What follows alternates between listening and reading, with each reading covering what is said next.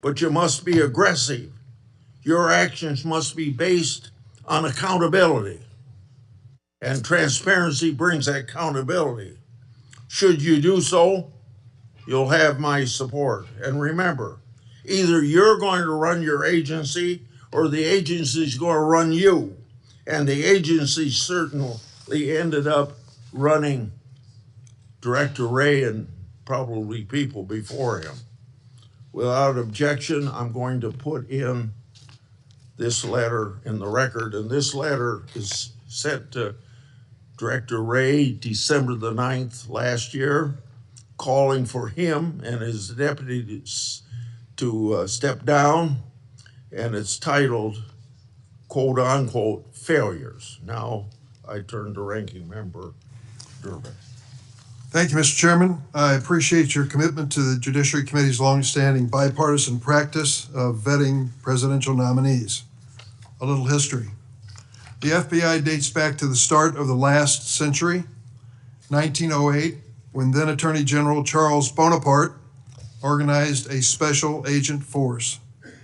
J. Edgar Hoover became director of the FBI in 1924 and led the Bureau for 48 years until his death in 1972. He is credited with professionalizing the Bureau and developing its investigative ability. However, with little or no oversight, Hoover also used the Bureau's investigative powers improperly. He infamously directed the FBI to spy on Dr. Martin Luther King Jr., Thurgood Marshall, and other civil rights leaders of the day.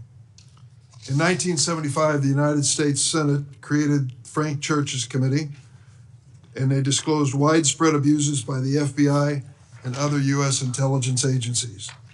The Church Committee concluded these agencies had engaged in illegal surveillance, and as a result, quote, groups and individuals have been assaulted, repressed, harassed, and disrupted because of their political views, social beliefs, and their lifestyles. And quote, the intelligence agencies have served the political and personal objectives of presidents and other high officials.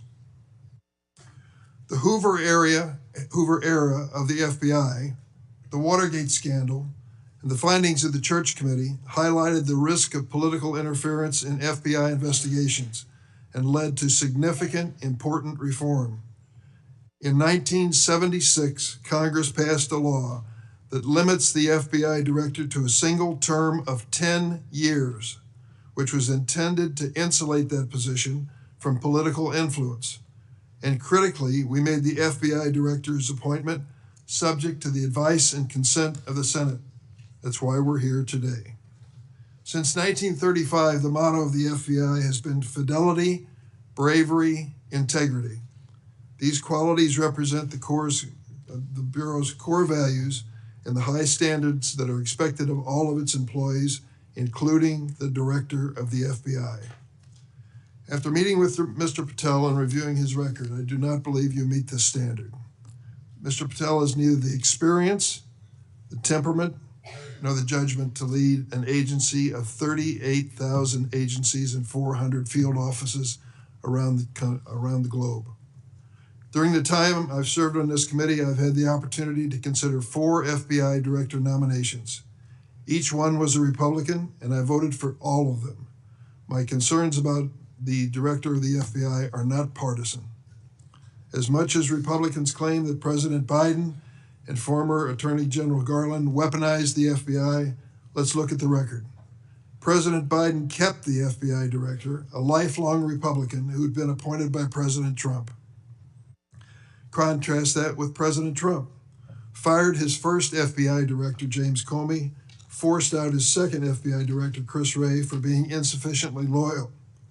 With Mr. Patel, however, obviously the president has found a loyalist.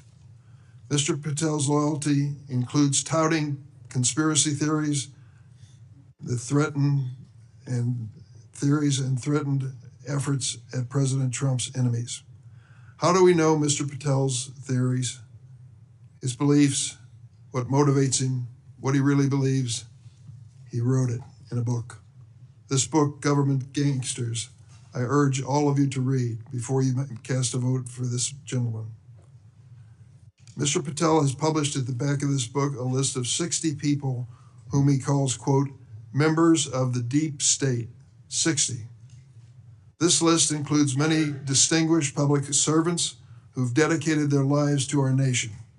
Among them are Democrats and Republicans, including former Trump administration officials like the former Secretary of Defense Esper. Then there is Mr. Patel's plan to, quote, and I quote him, shut down the FBI Hoover building on day one, reopen it the next day as a museum of the deep state. And he has said, quote, we're going to come after people in the media. We're going to come after you. Whether it's criminally or civilly, we're putting you all on notice. Does this sound like the kind of nonpartisan law enforcement professional who should lead the FBI? No, not to me. This is someone who's left behind a trail of grievances throughout his life, lashing out at anyone who disrespects him or doesn't agree with him. Don't take it from me. Listen to these Republicans who worked with him during the Trump's first administration. Attorney General Bill Barr, and I quote, I categorically oppose making Patel deputy FBI director. I said it would happen over my dead body. Patel had virtually no experience that would qualify him to serve at the highest level of the world's preeminent law enforcement agency. National Security Advisor John Bolton. I didn't think he was qualified. He demonstrated no policy aptitude at all. I was forced to hire him. President Trump's Deputy National Security Advisor, Charles Kupperman. The idea that Kash Patel is going to be the FBI director is appalling. His legal career is modest at best. His ideas are ludicrous. CIA Director Gina Haspel threatened to resign after President Trump proposed making Mr. Patel CIA Deputy Director. Defense Secretary Mark Esper said Mr. Patel lied about whether Nigeria had approved a hostage rescue operation, putting American lives at risk. But Mr. Patel would have us believe that all of these public servants, all Republicans, all from the first Trump administration, and apparently anyone else who's critical of him, are nothing but government gangsters and deep state members. Many of them have made his list of enemies. Just this week, CNN reported that during the Trump administration, CIA officials referred Mr. Patel to the Justice Department for criminal investigation for sharing classified information without authorization. Last week, I asked the Justice Department and intelligence community for information on any criminal referrals relating to misconduct by Mr. Patel. I have yet to receive a response. Mr. Patel's record is clear. He traffics in debunked conspiracy theories that serve or benefit his political beliefs. Let's start with January 6th, and he dedicates a whole chapter in this book on January 6th. That's something that each and every one of us, as witnesses to January 6th, have our own view of.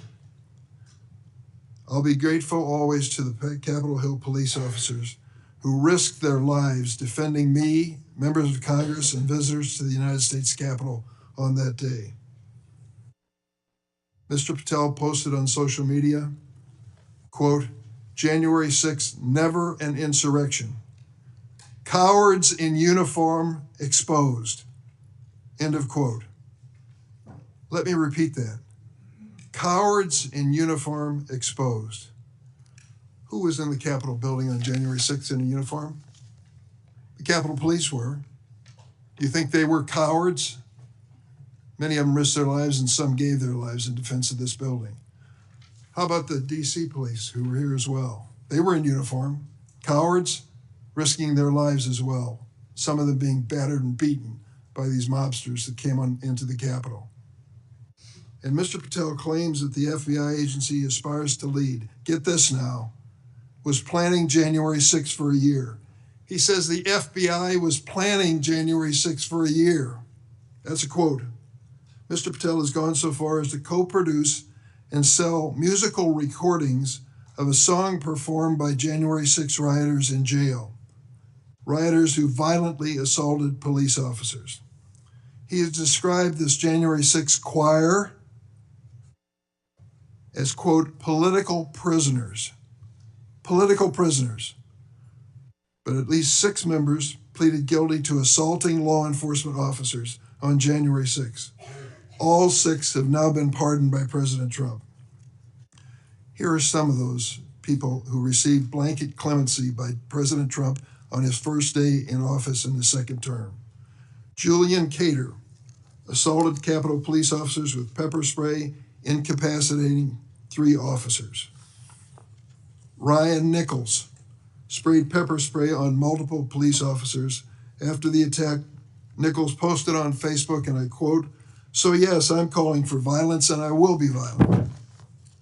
Jordan Mink struck officers, quote, aggressively with a long pole.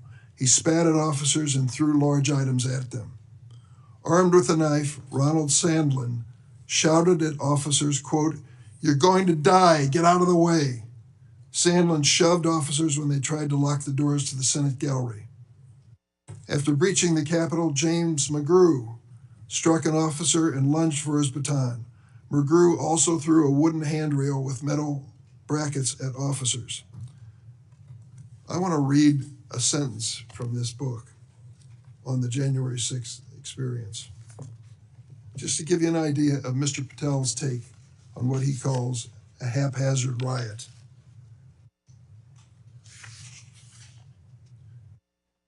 By everything we could see, the crowd at the Capitol was unarmed or armed only with non-lethal objects like bottles, flagpoles, or bike racks. Mr. Patel has also peddled conspiracy theories for his own financial benefit, promoting a line of dietary supplements that claim to help people detox from COVID-19 vaccines. During my time on this committee, I was fortunate to get to know and work with former FBI Director Bob Mueller. I met him a few days after 9/11. That's when he took over the FBI. I trusted him, I worked with him, I did everything I could to help him, because I believed that the FBI was a critical central agency in restoring America's confidence that we were safe. Bob Mueller was an extraordinary man. Oh, he was a Republican, make no bones about it. He said it and admitted it, and I knew it. He comes from the San Francisco area. And when he was in college and graduated, a friend of his a year ahead of him had enlisted in the Marine Corps and was killed in Vietnam. Bob was inspired to do the same thing, join up in the Marine Corps, and he did. And he was a first lieutenant in Vietnam. He received a Bronze Star with a Valor Pin, and he also received a Purple Heart. He was injured in battle. I read about his experience because after he was healed from that wound to his leg, he returned to combat. He was just that kind of fella. Regardless of party, he was a real American. He was a longtime federal prosecutor, a U.S. attorney, the head of the DOJ's criminal division, and acting deputy attorney general before he became head of the FBI. After 9/11, I worked with him, and we had a good relationship, a professional relationship. We didn't always see eye to eye, but I respected him so much for what he had given to this country. In this book, Mr. Patel calls Director Bob Mueller, quote, a swamp creature. With all due respect, Mr. Patel, I've not worn the uniform of this country, and neither have you. To think that you would denigrate Bob Mueller's service to our country and call him a swamp creature is an indication of the depths your political views take you. The FBI plays a critical role in keeping America safe from terrorism, violent crime, and other threats. Our nation needs an FBI director who understands the gravity of this mission and is ready on day one, not someone who is consumed by his own personal political grievances. The American people deserve an FBI director focused on keeping our families safe from terrorism, drug trafficking, and violent crime, not this checklist of grievances we find in this book. Mr. Patel, your record makes it clear you're not that person. I yield. Thank you, Senator Durbin. Before I call on Senator Tillis, I want to clear up something the way I see it, and I think I'm going to invite everybody that it can be cleared up. This business about what Mr. Patel said about cowards in uniform, it's a mischaracterization of what he actually said. So I'm going to invite you to listen to the interview Mr. Patel gave that linked to his post to hear what he actually said. When he said cowards in uniform, he was talking about senior Pentagon leadership failing to mobilize the National Guard to protect the Capitol. His comments had nothing to do with police. Mr. Patel made his comments while discussing an article in the New York Times exposing grave miscommunication between the Department of Defense and the DC National Guard. So I would encourage people to follow up on that. Senator Tillis. Thank you, Mr. Chairman, Ranking Member, colleagues on the Senate Judiciary Committee. It's my honor to introduce Kash Patel, President Trump's nominee to be FBI Director. I've completed due diligence on his life and career, and I'm convinced that Kash possesses significant expertise and ironclad commitment to justice, and he's an outstanding choice to lead the FBI. Kash's parents are Indian immigrants of Gujarati ancestry. They're up here in the front row. The Gujarat state is a melting pot of religions, including Hinduism, Islam, Jainism, with temples, mosques, and other religious sites scattered across the state. His father was raised in Uganda, but his family had to flee the country to escape repression under Idi Amin. His mother was born in Tanzania. They met and married in India and ultimately made their way to New York City by way of Canada, where his parents, along with 7 brothers and sisters and their spouses and at least a half a dozen kids, lived under the same roof. His parents raised Kash in the Hindu faith, and they instilled in him the values of hard work and education. Kash is a devout Hindu, and consistent with his faith, he's shown respect to people of all faiths. Kash attended the University of Richmond, where he earned his bachelor's degree in criminal justice and history. He went to Pace University School of Law, where he earned his JD, and an international law certificate from the University College of London, Faculty of Laws. Kash began his career as a public defender in Florida, where he led or co-led more than 60 jury trials in state and federal court. Kash clearly demonstrated a devotion to upholding the rule of law and defending the rights of individuals. Kash led the defense of Jose Buitrago in United States versus Buitrago, a high-profile case in Florida in 2015. Buitrago was one of the Colombian nationals arrested in a major drug bust involving Operation Backrim.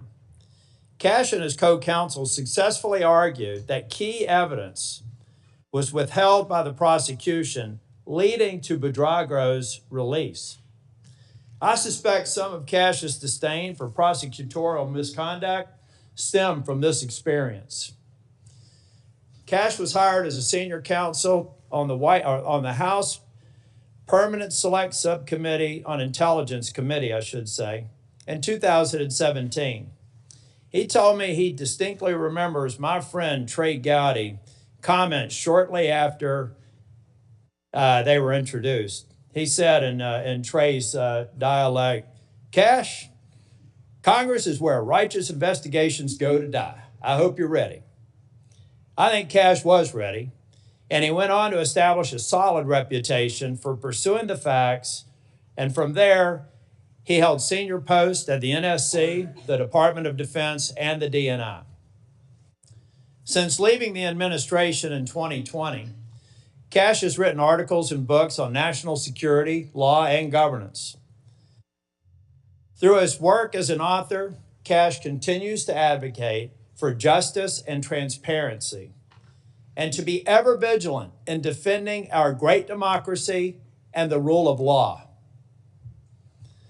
Colleagues, I created a Kash bingo card that I have available to any of my colleagues who would like it on the other side of the aisle. Some may view this as an unserious caricature and not appropriate for this committee. Sadly, I consider it a serious caricature of what I expect to be witnessed today. I think we'll have words like enemies list and deep state. I've already X'd out 4 boxes. in the opening statements alone. The fact of the matter is, some people will be here to simply substantiate a false narrative. At worst, they may be just going through an unfounded litany of quotes and half-truths, some of which have already been dispelled by the chairman after the opening statements. Mr. Chair and Ranking Member, in my 10 years in the Senate, I hope I've established a reputation for being fair, doing my homework, and taking tough positions that have been met with harsh criticism. Heck, I've even been censured by my entire state and 30 counties for taking tough positions. And I stand by those decisions today and my decision to support Kash Patel. When President Trump announced his intent to nominate Kash, I contacted Trey Gowdy and others who worked with Kash, and they gave me glowing recommendations. So I called Kash on December the 2nd, and I offered to help him with his nomination. Since then, we have spent hours together, in person and on the phone. I've asked him difficult questions, and I've urged him to reach out to members across the aisle. In fact, Kash Patel has met with 60 members of the U.S. Senate. Every member except the last 3 who were sworn in, and the majority of the members on the other side of the dais in this committee and members off the committee.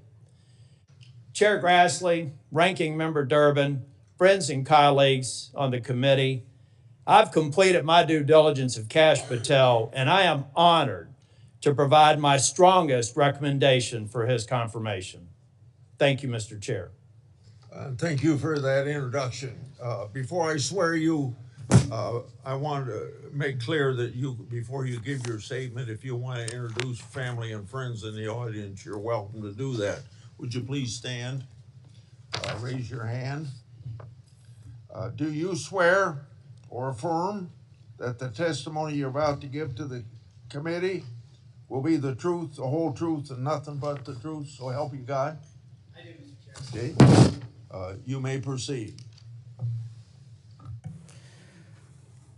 Chairman Grassley, Ranking Member Durbin, and members of the Judiciary Committee, thank you for the opportunity to appear today. I must start with a word of prayer for the tragic accident that befell our nation last night, where we lost civilians and service members. I pray for their families. I pray for law enforcement and military personnel, and I pray for their souls, and hopefully God will find them peace in the near future.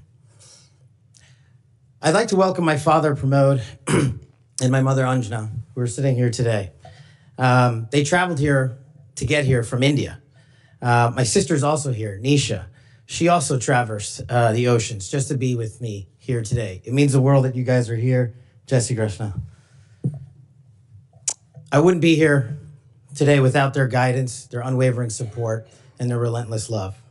When President Trump informed me of his intention to nominate me as the director of the FBI, I was deeply honored. Sitting here today, I carry not only the dreams of my parents, but also the hopes of millions of Americans who stand for justice, fairness, and the rule of law. My commitment to these principles is deeply rooted in my family's history, which has profoundly shaped my worldview. My father fled Idi Amin's genocidal dictatorship in Uganda, where 300,000 men, women, and children were killed based on their ethnicity, just because they happen to look like me. My mother is originally from Tanzania. She studied in India, as did my dad, and they were married there. They would later emigrate to New York, as the senator pointed out, where I was born, and we were raised in a household of my father's 7 siblings, their spouses, and at least half a dozen children. That's the only way we knew how to do things at the time, in the 70s and 80s, the Indian way. But we would soon learn the American way. These values have shaped and been the driving force of my career in 16 years of government service. Protecting the rights of the Constitution is of the utmost importance to me and has been every single time I've taken that oath of office. The recent terrorist attacks in New Orleans tragically claimed the lives of 14 innocent Americans and serve as a stark reminder that our national security is at threat, both internally and externally. The FBI, the Federal Bureau of Investigation, and the Department of Justice, where I served, play a pivotal role in securing our freedoms and our safeties for American citizens. If confirmed as the next FBI director, I will remain focused on the FBI's core mission. That is to investigate fully wherever there is a constitutional factual basis to do so, and to never make a prosecutorial decision that is solely the providence of the Department of Justice and the Attorney General. For the first 8 years after law school, I served as a public defender, first for Miami-Dade County and later for the Southern District of Florida. During that time, I represented some pretty awful human beings charged with some pretty heinous crimes. But what I learned there was the core value that has been enshrined in me since, that due process must be provided without bias to all Americans. And if we cannot provide due process to the worst, then there can be no due process for anyone, and our constitutional republic fails. But I battled on that hill for that due process. I would later serve in the Obama Justice Department as a terrorism prosecutor in the National Security Division, where we successfully contributed to the prosecutions of terrorist organizations like Al-Qaeda, Al-Shabaab, and others. I was honored to receive the 2017 Assistant Attorney General's Award from Loretta Lynch for my work in helping the Ugandans bring members of Al-Shabaab to justice for murdering 74 innocent people, including an American. I would also receive the Human Intelligence Award from the intelligence community for related work on that mission. My experiences at the National Security Division and would later be followed by my experiences on the National Security Council as Senior Director for Counterterrorism, and later as the Deputy Director of National Intelligence, responsible for the production, creation, and promulgation of the Presidential Daily Briefing, our nation's most sensitive classified information and secrets to protect our country. My time in the White House was preceded by my time right here in Congress as a staffer on the House Intelligence Committee, where I spearheaded the investigation that exposed serious FISA, Foreign Intelligence Surveillance Act, abuses by members of the Department of Justice and the Federal Bureau of Investigation. That misconduct eroded the public trust in our FBI. The erosion of trust, as Chairman Grassley pointed out, is all too low today. 40% of Americans have trust in the FBI. In order to get it back, there's a twofold track, Senator. One, violent crime is exploding in this country, and we cannot afford them to allow it to run away. We must tackle violent crime. Just in 2023 alone, there was 100,000 rapes, 100,000 drug overdoses, and 17,000 homicides. The priority of the FBI, if I'm confirmed, will be to ensure that our communities are protected and safeguarded and our children have parks to play in and not needles to walk over. The way we do this, we let good cops be cops. We let law enforcement and we provide them with the tools necessary and resources they need to get after violent crime. The second way we do this on equal track is aggressive constitutional oversight from Congress. The public trust can only be restored if there is full transparency, and I am committed to that full transparency. Members of Congress have unfortunately submitted hundreds of questions that have been unanswered by the FBI in recent times. That will not occur if I am confirmed.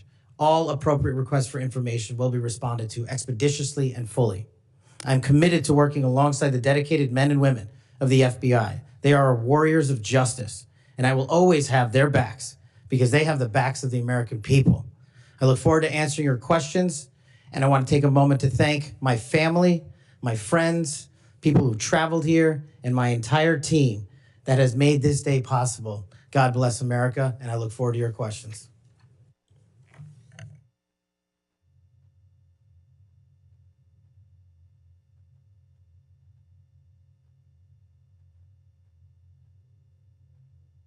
Seven minutes first round, is that right? 7 minutes for 3 minutes the second round.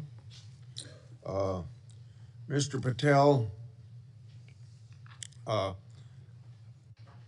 not going to go through all the things that you've done through your career because I said those in my opening statements, but Democrats on the committee say you don't have experience. What are you most proud of from your career in public service? Mr. Chairman, Mr. Chairman, I appreciate the question. It's really humbling to be afforded the opportunity to have served this country for 16 years.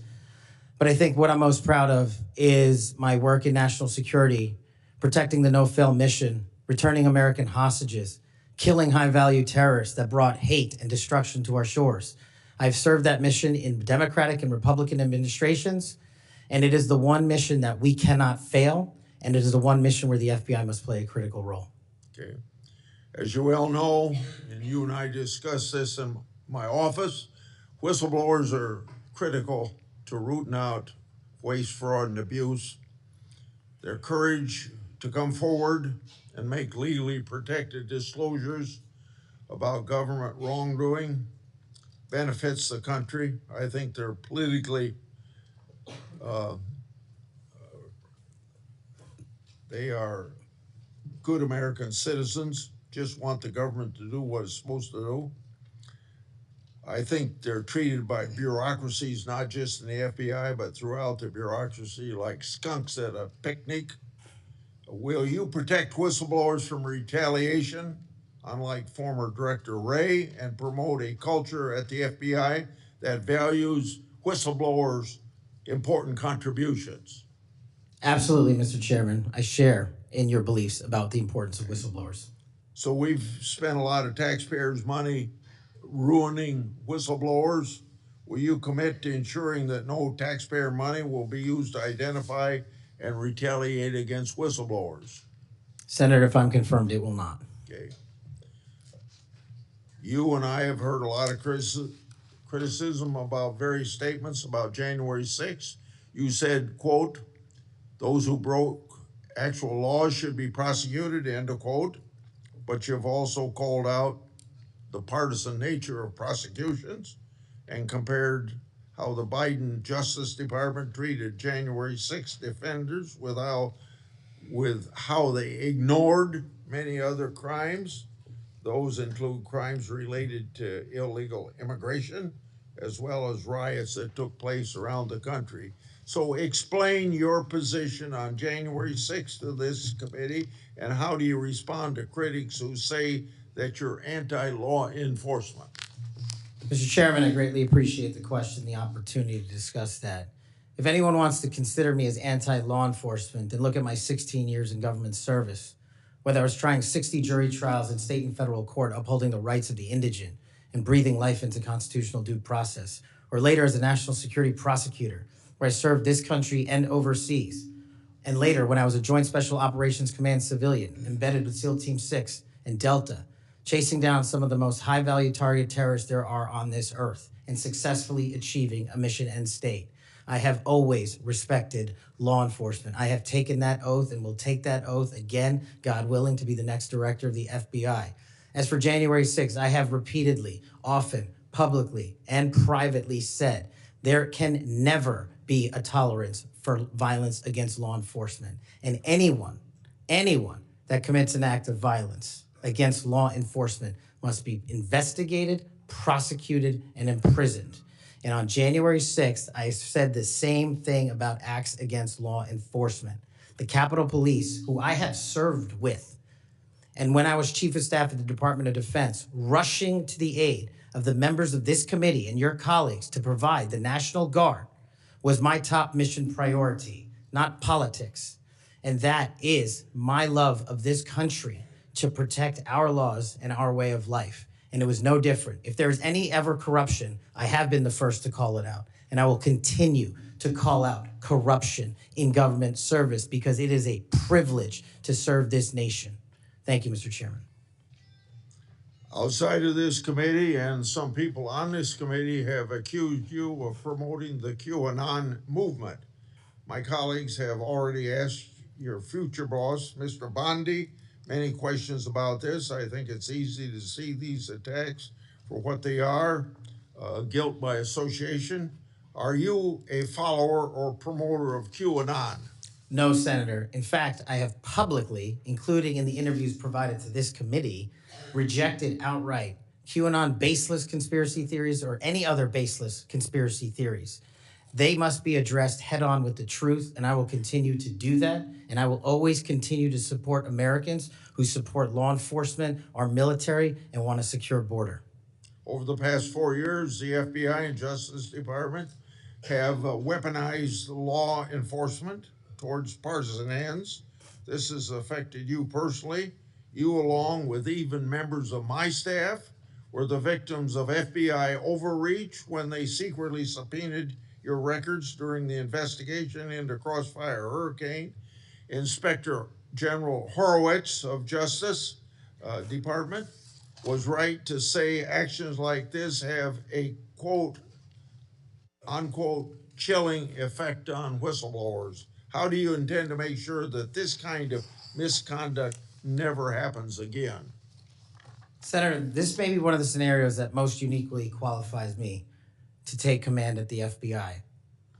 Having been the victim of government overreach and a weaponized system of justice and law enforcement, I know what it feels like to have the full weight of the United States government barreling down on you. And as the Biden Inspector General determined, those activities by the FBI and DOJ were wholly improper and not predicated upon law and facts. I will ensure, if confirmed, that no American is subjected to that kind of torment, to that kind of cost, financially and personally. And most importantly, I will make sure that no American is subjected to death threats like I was, and subjected to moving their residences like I was, because of government overreach, because of leaks of information about my personal status. If confirmed as FBI director, Mr. Chairman, you have my commitment that no one in this country will feel that pain. Senator Durbin. Thanks, Mr. Chairman. Mr. Patel, I woke up this morning to National Public Radio, and they had an item on there about what has happened to those who were given blanket clemency by President Trump. One of these individuals was a man named Matthew Huddle. Are you familiar with him? I'm sorry, what was the last name? Matthew Huddle. If you could remind me, Senator. Well, I was reminded again this morning. He's a man who's been found guilty of numerous crimes. The one described this morning was an outrageous situation where he beat his 3-year-old child to a point where the poor kid couldn't even sit down for a week. Mr. Huddle was one of the demonstrators who came to the Capitol on January 6th. He was incarcerated and charged with and pled guilty to crimes that he had committed, violence against police officers. After he was released by President Trump, he returned to his home state of Indiana. A few days later, he was stopped on the road, pulled a gun on a policeman. The policeman, sheriff's deputy, turned, shot, and killed him.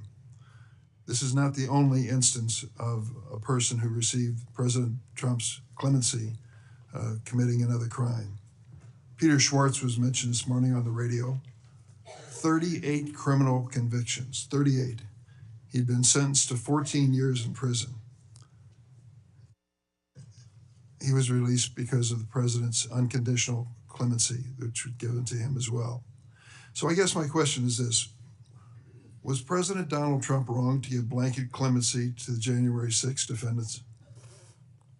Thank you, Ranking Member.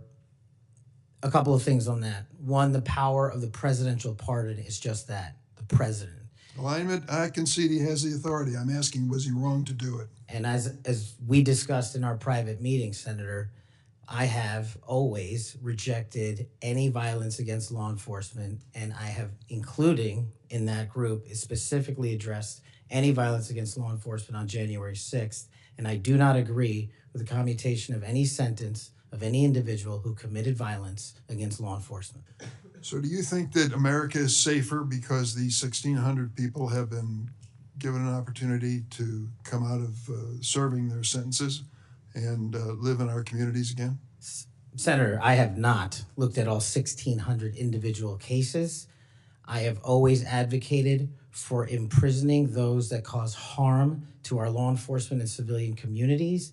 I also believe America is not safer because President Biden's commutation of a man who murdered 2 FBI agents, Agent Kohler's and Williams' family, deserve better than to have the man that point blank range fired a shotgun into their heads and murdered them released from prison. So it goes both ways. Leonard Pelletier was in prison for 45 years. He's 80 years old, and he was sentenced to home confinement. So he's not free, as you might have just suggested. He killed 2 FBI agents. That's true, he did, and he went to prison for it and should have. My question to you, though, is do you think America is safer because President Trump issued these pardons to 1,600 of these criminal defendants, many of whom violently assaulted our police in the Capitol? Senator, America will be safe when we don't have 200,000 drug overdoses in 2 years. America will be safe when we don't have 50 homicides in a day. So you just won't answer the question. I am going to say, here. I don't think we're safer. Matthew Huddle was sent back to Indiana. I don't think we're safer with Peter Schwartz. I could go through a long list of individuals, some of who were wanted in states, members of this committee. Let me move to another topic if I can. Tell me about your J6 choir. What is that? Well, it's not my choir. It's simply a recording that was utilized to raise funds for families in need of nonviolent offenders. Who sings on this recording? I don't know, Senator. What did you have to do with it? Simply to raise funds to assist families of nonviolent offenders whose kids needed college education payments and whose rent needed being paid. My understanding is that the performers on this J6 choir were the rioters who are in prison. I'm not aware of that, sir. I didn't have anything to do with the recording. You weren't aware of who made the recording? No, Senator. That's interesting. Did you receive any money for selling copies of that music or that recording? Absolutely not. Okay. You do have a foundation, though, do you not? I'm very proud of the Cash Foundation and the $1.3 million we've given to families in need across this country, including active duty service members, police officers, putting kids in college, and helping people in disaster relief areas rebuild their homes and their communities. 1&0 LLC, are you familiar with that? Sorry? 1&0 LLC? I believe, Senator, you're referring to the LLC that one of the individuals has his private business with. Is it part of the Cash Foundation in any way? Only in that one of the members of the board has that LLC for his outside business. Andrew Allis? I believe that's his name, yes. Yes. Do you know how much was paid to him from your charitable work? Yes, like any other charity, we had to go out and fundraise, something I'm sure every member of this committee is familiar with. And we use digital marketing campaigns, and I believe we paid a digital marketing company through 1&0 $250,000 to raise $500,000, which we gave away to families in need, like when hurricanes struck Florida, Texas, and North Carolina. We will be going through the details of your foundation and the expenditures with the questions for record that the chairman has mentioned.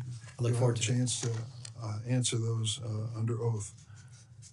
Mr. Patel, you've frequently associated with and sometimes praised extremist figures with well-documented histories of racism, anti-Semitism, conspiracies, and the like. In September of 2023, you appeared with Laura Loomer at an event promoting your book, this one here. You shared a photo of yourself and Loomer in which you held her book and she held yours. Just a few months before this event, Ms. Loomer posted on X that the September 11 terrorist attacks were, quote, an inside job. Around that time, she accused Florida's First Lady, Casey DeSantis, of exaggerating her cancer diagnosis to gain voter sympathy. A number of my Republican colleagues on this committee have criticized Ms. Loomer's extremism. One of my colleagues described her as a, quote, crazy conspiracy theorist who regularly utters disgusting garbage. Another called her really toxic. Given all this, why did you associate with Ms. Loomer? Senator, as you can see, I took a photograph with an individual who showed up at a book event. I don't believe I'm guilty by association, and I certainly don't believe that an individual who was the first minority to serve as the Deputy Director of National Intelligence for this country is a racist in any way, and I detest any conjecture to the contrary. You familiar with a Stu Peters? Does that name ring a bell? I'm sorry, what? Are you familiar with Mr. Stu Peters? Not off the top of my head. He made 8 separate appearances on his podcast. He promoted outrageous conspiracy theories and worked with a prominent neo-Nazi. There are more, Ted Nugent, it goes on, list goes on. I'm just asking, when it comes to your association with individuals, why are so many of them in this category? My association, as you loosely define it, is by appearing in media over 1,000 times to take on people who are putting on conspiratorial theories and to devour them of their false impressions and to talk to them about the truth. That is something that I will always continue to fight for, Senator. Senator Graham. Thank you. We'll eventually talk about the FBI. That's the job you're up here for, right? Have you ever been subject to racism as an individual? Unfortunately, Senator, yes. I don't want to get into those details with my family here. Oh, let's get into a few of them. Tell me about it. Well, if you look at the record from January 6th, where I testified before that committee, because of my personal information being released by Congress, I was subjected to a direct and significant threat on my life. And I put that information in the record. I had to move. In that threat, Go ahead. I was called a detestable, and I'll apologize if I don't get it all right, but it's in the record, a detestable sand nigger who had no right being in this country. You should go back to where you came from. You belong with your terrorist home friends. That's what was sent to me. That's just a piece of it. But that's nothing compared to what the men and women in law enforcement face every day. And that's why they have my support. Okay. Growing up, were you subject to racism? Yes, sir. Okay. Now, I think the reason you're here has a lot to do with your work on Crossfire Hurricane. Are you familiar with that FBI operation? I am, Senator. So Senator Durbin mentioned the church report and the history of abuse, but he failed to mention Crossfire Hurricane. He failed to mention the Horowitz report. Wonder why? If you're waiting for these guys over here to figure that out, you're going to die waiting.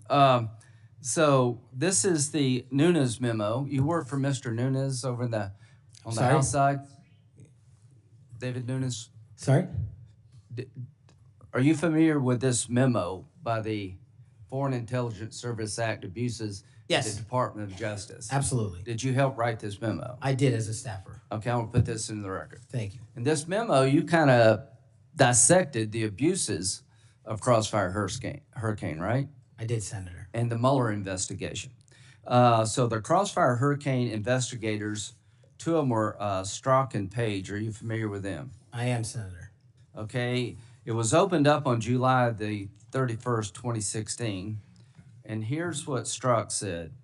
And damn, this feels momentous because this matters. The other one did too, but that was to ensure we didn't F something up. This matters because this matters. So super glad to be on this voyage with you. That's to Page. And Page responds a couple of months later, he's not ever going to be President, right? Talking about Trump. Strzok, no, he won't. We'll stop it. Is it fair to say that the people in charge of investigating Crossfire Hurricane hated Trump's guts? Well, you don't have to take my word for it. That statement, along with the statements from the sources. Are during that those days operations. over in the FBI, you hope?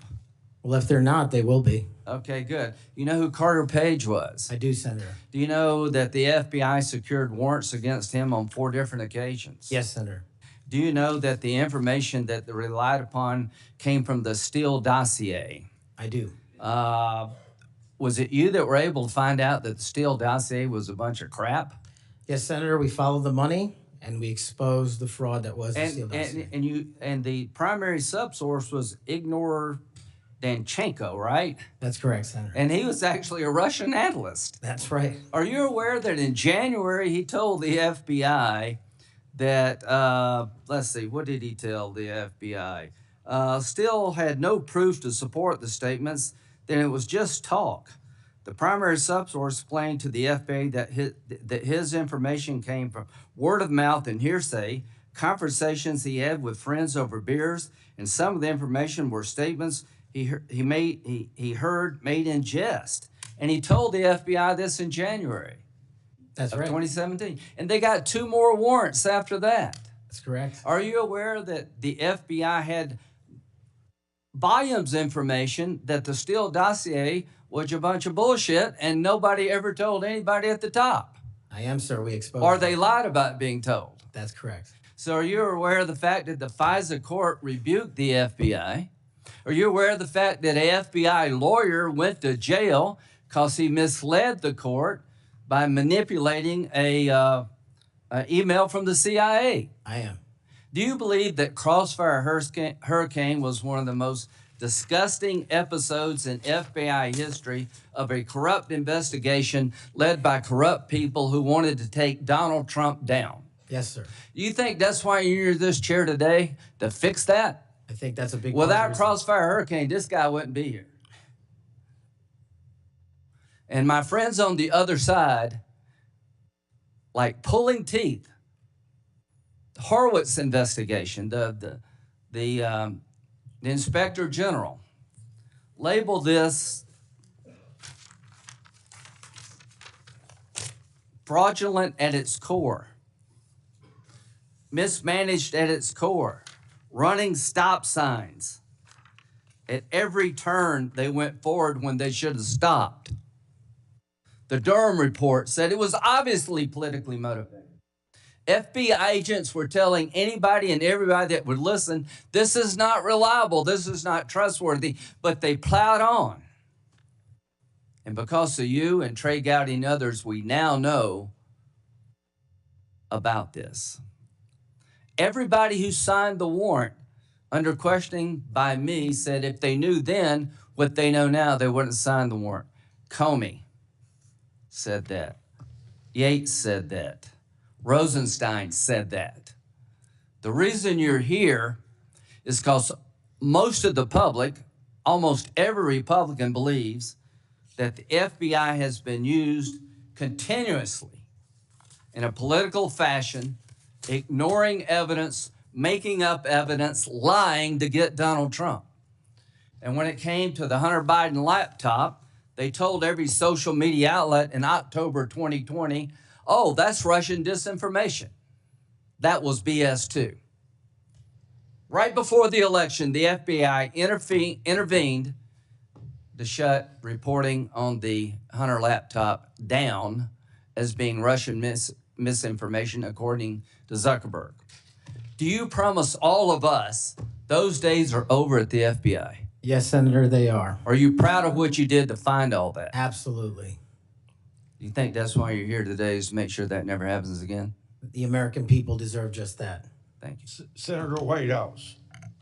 Thanks, Chairman. Welcome, Mr. Patel. I remember January 6th. Colleagues running through our halls to flee the mob, colleagues shouting that rioters should be shot, us returning to our constitutional business through hallways cleared for us by automatic weapons carrying SWAT teams. None of you, none of us, said those violent rioters should be pardoned. A Republican colleague said such pardons would be hard to believe, even absurd. Your former colleague, J.D. Vance, said the violent rioters should not be pardoned. Even Jim Jordan said pardons would, and I quote, focus on all the people who didn't commit any violence. Well, Trump pardoned all of them. And there's a lesson in that. Every time you think Trump would never go that far, rethink that. We all seem to agree that violence against police is unacceptable, yet more than 600 people who physically attacked Capitol Police officers were just put back on the street, part of a 1,500-person personal Trump army, now out there with people who have proven themselves willing to do violence on Trump's call. In only 10 days, some are already back committing crimes. We've also tried as a committee together to address the dangers of illicit drug sales over the internet. And I assume we're all against murder for hire. But Trump also just pardoned a dark web operator sentenced to life in prison for trafficking illegal drugs online and accused of soliciting murders for hire. Those pardons, as Mr. Patel has said, are a mistake, but they are also a signal that we are entering a strange and dangerous time. That is the context for today's hearing. Warnings that the FBI could become Trump's enforcer, use the powers of law enforcement to stifle speech and dissent, punish political rivals of either party, and hand out free passes, get out of jail free cards to violent supporters are warnings we should heed. Here are some warnings of this nominee's Trump administration colleagues. Former Attorney General Bill Barr said, "This nominee has virtually no experience that would qualify him to serve at the highest level of the world's preeminent law enforcement agency," end quote. "And we would never be able to command the respect necessary to run the day-to-day operations of the Bureau." That's for the deputy position. Former CIA Director Gina Haspel was reported threatening to resign rather than have this nominee serve under her. John Bolton, Trump's former national security advisor, said, "I didn't think he was qualified. I was forced to hire him." Trump's deputy national security advisor, the nominee's former supervisor, said, "His ideas are ludicrous. He's absolutely unqualified for this job. He's untrustworthy. And it's an absolute disgrace to even consider an individual of this nature." That's from Republican appointees who worked with him. And here's what this nominee himself has said about using his office to prosecute journalists. "We will go out and find the conspirators, not just in government, but in the media. We're gonna come after you, whether it's criminally or civilly." Is that a correct quotation, Mr. Patel? Senator, that's a partial quotation. But it's correct. In part. Regarding his publication of his enemies list, Mr. Patel proclaimed, "The manhunt starts tomorrow," and reposted a video depicting him taking a chainsaw to his political enemies. Is that you, Kash Patel, reposting that at the top of that page? Senator, I had nothing to do with the creation of that meme. Is that you reposting it, was my question. And that's me at the top. You said FBI agents were responsible for the violence on January 6th, and I quote you here, "beyond a reasonable doubt."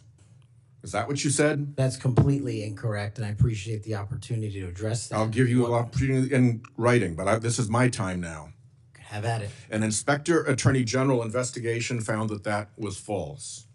And you said we should impeach judges who rule against Donald Trump, who are, in your words, political terrorists. When this nominee tries to explain all this away, keep one thing in mind. He's testified under oath before a Colorado judge who presided over a Trump case in which he was a witness. And the judge found, and I'm quoting here, he was not a credible witness. His testimony is not only illogical, but completely devoid of any evidence in the record. That's from a judge. This is a dangerous time, and I ask all my colleagues to consider whether these plain comments by this person and by his own Trump administration colleagues should be given a blind eye, just overlooked, or whether, like the warnings of pardoning violent January 6 offenders, there are warnings to be heeded.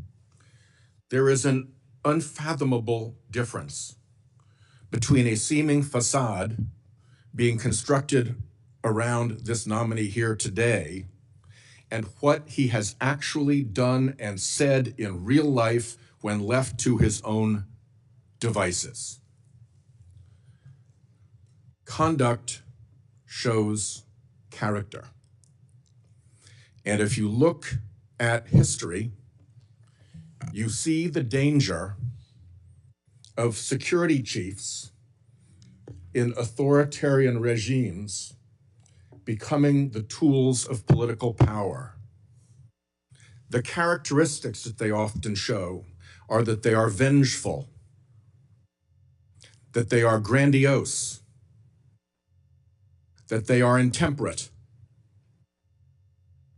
that they are partisan and blindly loyal, and that they are servile and won't say no. I'm afraid that the history of this nominee's conduct raises those warnings. And I yield my 1 second back. Before Senator Cornyn, you said you'd like to explain something. I forget the point he made. You can do that now if you want to. Simply this, Senator. In the collective, all of those statements are taken out of grotesque context. And anyone that thinks my 16 years of service isn't exemplary on how I would proceed if confirmed as FBI is intentionally putting false information into the public ether and creating more public discourse. The only thing that will matter if I'm confirmed as a director of the FBI is a de-weaponized, depoliticized system of law enforcement completely devoted to rigorous obedience of the Constitution and a singular standard of justice. Before I call on Senator Cornyn, I'd like to say that we've heard about the January 6th pardons. I think it's important that we remind people at the same time of some pardons by the previous administration.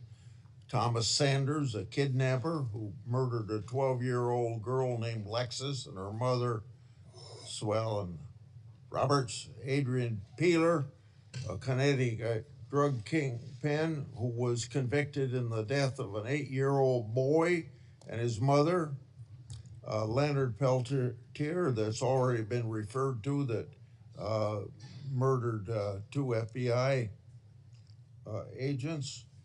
And even Director Wray, at that time, former Director Wray, said that that shouldn't have happened. And Judge Michael Conahan, who took kickbacks for wrongly sending juveniles for profit detention centers, and Alex Saab, who laundered illicit proceeds for narcotics terrorists, Nicholas Madero, and was a key connection between Venezuela and Iran, and 5 family members of his own family. President Biden did that.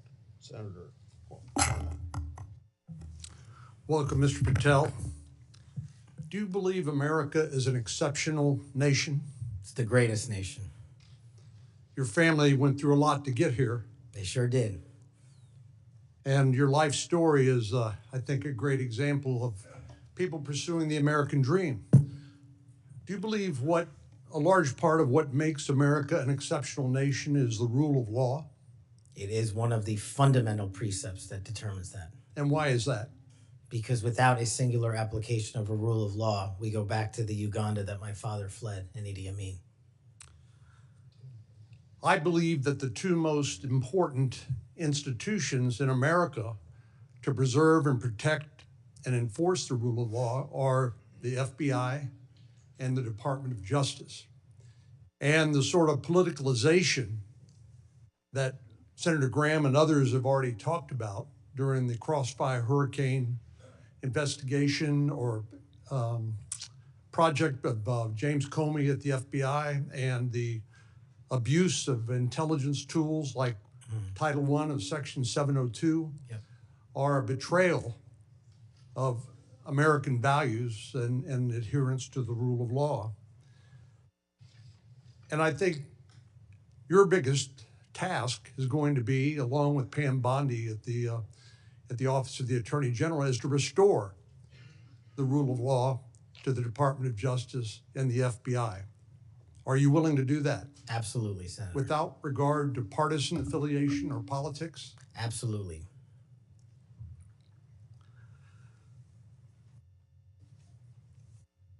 Do you believe President Trump, as the commander-in-chief, needs access to all of the lawfully available intelligence that can be collected by the American intelligence community in order to inform him so that he can make good judgments as commander-in-chief to assure the safety and security of the American people? Having been responsible for the collection and predication and promulgation of that intelligence, I firmly believe he and every president must have it. And so you would not support any impractical or perhaps immaterial or unworkable ways to inhibit the flow of that information to President Trump? No, I would not. So let me just ask you, you and I have talked about this a number of times, and this has come up before in a number of different contexts. But as I've always said, I think Section 702 of the Foreign Intelligence Surveillance Act is the most important law that most Americans have never heard of. Yeah. But when I was questioning my fellow Texan, John Ratcliffe, who now has been confirmed as the director of the CIA, about this, we talked about some of the reforms that have been made to Section 702 over the years. This has been an ongoing conversation here in Congress. People like my colleague here, Senator Lee, and others have proposed reforms, which I think have gone a long way to help protect the privacy rights of American citizens. But let me just point out some of the improvements that have been made over the years. This is not the same 702 that was in effect during President Trump's first terms. These are a number of things that we did together on a bipartisan basis to make sure that the balance between the national security interests of the American people and the privacy and constitutional rights of American citizens were protected. Do you agree with that? Yes, Senator, I do. And I think Senator Tillis, with his typical outstanding graphics, has a wonderful handout which lays all of that out. But one of the things that's come up, and we've discussed this, is the idea that in order to query lawfully collected intelligence under Section 702, that somehow, if a U.S. person's name is involved, that a warrant would be required. Now, you're a lawyer who's represented defendants as a public defender. You understand that what probable cause is required, what sort of evidence is required to be produced to a judge in order to get a warrant. Do you believe a warrant requirement is a practical and workable or even a necessary element of 702? If I may just give some context on that, Senator. Having a background not only utilizing FISA and 702 as a national security prosecutor, but as a civilian at JSOC and later as an intelligence official and the Deputy Director of National Intelligence, 702 collection formulates over 45% of the presidential daily briefing that you referred to earlier. I actually have heard it's as high as 60%. It's a lot. It's a lot. And the issue for me is not with FISA and 702. The issue has been those that have been in government service and abused it in the past. And so we must work with Congress to provide the protections necessary for American citizens. Dealing with these matters, including hostage rescue operations in real time, which we use FISA collection to find and save American hostages, having a warrant requirement to go through that information in real time is just not comportive with the requirement to protect American citizenry. I'm all open to working with Congress on finding a better way forward, but right now, these improvements that you've made go a long way. Well, and Director Ratcliffe said that he did not believe that, given the context of 702 collection, whether a foreign target communicates with a U.S. person, that there'd be sufficient evidence to go to the Foreign Intelligence Surveillance Court or any other court to demonstrate probable cause. Do you agree with that? Yeah, just in real time, Senator, excuse me, it's almost impossible to make that function and serve the national no-fail mission. I think you hit the nail on the head when you point out the lack of trust. Any of these tools can be abused by people who are willing to break the law or abuse these tools or violate the public trust. Director Ratcliffe again used, I thought, a helpful analogy. I'll see if you agree with it. He said the knives in your kitchen have a very useful and beneficial purpose, but they too can be misused do you agree with that? Absolutely, Senator. And similarly, do you agree that tools like Section 702 of the Foreign Intelligence Surveillance Act can be used appropriately to protect national security, but they can also be abused by people who are willing to cross a line they should not cross? They're both true, and that's why we need to work together to make sure Americans have trust again in these surveillance measures that we utilize to protect our country. Thank you. Senator Klobuchar. Thank you very much, Mr. Chairman. Mr. Patel, I think you know that I have great respect for the men and women of the FBI, their mission, fidelity, bravery, integrity. I believe they deserve a director who respects their work and sacrifices, and they deserve a director who's focused on their mission. This is not about bingo cards or games. This is not about revenge. This is about the safety of our country and the people that work in the FBI. And the FBI runs on facts, it runs on truth. Truth matters, and without truth, the whole system breaks down. You said that Donald Trump has every right to tell the world that in 2020, 2016, and every other election in between was rigged by our government because they were. Yes or no, did you say that? I don't have that statement in front of me. But okay, that was from August 27th, 2023 Thrive Time show. I'll put it on the record. These claims made in that statement were rejected by courts, including by Republican judges. Is that correct? I don't have enough of the facts in front of me to make that assessment. I will put that statement on the record, but I think everyone in this committee, including the Republican members, knows that these statements were rejected by courts. You were asked about the police officers in the Capitol who testified in the January 6 hearings, and you accused them of lying. Is that correct or not correct? I don't think that's accurate. Okay, Joe Packed podcast, March 2024, we'll put it on the record. I was there. The police officers were heroes that day. Yes. Did you post on your personal social media account in May of 2024, January 6th, never an insurrection, cowards in uniforms exposed. They broke the chain of command. I believe you're referencing a post that was shown in part earlier. I don't have it in front of me. You posted it, and it was on your account, and we will again put that out there once more as we go on. I don't want to lose any more time on this, but every one of these, there's a record of it, and you haven't answered. You promoted a COVID vaccine reversal or detox supplement. One scientist said, I quote, "None of these substances in any form would minimize side effects from a COVID-19 vaccine." That is preying on innocent people. Did you perform clinical trials before you made that claim? I'm not a doctor, so no. But you did promote this supplement and told people that it would reverse or mitigate the side effects from COVID vaccine. Did I give people an opportunity to make an independent choice for what's best for their families? Yes. You did that last year, correct? I don't have it in front of me again, Senator. Mr. Patel, the FBI tackles some of the most complex threats that we face: terrorists, hostile foreign powers, violent gangs, fentanyl, criminal organizations. Your mission, though, has been to go after people. I've looked at it. I've read this stuff. Yes or no? When Trump wins, did you say this? When Trump wins in 2024 and is in power in 2025, we can prosecute them, referring to Justice Department officials, for an actual RICO statute violation, for criminally organizing the United States government to break the law to rig presidential elections. Did you say that, yes or no? Again, Senator, you're reading a partial statement, so I'm unable to fully respond. Okay, again, we'll put it on the record. X22 report podcast 20, that is from, I'll get you the date, about a year ago. One of the names on your list was Bill Barr. You Chairman Grassley has called him one of the most capable cabinet officials I've ever been able to vote for. Senator Graham has said, I have nothing but total respect and admiration for the job done by William Barr as Attorney General of the United States.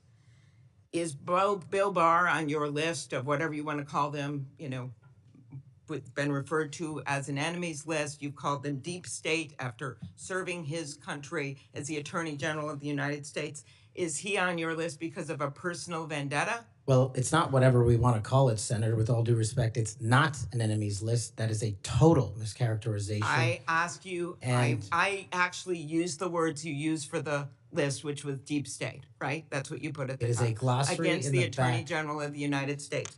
Is it because of a personal vendetta that he's on the list? You're under oath. I have no personal vendetta against Bill Okay, Barr. he said about you, you would never be able to command the respect necessary to run the day-to-day operations of the Bureau. That was actually in writing in his book. He had virtually, about you, no experience that would qualify you to serve at the highest level of the world's preeminent law enforcement agency, and that your appointment, as noted by Senator Durbin as Deputy Director to the FBI, would happen over his dead body.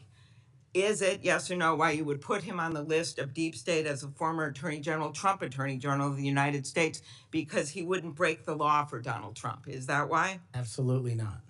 As you know, he repeatedly told the president in no uncertain terms that he did not see evidence of fraud that would have affected the outcome of the election. Did you say in February of 2021 that the election stuff was never my job and I stayed out of that stuff? Again, I don't know what comment you're referring to, but I'm sure you're reading a piece of something. You said it on Pushback on a podcast. Is it true, though, that in December of 2020, you reached out to the Trump acting Deputy Attorney General and asked him to investigate a conspiracy theory claiming that people in Italy had used military technology and satellites to remotely tamper with voting machines in the U.S. and switch votes for Trump from Trump to Biden? Is that true? What was the date? That was out of December of 2020. I was Chief of Staff to the Department of Defense, so I don't believe that's accurate in any way. Okay, that came out of testimony before Congress. I will give it to you. Have you referred to the media as the most powerful enemy of the United States that they have ever seen? Is that right? Again, you're reading a quote. I take that Speech you're to reading it accurately. CPAC 22324. You said we're going to come after the people in the media who lied about American citizens who helped Joe Biden rig the elections. We're going to come after you whether it's criminally or civilly. Is that something you said? That's a partial statement of what I said. Steve Bannon's podcast. You also said you would put the entire fake news mafia press corps on your list. Is that correct? Is that what you said? I don't have that in front of me. Benny Johnson's podcast 8/21/23. You have said that the FBI, including today, you said that they remain utterly corrupt. This is an agency with agents who have taken down terrorists, taken down bank robbers, taken down crime. And you wrote that the FBI has become so thoroughly compromised that it will remain a threat to the people unless drastic measures are taken. Do you know that under Chris Wray's leadership, he took over at a very difficult time, we all know that, appointed by President Trump, that during his tenure, the applications to the FBI has in fact tripled? Do you think people would be applying to that agency like in those numbers if they thought it was so corrupt? The American public's trust in it is at 40%. That's an all-time low. Did you say that the FBI headquarters should be shut down and reopened as a museum of the deep state? Mr. Chairman, are we allowed to go an extra time? Let's see, you get a second round. Before I call on Senator Lee. Could he just answer the question if he said that the FBI headquarters where they investigate cybercrime and terrorism should Chair. be shut down and opened as a deep state? Hey, Mr. Chair. As a museum. Did he say that the headquarters should be shut down? Mr. Chair. I deserve an answer to that question. He is asking to be head of the FBI, and he said that their headquarters should be shut down. Mr. Chair, parliamentary inquiry. You got anything you want to say, Mr. Patel, before I go on to Senator Lee? Simply this. If the best attacks on me are going to be false accusations and grotesque mischaracterizations, the only thing this body is doing is defeating the credibility of the men and women at the FBI. I stood with them here in this country. In every theater of war we have, I was on the ground in service of this nation. And any accusations leveled against me that I would somehow put political bias before the Constitution are grotesquely unfair. And I will have you reminded that I have been endorsed by over 300,000 law enforcement officers to become the next director of the FBI. Let's ask them. Mr. Chairman, I am quoting his own words Alone. from September of 2024. Alone. It is his own words. It is not some conspiracy. It is what Mr. Patel actually said himself. Facts matter. You forget that you had 3 minutes in the next round to say what you just said. Okay, I'll say them again. Okay. Before I call Lee. Mr. Chair, just parliamentary inquiry, and it was on time. It wasn't disputing any of the debate, but I intend to keep to my 7 minutes, and I appreciate you keeping everyone to it. If we go over, can we have that decrement against the time in the second round? If a member goes over, that was actually 10 minutes, Mr. Chair. I'm not sure that I want to. Sometimes it's faster to get things done here, just letting people shout and than it does to shut them up. Mr. Chairman. You're a wise man, Mr. Chair. Thank you. Mr. Chairman, Mr. Chairman, Before we go to Lee. Mr. Chairman, Yes, what do you want? I love this guy. Mr. Chairman, I'm unlike Senator Tillis. I mean, if we're going to start this, I want an extra 3 minutes.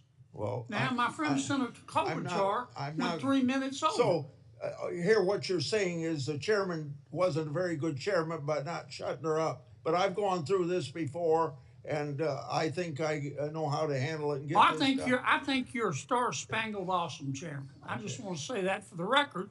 But if you're going to let somebody over there go 3 minutes over, I want my extra 3 minutes. Well, let's see if it's abused by anybody else before we make that decision. I'm just telling you, I'm going to abuse it.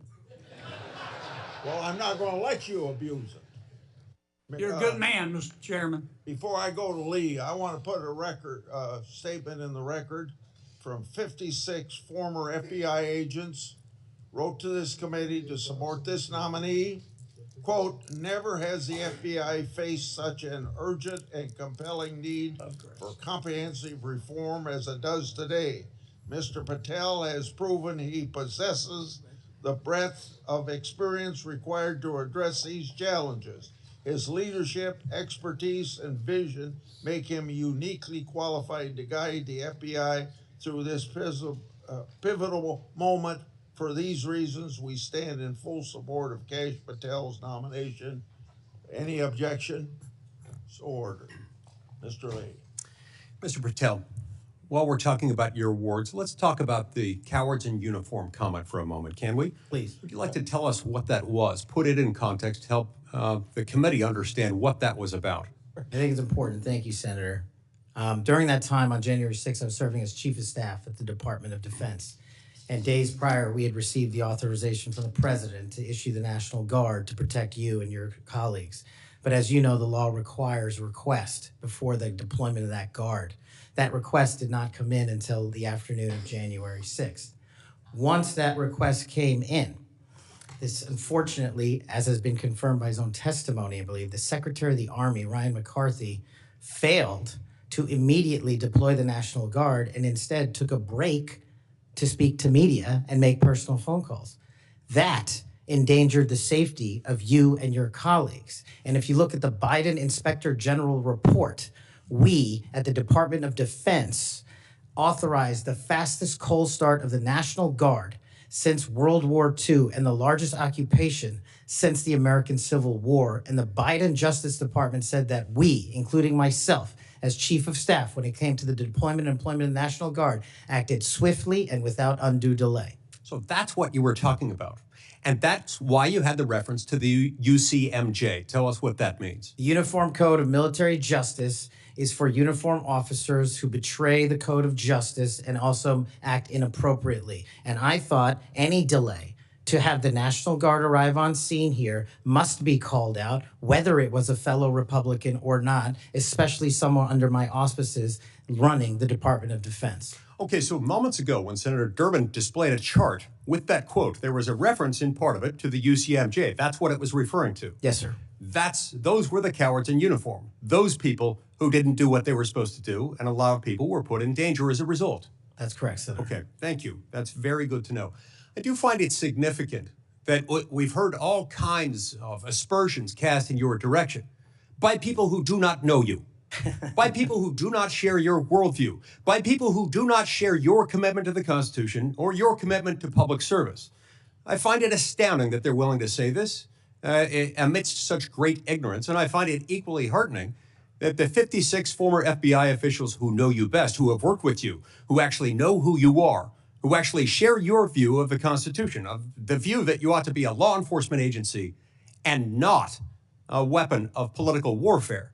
These are the people who stand by you. Those who cast aspersions don't share those views. Would I be correct in surmising that? Yes, sir.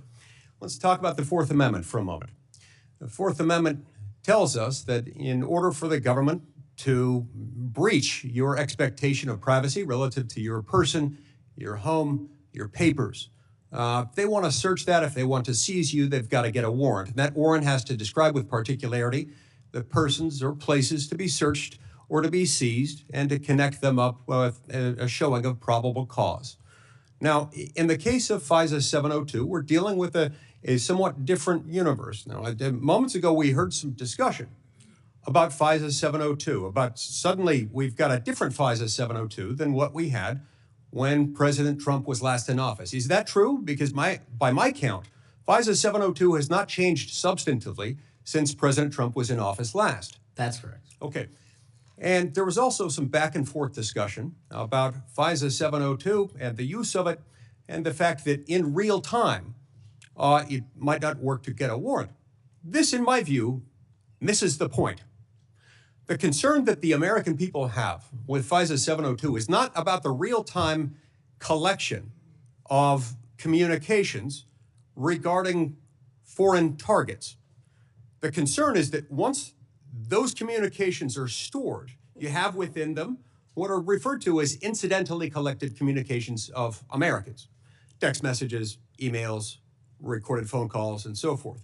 If they want to go in and search for someone, let's say you, if someone wants to go into one of those databases after they've been collected, let's see if you're unwittingly communicating with somebody who, unbeknownst to you, happens to be an agent of a foreign power or otherwise under surveillance under FISA 702. If they wanted to search for you, they wanted to enter your name, your phone number, your email address, or some other personal electronic identifier, would they have to get a warrant to do that under current law? Under current law, I believe so, Senator. Under current law, they routinely access that without getting a warrant. In order to access it, they've got their own internal procedures. They're not supposed to use this for light or transient reasons. They're supposed to have a perfectly good reason, and yet we found that on hundreds of thousands of occasions, they have accessed the private communications of Americans, searching for those individual Americans by name, by number, by email address, whatever it is, without a warrant or anything tantamount to it. On occasion, they've even been used for overtly nefarious reasons.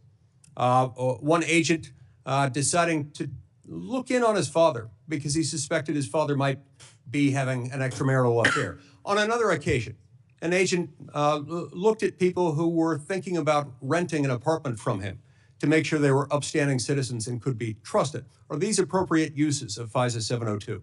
As you alluded to, the FISA court, it's not me deciding it. The FISA court put out a report in 22 or 23 where 255,000 illegal improper queries of American citizens had occurred. 255,000 reasons why the American people don't trust it. And that's what we must work together, Congress and me, if I'm confirmed as FBI director, restore that trust and protect the mission. Music to my ears, because I've been a U.S. Senator for 14 years. I've been on this committee the entire time. You were the very first FBI director or FBI director nominee who, when I've asked about this, hasn't said, oh, don't worry about it. We'll handle it okay. We've got good people on the inside. We would never breach the trust of the American people. Do you know what? They were lying.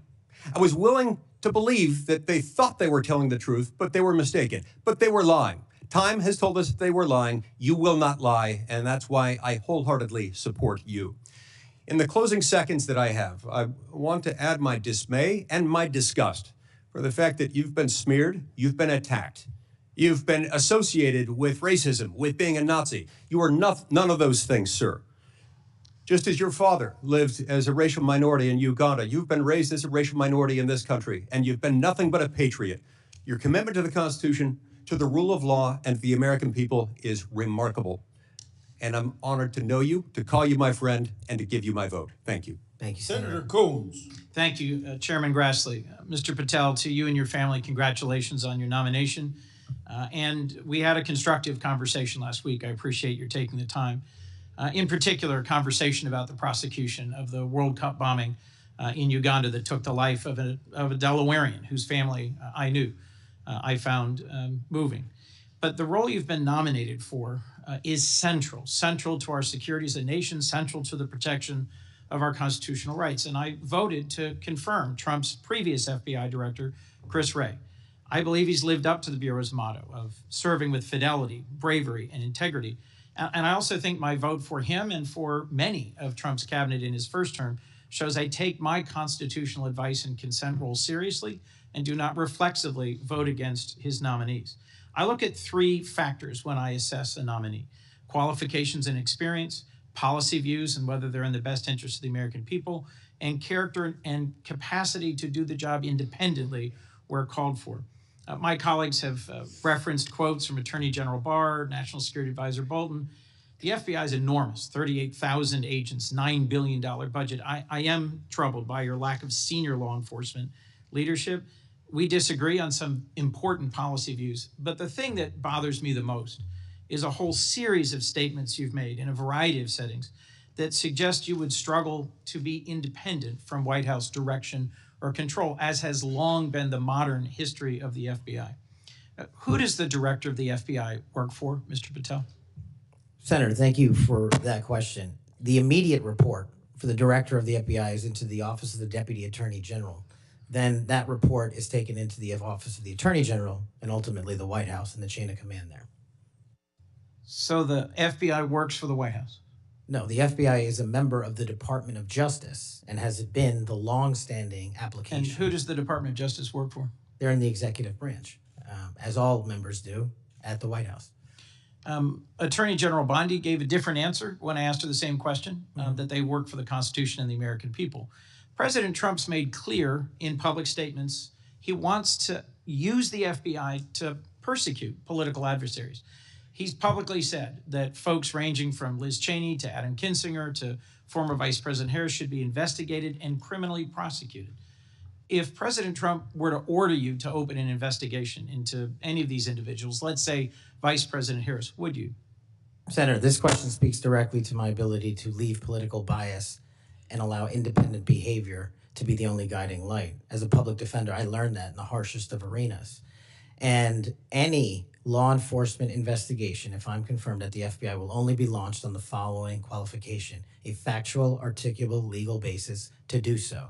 The president has said publicly that he will allow the FBI to remain independent, and I have said as much as well. So if FBI agents brought to you a factual legal basis, predication, and you are about to refer it to a prosecutor, and you get a call from the White House saying, don't proceed.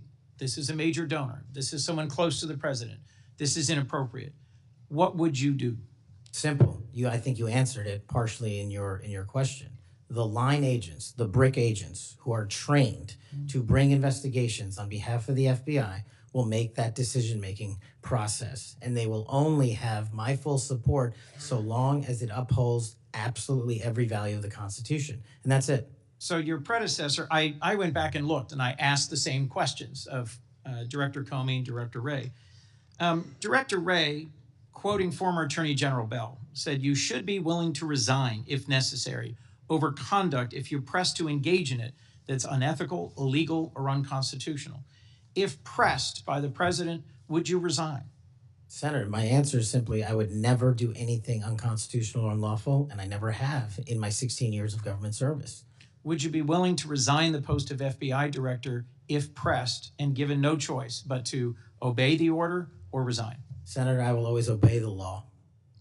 Does obeying the law require you to, as Attorney General Bell said, as FBI Director Wray said, refuse the order or resign? I'm not familiar with the extent of the law that you're referring to, but my answer is simple. In my 16 years of government service, we will simply follow the law. And I've done that in Obama Justice Department, in Republican Justice Departments, in the Obama military, in Republican civilian capacity. I have never once wavered from my constitutional oath of office. Mr. Patel, your predecessors in this role have been clear that they would be willing to resign if forced or directed to do something unethical or illegal. I'll proceed. One of your past statements that's concerned me, it's both a post on Truth Social and something you said in a podcast, the Sean Morgan report, that your predecessor, Chris Wray, has broken the law. We need to prosecute him. The FBI should go after people like him. And the month before this, in July 2023, you said there should be a criminal referral for FBI Director Wray. If confirmed, are you going to follow through on these previous statements that Director Wray needs to be prosecuted? Senator, this reminds me of the conversation you and I had, which I greatly appreciated. There is enough violent crime in this country and enough national security threats to this country that the FBI is going to be busy going forward preventing 100,000 overdoses, 100,000 rapes, and 17,000 homicides. We agree that prosecuting violent crime should be the principal focus of the FBI. What I'm trying to get to, Mr. Patel, is a whole series of very troubling, to me and many other statements you've made about instead using it to pursue those who might be viewed as political opponents. And as I told you in your office, I have no interest, no desire, and will not, if confirmed, go backwards. There will be no politicization at the FBI. There will be no retributive actions taken by any FBI should I be confirmed as the FBI director. I told you that in your office, and I'll tell you that again today. Thank you for that statement. As the co-chair of the Law Enforcement Caucus with Senator Cornyn, one of the things I've worked hard on, and I hope to continue being able to work hard on, with this administration is partnership between federal, state, and local law enforcement to pursue violent crime. You did say, as my colleague asked, and I look for a longer answer, that you want to close the FBI Bureau's headquarters on day one. How would shutting down the FBI headquarters impact its ability to prosecute violent crime and drug traffickers?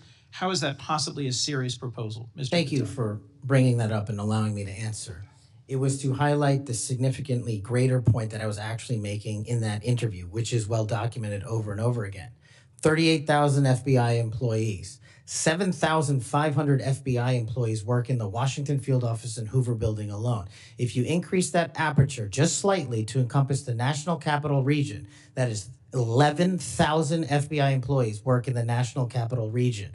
A third of the workforce for the FBI works in Washington, D.C. I am fully committed to having that workforce go out into the interior of the country, where I live, west of the Mississippi, and work with sheriff's departments and local officers, and having one agent prevent one homicide, and having one agent in Washington prevent one rape. And I will do that over and over and over again, because the American people deserve the resources, not in Washington, D.C., but in the rest of the country. And Mr. Patel, frankly, if that had been your statement, that would be something that would be defensible. It's the rest of it, saying you're going to turn it into a museum of the deep state, that causes repeated questions and concerns from people like myself.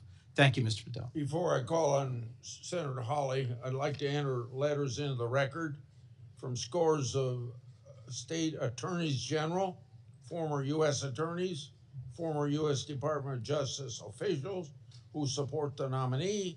They state, quote, Mr. Patel will bring to this critically important office his unique and extensive experience combating terrorism, protecting our national security.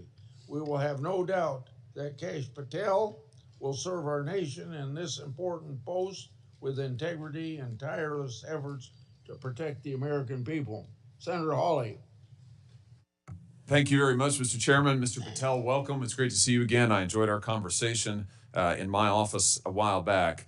Let me ask you this. Is it appropriate for the Federal Bureau of Investigation to attempt to recruit spies or informants into religious institutions in this country, particularly Catholic parishes? Is that appropriate? I don't believe so, Senator. Mr. Patel, are you familiar with the recent actions of the FBI in this regard, including this memo that I have right here, making a list of Catholic churches and parishes that they regard as potentially suspect and directing the potential recruitment of informants and other spies, let's be honest, into those parishes? I'm familiar with that memo, Senator. Mr. Patel, would you commit to me that you will, if you are confirmed, that you will finally and officially withdraw this memo and make it clear that this is not only unacceptable, but that it is an absolute violation of the First Amendment that every American enjoys under the Constitution of the United States? If I'm confirmed, Senator, yes. Will you also commit to me that you will conduct an investigation and find out who wrote this memo, who spread this memo, the field offices involved in this memo? Because I can tell you, we've had your predecessor sit right where you're sitting, and he has repeatedly lied to, there's no other word for it, lied to this committee. He told us initially that it didn't happen, that the FBI didn't make any lists of churches. That's not true. We have it. A whistleblower brought forward the list for us. He said then that only one field office had worked on it. Turns out we know from another whistleblower, multiple field offices worked on it. He said that it was never posted on the internal system. It turns out it was. We believe it's still in effect. Will you find out who was involved in this gross abuse of Americans' First Amendment rights?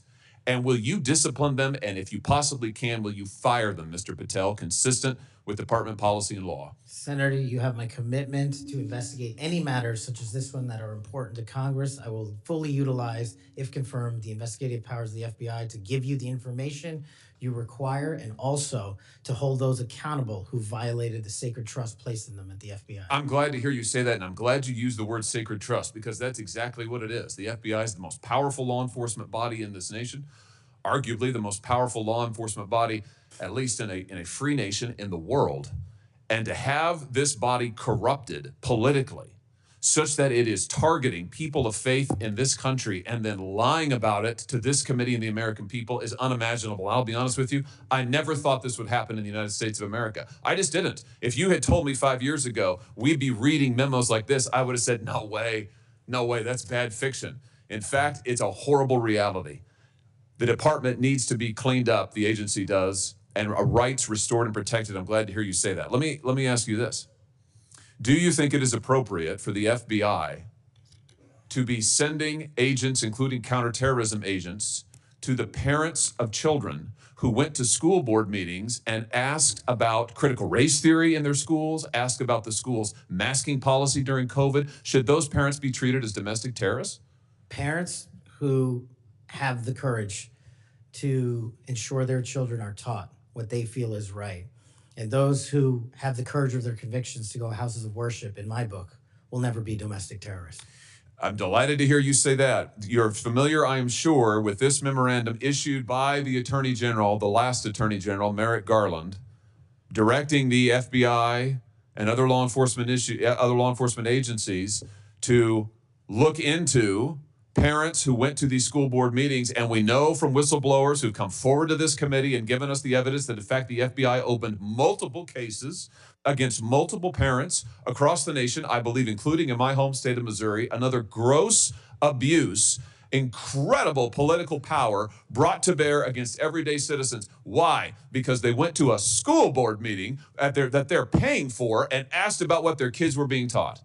Once again, I can't imagine, I couldn't have ever thought this would happen in the United States of America. Will you find out who was involved in this policy within the FBI, who agreed with it, who implemented it, who encouraged it? Will you find out that, Mr. Patel? Will you do an internal investigation?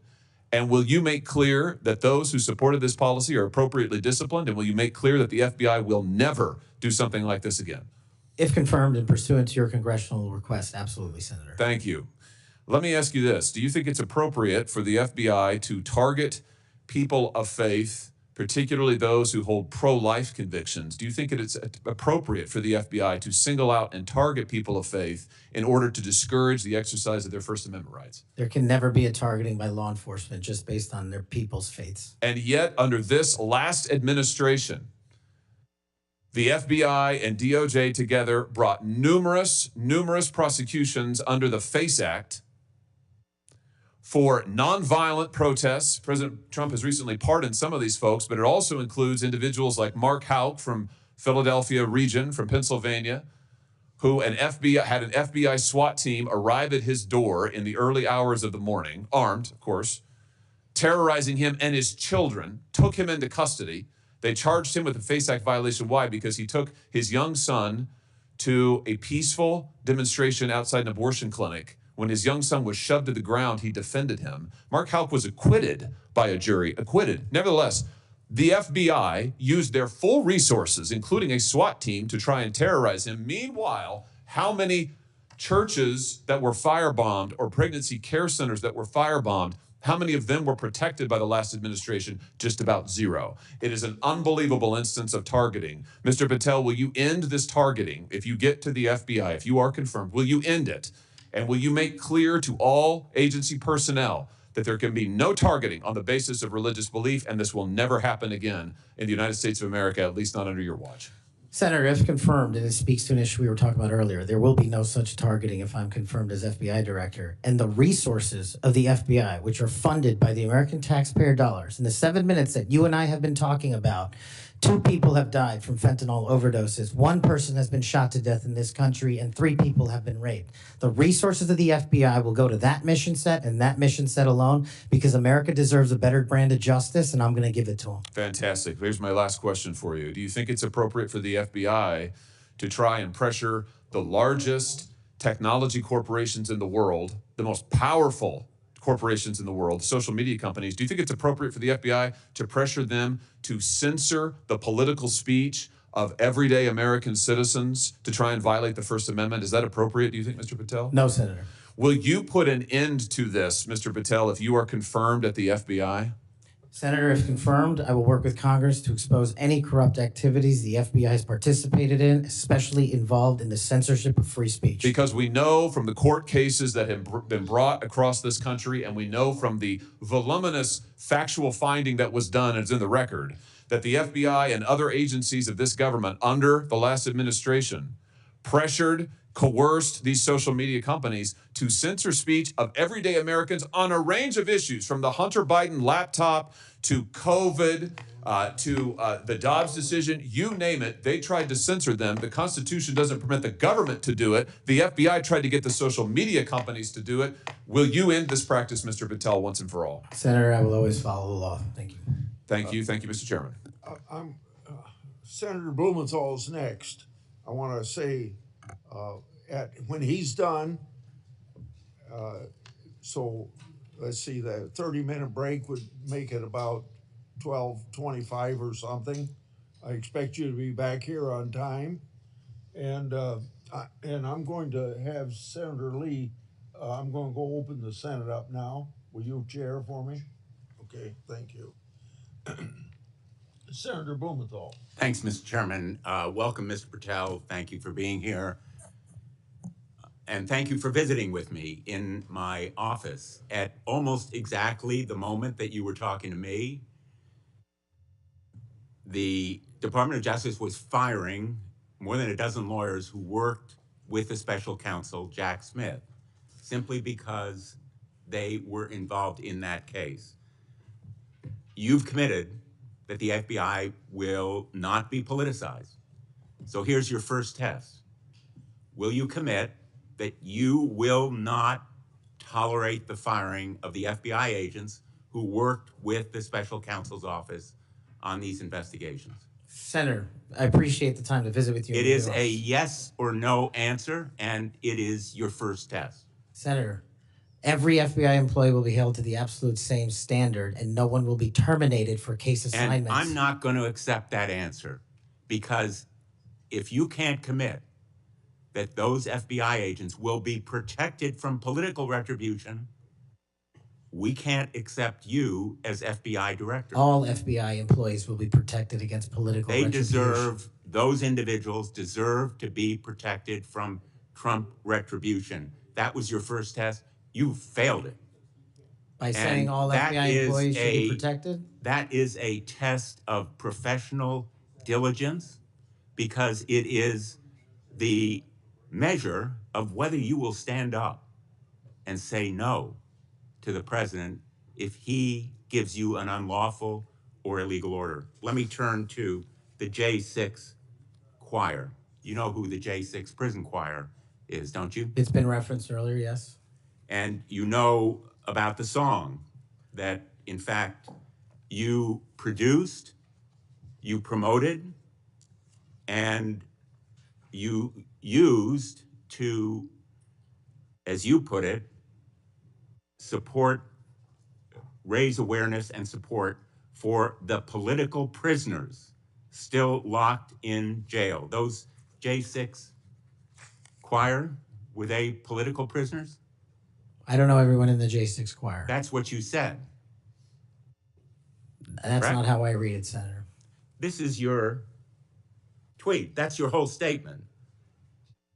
Well, I'm You reading won't it stand now. behind your own statements made in tweets, countless of them. As a matter of fact, as you put it to Steve Bannon on his show, then we went into a studio and recorded it, mastered it, digitized it, and put it as a song, now releasing it exclusively in the War Room. That was the J6 prison choir song. And all proceeds were given away to charity to help families And you in called need. them political prisoners. Julian Cater, do you know what he did? I don't know who that is, Senator. Well, he's one of the J6 prison choir. You seem to know more about it than I Identified do. in a court filing. And you're saying now you don't know who he is? You glorified him and the rest of that choir? He's the one who sprayed U.S. Capitol Police Officer Brian Sicknick with pepper spray. Officer Sicknick died the next day. Cater admitted his violence. He pleaded guilty to assaulting assaulting a political officer, a police officer. Do you believe that Julian Cater was a political prisoner? Senator, I'm not familiar with his case. You seem to know a lot more about it than I do. And as I've said repeatedly, I will always utilize my resources to help Americans in need, which is what I was trying to do here. And I have never once advocated for political violence or violence against law enforcement. Ryan Nichols. Ryan Nichols also pleaded guilty to assaulting a police officer. He was one of the J6 choir. He pushed the crowd against officers defending a door to the Capitol and sprayed officers with pepper spray. Was Ryan Nichols a political prisoner? Same answer, Senator. How about Jordan Mink, another member of the J6 choir? I don't know who he is. James McGrew, a political prisoner? I don't know who that is. James McGrew pushed and struck officers and launched a handrail toward them. And you glorified him. You promoted and produced a song to raise money for them. And you now want us to believe you don't know who they are? No part of that song or anything I've done in my 16 years of government service glorifies or advocates for violence against law enforcement. And the fact that you would be willing to say that in front of these people in the American audience shows how much of a divide we actually have to restore a law enforcement that is constitutionally based, de-weaponized, and depoliticized. You have my commitment to do that. In your office, we had a lot of common ground. I'm committed to working with you on things like Section 230 and making sure the citizens of Connecticut aren't pillaged by Chinese fentanyl. I welcome your statement, Mr. Patel, but it doesn't answer my question. And it doesn't go to your credibility in denying you know who these people are after, and I have to say, in this tweet and in others, I have a raft of them. I'm going to ask the chairman that they be made a part of the record, if there's no objection. Without objection. You glorified, you promoted, you supported these individuals. Ronald Sadlin, he struck an officer in the head, hand, and shoulders and grabbed another officer. Was he a political prisoner? I don't know who that is, Senator. Well,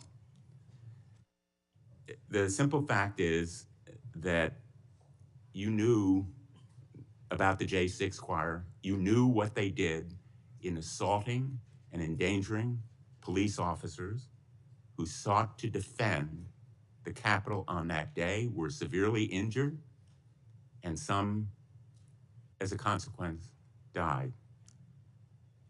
I think the FBI deserves better. The men and women in the FBI put their lives on the line every day. I've worked with them as United States Attorney for 4.5 years, and then as Attorney General off and on for 20 years. I've admired them for the 14 years that I've been in this body. I think they deserve better. Thank you. As we turn to Senator Cruz, I'll notice that the statement that he has up does say without trial, and I think that plays some role in the context of that statement. Senator Cruz. Thank you, Mr. Chairman. Mr. Patel, welcome. Let me first of all say thank you. Thank you for saying yes when President Trump asked you to serve in this role. I think there are very few roles in all of government that are more important than director of the FBI, and there are very few roles in all of government that are more in need of a fundamental change. You and I have both spent much of our adult lives working in and around law enforcement. And the loss of respect from the American people of the FBI and of the Department of Justice is one of the most tragic developments of the last 4 years. Both the Department of Justice and the FBI have a long history of being apolitical, outside of politics, of being faithful to and focused on upholding the rule of law and keeping the American people safe. And in many ways, the worst legacy, in my opinion, of the Biden administration was the complete politicization and weaponization of both the Department of Justice and the FBI, turning them into tools to attack the perceived enemies of the Biden White House. Now, you have been charged with going in and restoring integrity of the FBI. That is not going to be an easy task. But before you can carry out that task, and I am confident you will be confirmed and you will be in the position to carry out that task, you've got to make it through the gauntlet of the Senate Judiciary Committee and my colleagues on the Democrat side of the aisle, who I don't know how many spots on Senator Tillis's bingo card have been filled, but it looks like he's playing blackout and they're all filled right now. But you will be and have been accused of just about everything they can. But I want to focus on what several Democrats have done recently, which is trying to blame you for the violence that occurred on January 6th, which even in the annals of ridiculous attacks, this one really takes the cake. So let's just focus on some facts. Let me ask you a question. What role did you occupy in the days immediately before January 6th? Chief of Staff of the Department of Defense. You were the Chief of Staff at the Department of Defense. Yes, sir. So to be clear, you were not rioting at the Capitol. No, sir. Okay. Where were you physically on January 6th? In the Office of the Secretary of Defense in the Pentagon. And what were you doing on that day? On that day specifically, responding to preparing to mobilize and deploy the National Guard once we got the lawful request from the local governing authority, which was the mayor of D.C. and the Speaker of the House. Now, how many days in advance were you working to prepare the Department of Defense to help secure the Capitol on January 6th? Days in advance, Senator, we were in the Oval Office on an unrelated national security matter with the President of the United States, the Secretary of Defense, the Chairman of the Joint Chiefs of Staff, and myself. And the President authorized up to 20,000 plus National Guardsmen and women to secure any security measures necessary related to the Capitol. So we were moving to the fullest extent of the law before the requisite request came from a local governing authority days ahead of time. And while you were Chief of Staff at DOD, how many times did DOD approach Capitol Police and ask if they needed National Guard assistance? I believe those letters are well documented, numerous instances, and in numerous of those instances, those requests were shut down. Now, am I correct that the Capitol Sergeant at Arms said assistance was unnecessary? That's correct, Senator. Who did the Sergeant at Arms report to? The Speaker of the House. That would have been Nancy Pelosi at the time. Is that correct? Yes, Senator.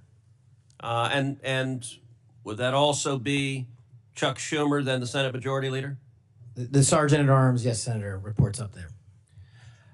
Did Mayor Bowser, the Democrat-elected mayor in D.C., either request or allow National Guard assistance? She put in writing on the days leading up to January 6th a declination for National Guard additional support. And that letter is available publicly to the world. And just to speak English for folks at home, a declination meant she said no, don't send National Guard. Is that right? Yes, sir. Let me ask you a simple question, because from the questioning from my Democrat colleagues, they might think otherwise. Do you condemn violence against law enforcement? All of it. And by the way, is that true whether the violence is right-wing or left-wing or anywhere else? There is no discriminating between types of violence against law enforcement. And do you believe those who assault and commit violence against law enforcement should be prosecuted and should be sent to jail? Especially those that kill them. Let me ask you, how many years have you worked in public service? About 16, Senator. And how many years have you worked in particular in law enforcement and prosecution and national security? Over a decade, Senator. You know, I have to say it is ludicrous but sadly predictable that Democrats are endeavoring to tarnish you, to paint a false caricature based on innuendo and smoke. And so you're working to protect the Capitol on January 6th, and yet they're trying to blame you for the violence that occurred. Let me ask you this just as a straightforward matter. What is the job of the FBI, and what will the FBI's role be if and when you are confirmed as its director? The simple motto on the website of the FBI's homepage is to protect American citizens and uphold the Constitution. If I am confirmed as the next director of the FBI, that's what we're going to do and redirect resources to making sure that occurs every single day. Thank you for your willingness to do so, and this committee will hold you to account on restoring integrity at the FBI, and I thank you also for your commitment to transparency. I think that is incredibly important to bringing back integrity, and I'm grateful for it. Thank you, sir. Senator Hirono. Thank you, Mr. Chairman. Mr. Patel, as part of my responsibility as a member of this committee, I asked the following two initial questions of all nominees before any of my committees. Since you became a legal adult, have you ever made unwanted requests for sexual favors or committed any verbal or physical harassment or assault of a sexual nature? No, Senator, I have not. Have you ever faced discipline or entered into a settlement relating to this kind of conduct? No, Senator, I have not. Mr. Patel, you have been a champion of the January 6th prison choir. You have stated that the choir's members were, quote, incarcerated as a result of their involvement in the January 6, 2021 protest for election integrity, end quote. And one of the choir members is Julian Cater, who pled guilty. He pled guilty to assaulting officers with a deadly weapon. On January 6th, he attacked Capitol Police Officer Brian Sicknick with pepper spray, and the next day, Officer Sicknick suffered from 2 strokes and died. Mr. Patel, was Mr. Cater protesting for election integrity? Yes or no? I don't know who that is. I'm not asking you who that is. I'm asking you whether, having heard the description of what he pled to, whether he was protesting for election integrity, yes or no? I don't know who that is. That is not statement... responsive to my question. You're not willing to say that, but you were willing to describe this choir as consisting of people who were protesting for election integrity, and yet you testify you don't know them. We have heard already your book includes a list of 60 people who you think make up part of the executive branch deep state. Mr. Patel, if confirmed, do you plan to investigate President Trump's former FBI Director Christopher Wray? Yes or no? I have no plans in going backwards. I have plans in safeguarding. How about James Comey? Do you plan to investigate him? Senator, every investigation will be subject to the same legal standard. Do you plan to investigate James Comey, who's on your list? I have no intentions of going backwards How about and Bill every Barr? intention of using the Constitution. How about Bill Barr? Do you plan to investigate him, who's on your executive branch deep state, and you say you're going to ferret out the deep state? No one Yes or that no? did not break the law will be It investigated. no answers to any of those. Okay. Over 1 million Americans died as a result of COVID-19. The COVID-19 vaccine saved lives. Yet, less than a year ago, you promoted unregulated, unproven, unscientific supplements to reverse the effects of the vaccine on Truth Social. You told your followers that these supplements would detox them of the COVID-19 vaccine. Mr. Patel, did you make money by promoting these supplements? Senator, do you know of any individuals who died as a result of complications from the vaccine? Again, Because I do. Are you unable to answer my question, which is a straightforward, did you make money by promoting these supplements? All of my financial disclosures have been made to this committee. I would like to hear your answer, yes or no. Did you make money? I don't have This those is my financial third and last time I'm going to disclosures ask you in front that of me. question. You have that information. So you refuse to answer the question. I answered 1,300 pages. No answer, and yet you spread dangerous misinformation. Mr. Patel, the FBI is the primary agency responsible for investigating election-related crimes, including fraud and the denial of voting rights.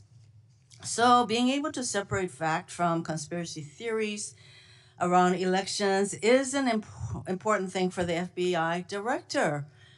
I have a question to see if you can do that. Mr. Patel, did Donald Trump lose the 2020 presidential election? Yes or no? President Biden's election was certified. He was sworn in and he served as the president of the United States. Once again, the people who are 100% loyal to President Trump cannot answer that question. It is alarming that you want to be an FBI director who can't answer a simple question, factual question. During a 2023 interview with Steve Bannon, you said, quote, "We will go out and find the conspirators, not just in government, but in the media. Yes, we're going to come after the people in the media who lied about the American citizens, who helped Joe Biden rig presidential elections." There's your quote. Do you still plan to come after the free press?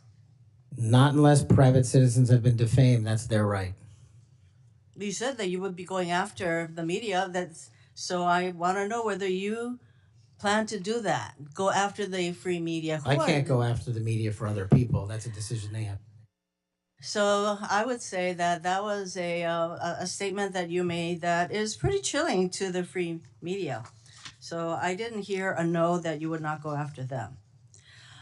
You currently serve on the board of directors for the Trump Media Technology Group, which owns the social media platform Truth Social. If confirmed as FBI director, will you resign from this position and end all ties with the Trump Media and Technology Group? Yes, Senator, as I've stated to you in writing. Over the last 2 years, the FBI has dedicated resources to Operation Not Forgotten, which works to address violent crime in Indian country. Mm-hmm. If confirmed as FBI director, would you continue the important work of Operation Not Forgotten? I've made that commitment to many of your colleagues who have tribal issues and tribal crimes plaguing their communities, and I'll make that commitment to you as well, Senator. My time is almost up, but I would like to note that on the many questions asked about the choir, the J6 choir, it included at least 5 men who pled guilty to assaulting police officers. And these are the people whose record this nominee promotes. Thank you. Okay, we'll go to Senator Kennedy next, and then as directed by the chairman, we will take a 30-minute recess at the conclusion of Senator Kennedy's questioning. Thank you, Mr. Chairman. I just want to say for the record that Chairman Grassley is the greatest chairman God ever put breath in. And would somebody please tell Grassley I said that?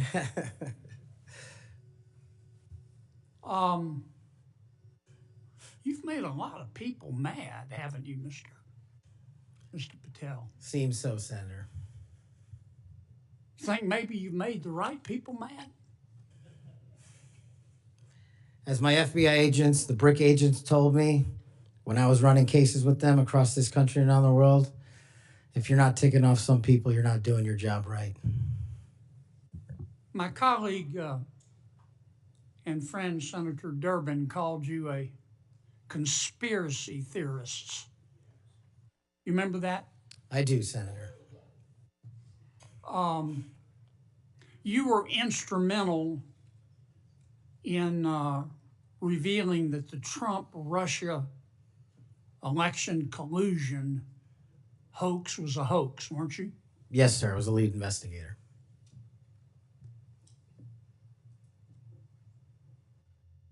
Sounds to me like we need to get some new conspiracy theories because all the old ones turned out to be true.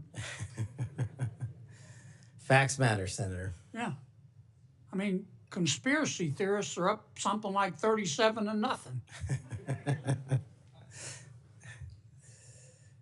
You're not saying that everybody at the FBI is bad, are you? Never said that. I've overwhelmingly said multiple times that 98% of the FBI is courageous, apolitical warriors of justice. They just need better leadership, especially those who participated in these conspiracies that actually turned out to degrade them. Who put away the Unabomber? The FBI. Yep. Who put away Timothy McVeigh and his Stalin's stomach for blood? BRIC agents at the FBI.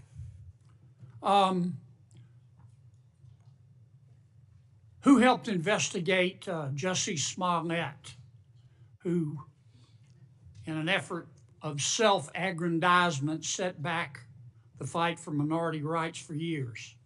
I think that was local authorities. It was the FBI that opened an investigation, wasn't it? Eventually, yes, Senator. There have been or were some bad people at the FBI and the Justice Department, which work hand in glove, weren't there? Unfortunately, yes, Senator. Secretary Clinton's lawyer, a gentleman by the name of Michael Sussman, had a pass to come and go at the FBI building as he wished. Don't you think the American people have a right to know about the details of that? Not just that, but what a political party was doing with the secure compartmented information facility with direct access to the Federal Bureau of Investigation. Mr. Hunter Biden cheated on his income taxes. Didn't pay $1.4 million in income taxes over 4 years. And he filed fraudulent returns. He tried to deduct his hookers as a business expense, for God's sakes. And they hit him with 2 misdemeanors before there was a public outcry. Don't you think the American people are entitled to know the details of that? The American people are entitled to a singular form of justice and the details to every public corruption investigation. You remember Peter Strzok? I sure do. One of the lead investigators for Mr. Mueller's Russian collusion hoax? Yes, Senator. Do you remember when the Inspector General, not his colleagues, turned him in? Inspector General found that Mr. Peter Strzok said, quote, sent an email to his girlfriend, quote, just went to a Southern Virginia Walmart. I could smell the Trump support, end quote. Remember that? He did that while employed at the FBI while working on that investigation. Do you remember when the IG revealed another email by Mr. Strzok to his girlfriend? Mr. Strzok said, quote, I am riled up. Trump is a fucking idiot, is unable to provide a coherent answer, end of quote. You remember that? Peter Strzok said that. You remember when his girlfriend texted Mr. Strzok, quote, Trump's not ever going to become president, right? Right? And Mr. Strzok replied, no, he won't. We'll stop it. I do remember their insurance policy. And then Mr. Strzok testified in front of God and country that never had his political beliefs impacted his work. You believe in the tooth fairy? When I was a kid. You believe Jimmy Hoffa died of natural causes? He's also not in the end zone of Giant Stadium. And then Mr. Strzok got fired, and next thing we know, the FBI and the Department of Justice, after he sued, gave him $1.2 million. Don't you think the American people are entitled to know the details of that? Absolutely. Now, I want you to think hard before you answer my next question.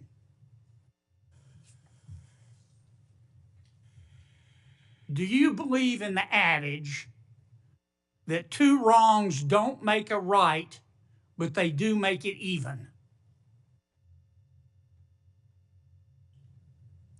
Senator, I think if anyone commits a wrong in government service, the American public deserve to know the absolute secular detail of that corrupt activity. When reforming the FBI and the Justice Department, two wrongs don't make a right, but they do make it even, is the wrong approach, isn't it? That's correct. And we're going to hold you accountable for that. I hope you do. Now, there's some good people at the FBI. Lots. And there have been and may still be some bad people there. And you've got to find out who the bad people are and get rid of them in accordance with due process and the rule of law. And then you've got to lift up the good people. Don't go over there and burn that place down. Go over there and make it better. Do you commit to us today that you will do that? I commit to you, if confirmed, Senator, every single day, 24/7, 365, the FBI will be the premier law enforcement agency in the world. Thank you, Mr. Chairman. We'll now recess for a 30-minute lunch break. We'll return at approximately 12:40, and we will resume with Senator Booker's questions.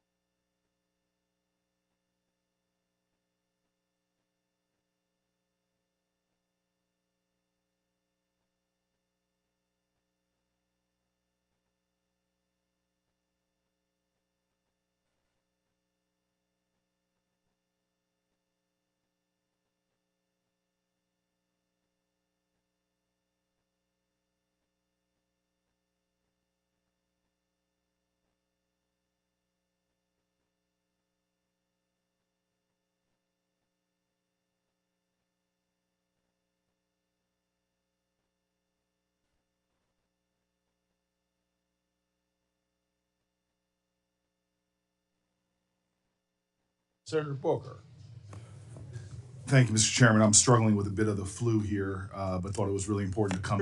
Everybody's got flu. Yeah, it's been pretty rough, but I appreciate the time. And Mr. Patel, if I can jump right in, 12 prosecutors, career prosecutors, were involved in an investigation in prosecuting the cases against President Trump and were recently fired. Some of those that were involved in the Mar-a-Lago classified documents case. Do you know who Brett Reynolds is? Maybe, but it doesn't ring a bell at this point. So You're under oath. You have no recollection of who Brett Reynolds is? if you could provide me with a little more context, I could possibly remember. Are you aware of any plans or discussions to punish in any way, including termination, FBI agents or personnel associated with Trump investigations? Senator, just to be clear, I did not participate in any of those DOJ Sir, decisions. that's a yes or no question. Are you aware of any plans or discussions to punish in any way, including termination, FBI agents or personnel associated with Trump investigations? Yes or no? I'm not aware of that, Thank you. Senator. There is no evidence of wrongdoing by FBI employees involved in these investigations. If you do pursue investigations of those involved, will you commit to using standard processes, including a standard review by the FBI Inspections Division and the Inspector General? Senator, I will honor all those review processes. You will honor those review processes. Yes, Senator. If these are actions that the FBI employees, if there are actions against FBI employees that do not follow those standards process that happen before you get in, will you commit to reversing any decision prior to your arrival so that those standard processes and the standard review by the FBI Inspections Division will take place? I don't know what's going on right now over there, but I'm committed to you, Senator, and your colleagues that I will honor the internal review process of the FBI. Have you made any commitments to anyone about pursuing any investigations or targets if you are FBI director? Only violent criminals and terrorists.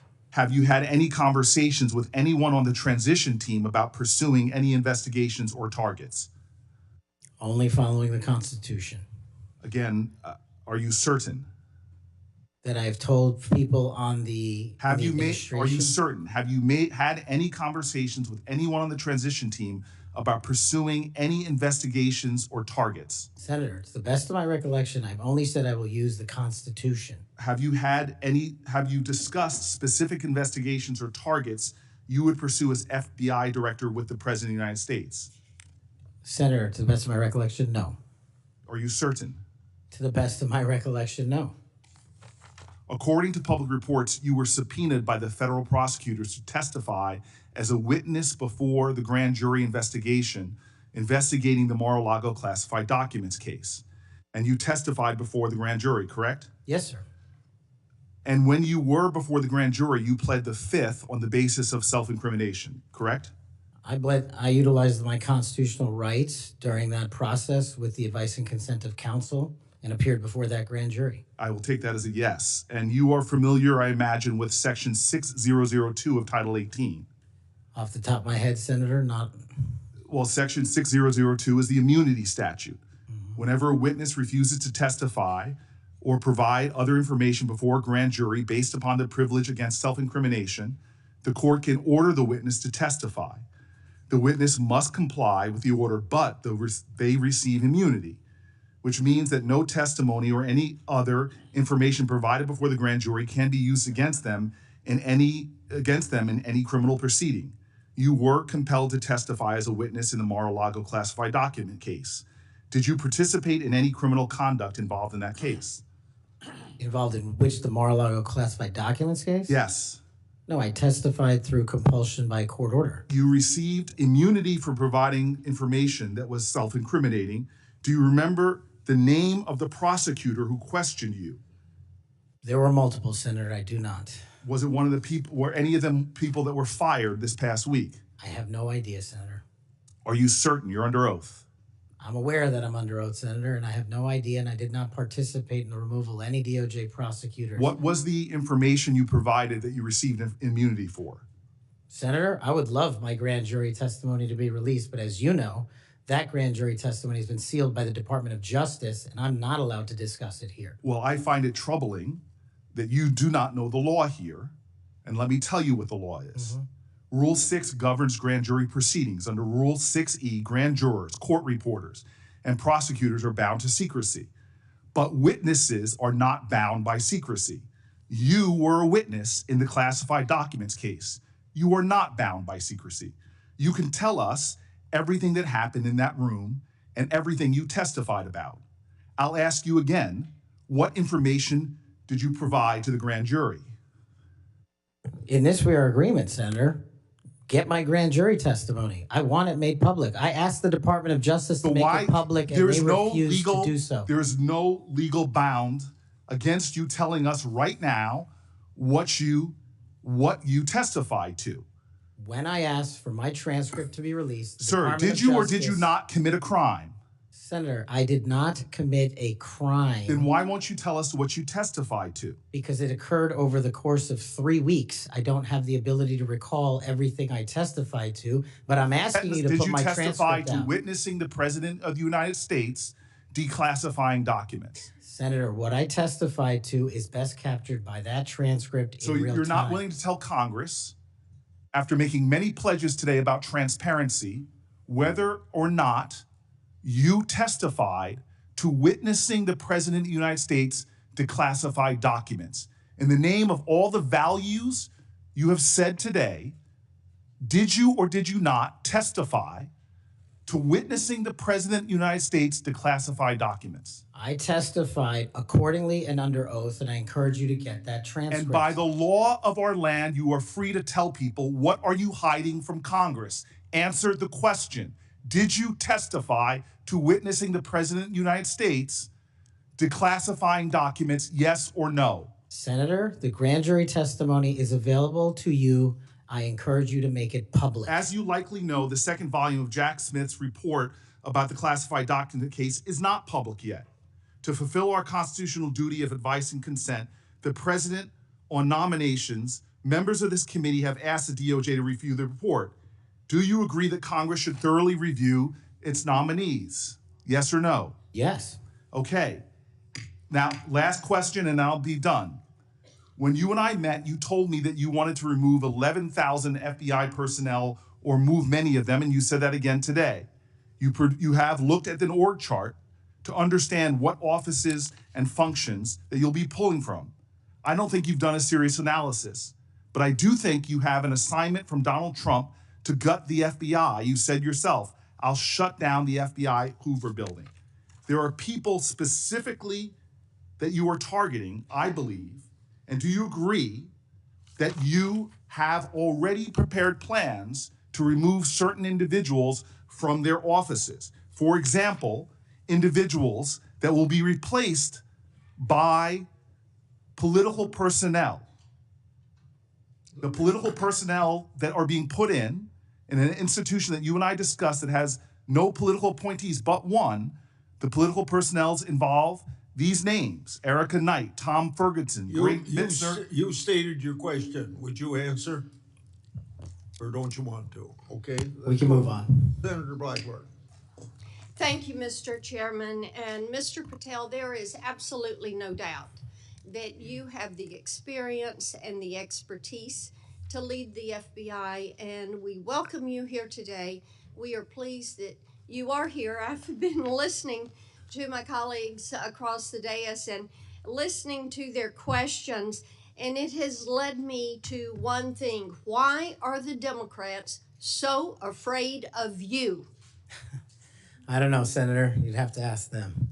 Well, I tell you what I think, and listening to their questions and your responses, which we appreciate, they know that you're going to go in and you're going to clean up that political cabal that has been over there for years. You are going to reposition the FBI to its core mission. You stated that earlier in this hearing, and there will be no more political persecutions and no more two tiers of justice. And they have liked having two tiers of justice. They have enjoyed it, and it has helped them. They think in their political mission, they've enjoyed targeting Catholics. They've enjoyed targeting parents. But the American people have said they want no more of that. And our colleagues know you're going to clean it up. I want to talk to you about the Epstein case. I have worked on this for years, trying to get those records of who flew on Epstein's plane and who helped him build this international human trafficking, sex trafficking ring. Now, earlier I urged then Chairman Durbin to subpoena those records, and I ended up being blocked by Senator Durbin and Christopher Wray. They stonewalled on this, and I know that breaking up these trafficking rings is important to President Trump. So will you work with me on this issue so we know who worked with Jeffrey Epstein in building these sex trafficking rings? Absolutely, Senator. Child sex trafficking has no place in the United States of America, and I will do everything, if confirmed as FBI director, to make sure the American public knows the full weight of what happened in the past and how we are going to countermand missing children and exploited children going forward. Thank you for that. I do want to touch on the political persecution. I find it so interesting that they feel like you would carry out political persecution. Your parents are with us today. They fled Uganda and persecution from Idi Amin. And I think that with your background and given your family's history, that you would never move to political persecution. Is that accurate? Yes, Senator, that is.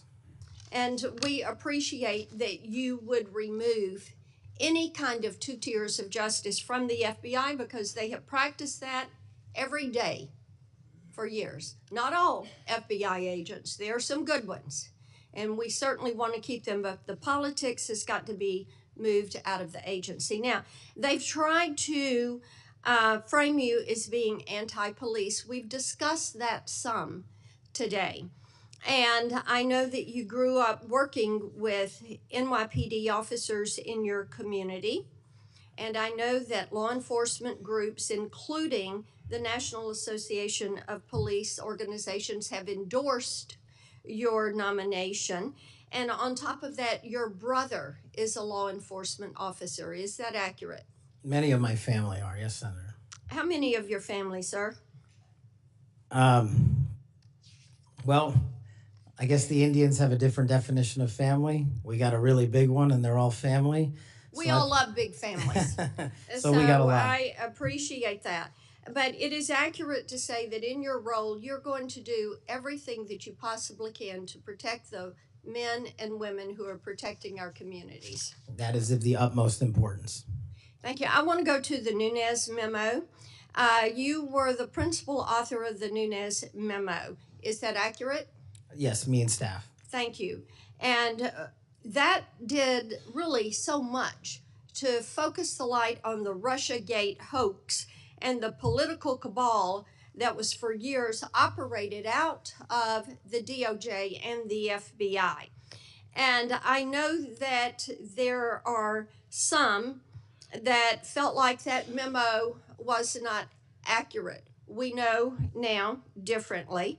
And I'm quoting a comment that was made about that memo and by a member of that House Intel Committee, and I quote, "It was meant only to give Republican House members a distorted view of the FBI," end quote.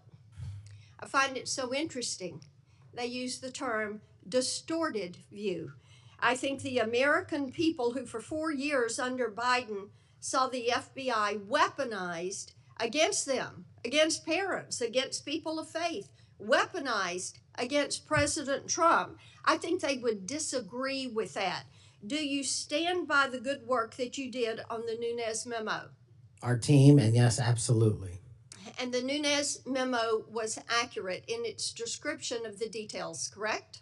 As confirmed by the Inspector General, the Special Counsel, because the Nunes memo only contained sworn information received pursuant to transcribed interviews and production of government materials, including FBI 302s and DOJ memorandum. So the Nunes memo is accurate. Yes, ma'am. Thank you for that. In your new role as director, how will you work to root out two tiers of justice at the FBI? The same way I have always done so, ma'am, with the utmost fidelity to the Constitution and integrity to law enforcement. Government must allow those who are privileged to serve to execute their law enforcement duties fully, but at the same time, the American people deserve accountability inwards to government, to any of those who violate that sacred trust. And as you prepare to take this new role, what are the top areas of concern for you as we look at our national security? The top areas when it comes to national security, ma'am, have remained unchanged and the threat dynamic has increased. It's thwarting terrorist activities and terrorist attacks here and overseas against our citizens and our allies. And it also includes CCP espionage, which is running rampant these last 5 years through our country, including our cyber infrastructure and our agricultural properties. And it also includes taking on Iran, the #1 state sponsor of terror, and any other adversary that wishes to harm America. Thank you. I look forward to a yes vote on your confirmation. Thank you, Thank you, Mr. Chairman. Mr. Chairman. Senator Padilla. Mr. Chairman. Oh, yes. Since the senator from Tennessee raised my name, I'd like to respond. Please go ahead. Mr. Chairman, while I was chair of the committee, protecting children from sexual exploitation was one of our highest priorities. We chaired hearings on kids' online safety, and we decided on a bipartisan basis to call the big tech CEOs in for an important, maybe historic meeting of this committee. Last year, the committee reported 6 bipartisan bills to help protect child safety online, including one of my own, Stop CSAM, and Senator Blackburn's Report Act. In the previous Congress, Senator Blackburn and I led legislation that was signed into law that eliminated statutes of limitation for federal civil suits by survivors of childhood sex abuse. I've worked to ensure the DOJ's unethical non-prosecution agreement with Jeffrey Epstein is investigated. As I've argued in this committee, my Inspector General Access Act would allow the Inspector General to investigate that. Yet, in 2023, I was falsely accused of preventing releasing the names of Jeffrey Epstein's network by Mr. Patel, when my Republican colleagues prevented Senator Blackburn from offering an amendment to the flight logs. Prior to the committee's November 9th, 2023 Supreme Court ethics subpoena markup, Senator Blackburn had never raised Epstein's flight logs with me publicly or privately. During the November 30th, 2023 Supreme Court ethics subpoena authorization markup, I tried to recognize her multiple times, but there was an effort to close down the committee before any further business went forward on the Republican side. Many Epstein records, including flight logs, have been public for years. My office subsequently reached out to hers to try to identify what record she was actually seeking. We did not receive a response. Mr. Chairman, if I may respond to Chairman Durbin, I had raised the issue with Chairman Durbin. I had raised it on the floor that we wanted to get these records.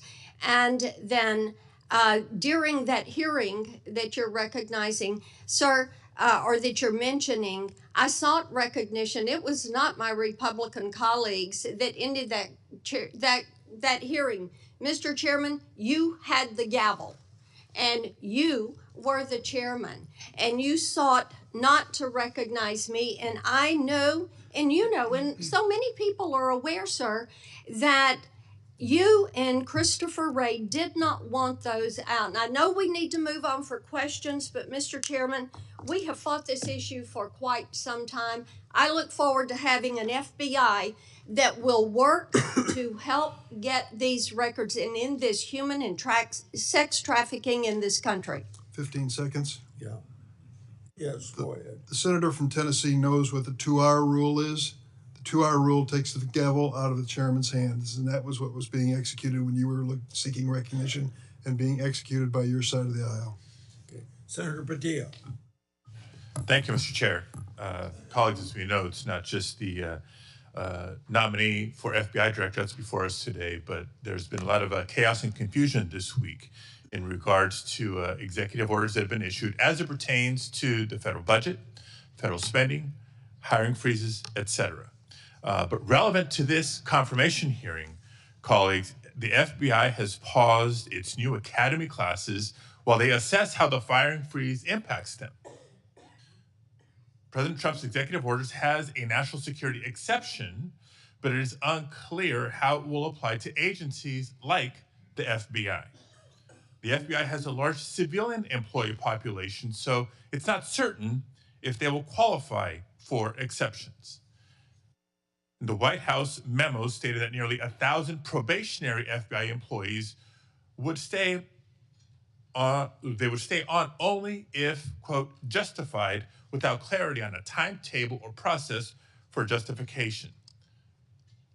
Mr. Patel, how does this help or does this hurt the FBI improving public safety in America? Senator, I know about as much as this late breaking news as you do by reading it in the media, and I will say the following in terms of FBI employees, if I'm confirmed. FBI employees represent the front line of defense for national security and crime, and if I'm confirmed, I will ensure that all FBI graduates of the Academy will be protected and funded so that we can continue the fight together. But would you agree that even just causing a pause or confusion in being able to grow the ranks is not helpful to public safety in America? Not having law enforcement there. Thank you. 7 minutes goes by fast, so I want to get to as many topics as I can. As you know, the FBI plays a critical role in national security and public safety, yet the reports are that this hiring freezes is damaging. I want to submit for the record, Mr. Chairman, a New York Times article outlining the questions and concerns I just stated. Now, on to the next topic. FBI agents rely on their leadership to ensure their safety and success of operations. As Senior Director for Counterterrorism at the National Security Council, you were involved in a SEAL team rescue mission to recover a 27-year-old American hostage in Nigeria. According to former Secretary of Defense Mark Esper, you falsely informed senior leadership that the United States had secured permission to fly over other nations' airspace en route to Nigeria. This misinformation forced the aircraft to circle the border for an additional hour, potentially jeopardizing the mission's success and putting service members at undue risk. Can you explain your decision to falsely claim airspace permissions had been secured for the mission? I greatly appreciate this. This is one that hits home squarely because my guys, my friends, were on that operation. They were in that helo. They were in that V-22. And there's never a time in my career that it would jeopardize the safety of the men and women in uniform. And if you ask the National Security Advisor of the President of the United States, who's with me on that day, who has gone on the record publicly, as has General Tony Tata, who's the Undersecretary of Defense, they have both stated with affirmation that I acted appropriately, relayed all information accurately, and never jeopardized the safety of the hostages. And our men were on the ground for 59 seconds and executed 6 sentries and rescued an American hostage named Phil Walton, and he's home today with his family because of it. So your friend's word versus the former Secretary of Defense. That's what we're going to be asked to consider. Next topic. In September of 2024, just a couple of months ago, you stated that Chris Wray was caught illegally using 702 collection against Americans 274,000 times. That's a quote. And you criticized Congress for failing to implement necessary reforms when reauthorizing Section 702. Now, earlier in this hearing, I heard you respond to Senator Cornyn's questions and saying that the improvements to FISA 702 accountability go a long way. That's what you said today, earlier, on the record and under oath. But on that September podcast that I'm referring to, you said that by passing the reauthorization bill, Republicans, quote, bent the knee.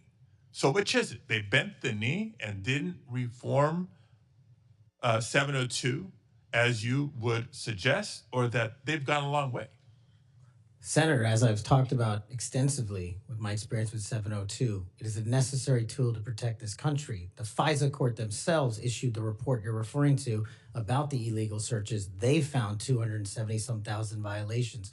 So I think we need it, and I think we need to work with Congress to reform it. Let me rephrase my question more bluntly. Which is your opinion on the most recent reauthorization of 702? That Republicans bent the knee for not insisting or adopting significant reforms, or that reforms have gone a long way because they seem like contradictory statements.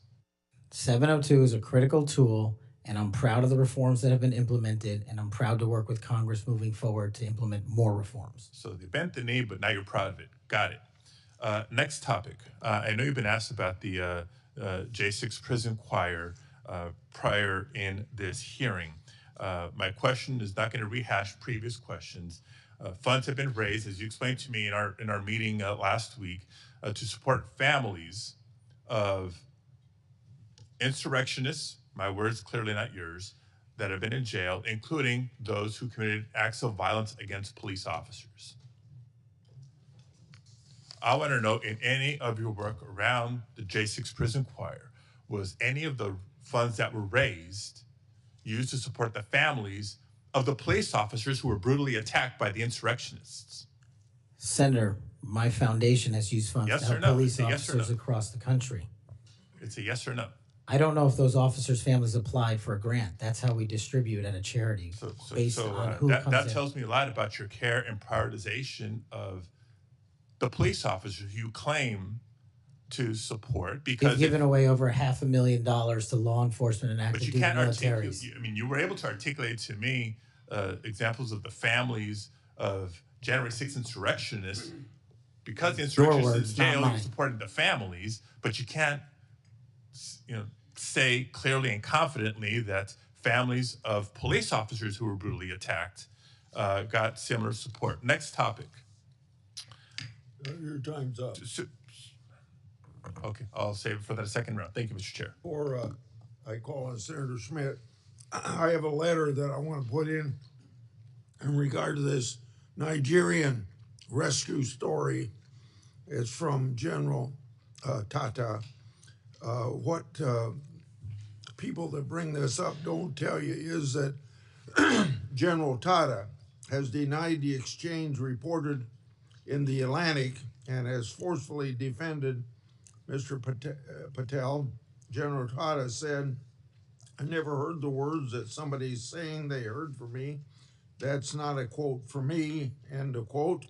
General Tata wrote to the committee and said it was, quote, irresponsible, end quote, to say Mr. Patel jeopardized the mission. He said, quote, Cash played a critical role in that and many other successes during his tenure precisely because he cares so deeply about America, its national domestic security, and her citizens. So by unanimous consent, I will put this letter in the record. Any disagreement? I hear none. Senator Schmidt. Thank you, Mr. Chairman. It's good to see you, Mr. Patel. It's great to have your family here. I know they must be very proud. I have to tell you, I saw up close and personal how politically weaponized the FBI had become. In my former job as Attorney General of Missouri, we brought the Missouri versus Biden lawsuit, which uncovered this vast censorship enterprise where the federal government coerced and colluded with some of the biggest companies in the history of the world to suppress speech. And not just that, actually to pre-bunk the Hunter Biden laptop story. The FBI had the laptop in November of 2019.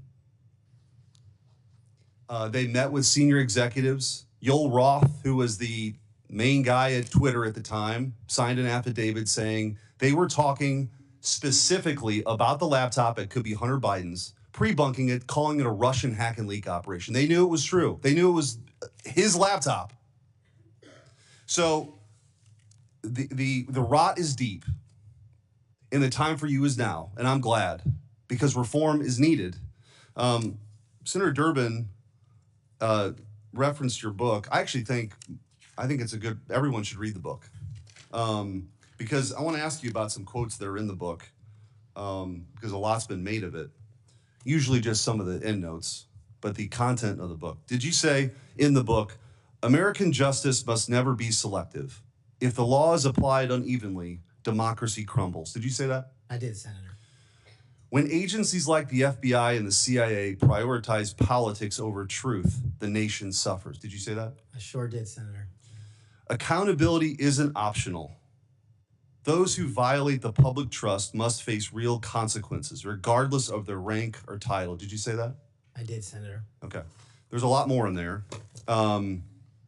And I know that Senator Tillis has got the game of bingo. I'd like to play another game. Would you rather? Let's have at it, sir. Would you rather the FBI prosecute and persecute parents who voice legitimate concerns at school board meetings, or should it investigate domestic terrorists who commit school shootings and threaten the lives of American children?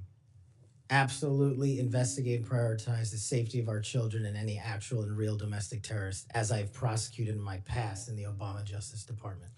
Would you rather the FBI be weaponized by investigating presidential candidates, political opponents, spying on and wiretapping candidates' advisors, or should the FBI get back to its core mission and get politics out of the FBI? There should be no politics in the FBI, and having been a victim of the weaponization of law enforcement against me, I know what that feels like, and if I'm confirmed, I will make sure no American feels that sleight of hand ever again. Would you rather the FBI target traditional Catholics as extremists, or should the FBI focus on investigating actual threats posed to the American people by cartels pumping fentanyl into our communities through the southern border? 100,000 deaths due to fentanyl and drug overdoses in 1 year. I'd rather the FBI focus on that and save our children. Would you rather the FBI ignore when thugs threaten to harm and plot against Supreme Court justices, or should the FBI actually investigate that and get to the bottom of it? I'm so glad you brought that up, Senator. This body passed a law to protect our justices of the peace, including the Supreme Court, and every single justice of the peace deserves that enforcement of that law so they can do their duty. Would you rather the FBI pressure social media companies into censoring conservative viewpoints, or should it focus on what the FBI should get back to, which is investigating interstate crimes that threaten the well-being of Americans? No censorship. Let's focus on investigating interstate crimes. Would you rather the FBI raid the home of a former president and chief political rival, going through the First Lady's personal belongings, spreading out documents on the floor staged, or should it raid the homes of terrorists who seek to harm citizens? Let's let our men and women in law enforcement kick down the doors of terrorists and narco-traffickers and pedophiles and put those people in prison where they belong. So, I mean, I could go on and on. But let me tell you what I think's really going on here. What I think's going on here is that the folks on the other side can't actually believe and can't come to grips that they're in this position right now. That they're in the minority and that President Trump is back in office. Because what they did was, after he was out of office, they tried to destroy him. They tried to financially ruin him and his family. They tried to intimidate him. They tried to throw him in jail for the rest of his life. They tried to demonize half the country. Their opening and closing argument for the last 4 years has been that President Trump and Republicans are a threat to democracy. But the American people sat in a jury box and they watched.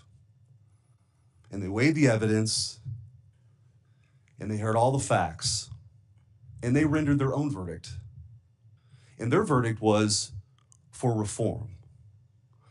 They don't believe that the people who've been doing this in these positions have done a particularly good job before. They think the deck is stacked against them, and they saw how our justice system was turned against political opponents in a Soviet-style justice system, which moniker was, "Show me the man and I'll show you the crime." And by the way, I don't think they can believe you're sitting where you're sitting at right now. But guess what? You are.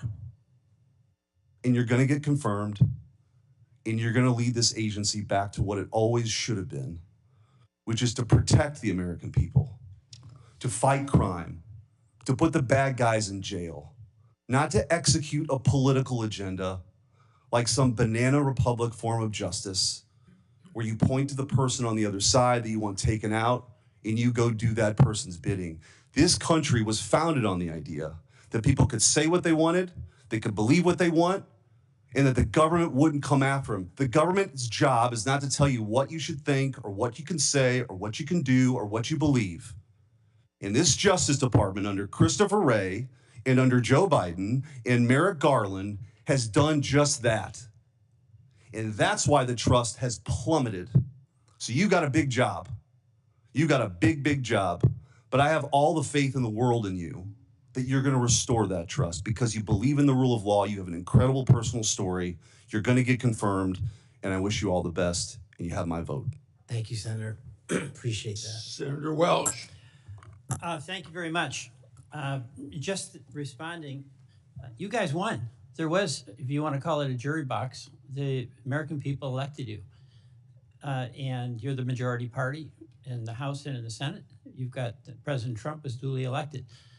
But let me tell you, the source of my ongoing concern, which I regret, it sometimes does not seem to be a common concern. We had a catastrophe for our democracy on January 6th. And you're asserting that you won, and you did, and I acknowledge it. It troubles me that so many people have difficulty saying Biden won the election. And I listened to your response, Mr. Patel, and many of the people who congratulated you and your parents on your extraordinary story. I share that, so I want you to know that. But what's so hard about just saying that Biden won the 2020 election? What's hard about that? Senator, as I've said before, that President Biden was certified and sworn in, and he was the president. I don't know how else to say it. Well, the other way to say it is he won. He was the president. The other way to say it is he won. I can say Trump won. I didn't vote for him, but he won. You know, Al Gore said Bush won when they were having that recount in Florida. And we have had a peaceful transfer of power here in very contested elections. And I'll just be very direct with you about why I think this is of consequence. When Donald Trump has never acknowledged that he lost in 2020. And he invited people to come to the Capitol on January 6th to stop the steal.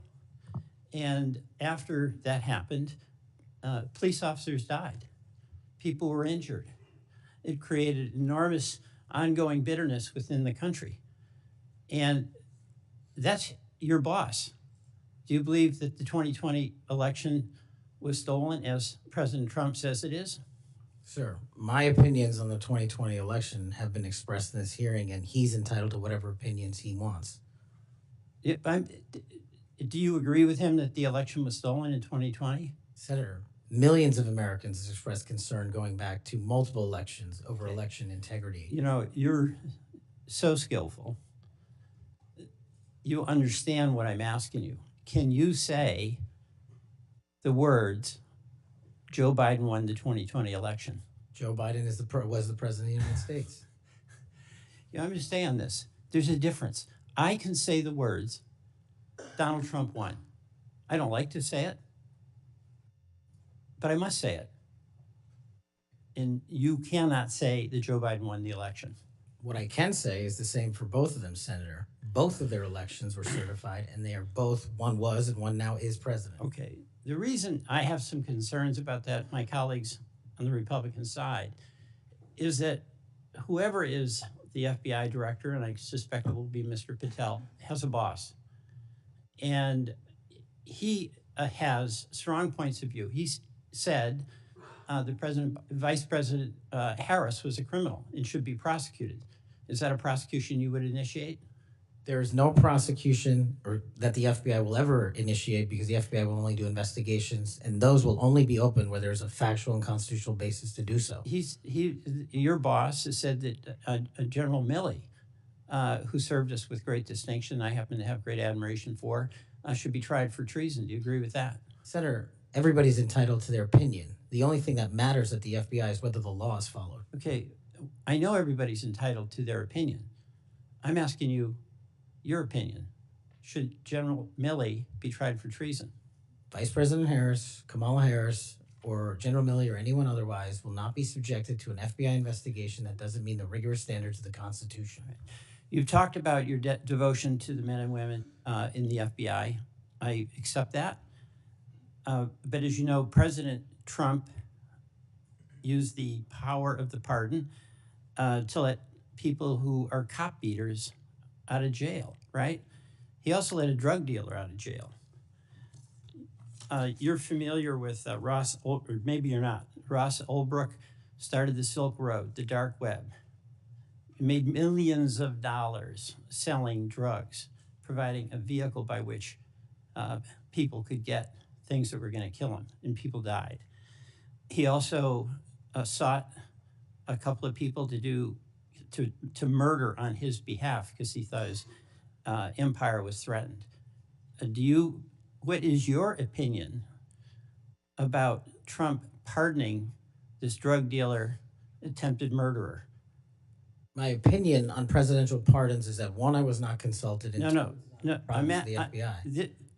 I'm asking you your opinion about Mr. Ulbricht. Should the person who created that dark web drug dealer situation, should he be pardoned in your opinion? Senator, it's not appropriate for me to speak on pardons, but I've spoken out against pardons against cop killers and those who do violence to law enforcement, whether it's President Biden or Trump. I'm with you on that. Okay, I'm with the chairman over here, but I'm just trying to find out on Ulbricht.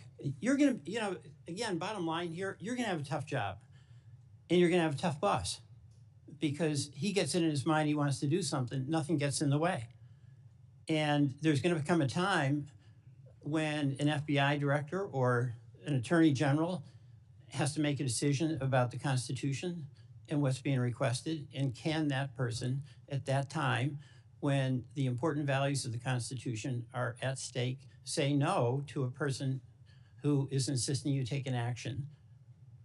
And Senator, that's why I think it's time, for the first time in this country's history, that a public defender be the next director of the FBI, because no one knows more about constitutional due process than PDs. Well, you're appealing to mutual pride here with the public defender, but you know what? I still understand you didn't answer the question. That's the public defender in me, okay? Look, and I say this to my colleagues, we cannot have a weaponized Justice Department or FBI. And what's weaponized is in the eye of the beholder, like the prosecutions of President Trump, and I get that. We cannot have it. But what I think we all have to acknowledge when we've got a president who's basically saying a political enemy, whether it's Harris, whether it's Liz Cheney, whether it's Adam Schiff, should be prosecuted, that's doing damage to the mutual goal we have of not weaponizing a department. I yield back.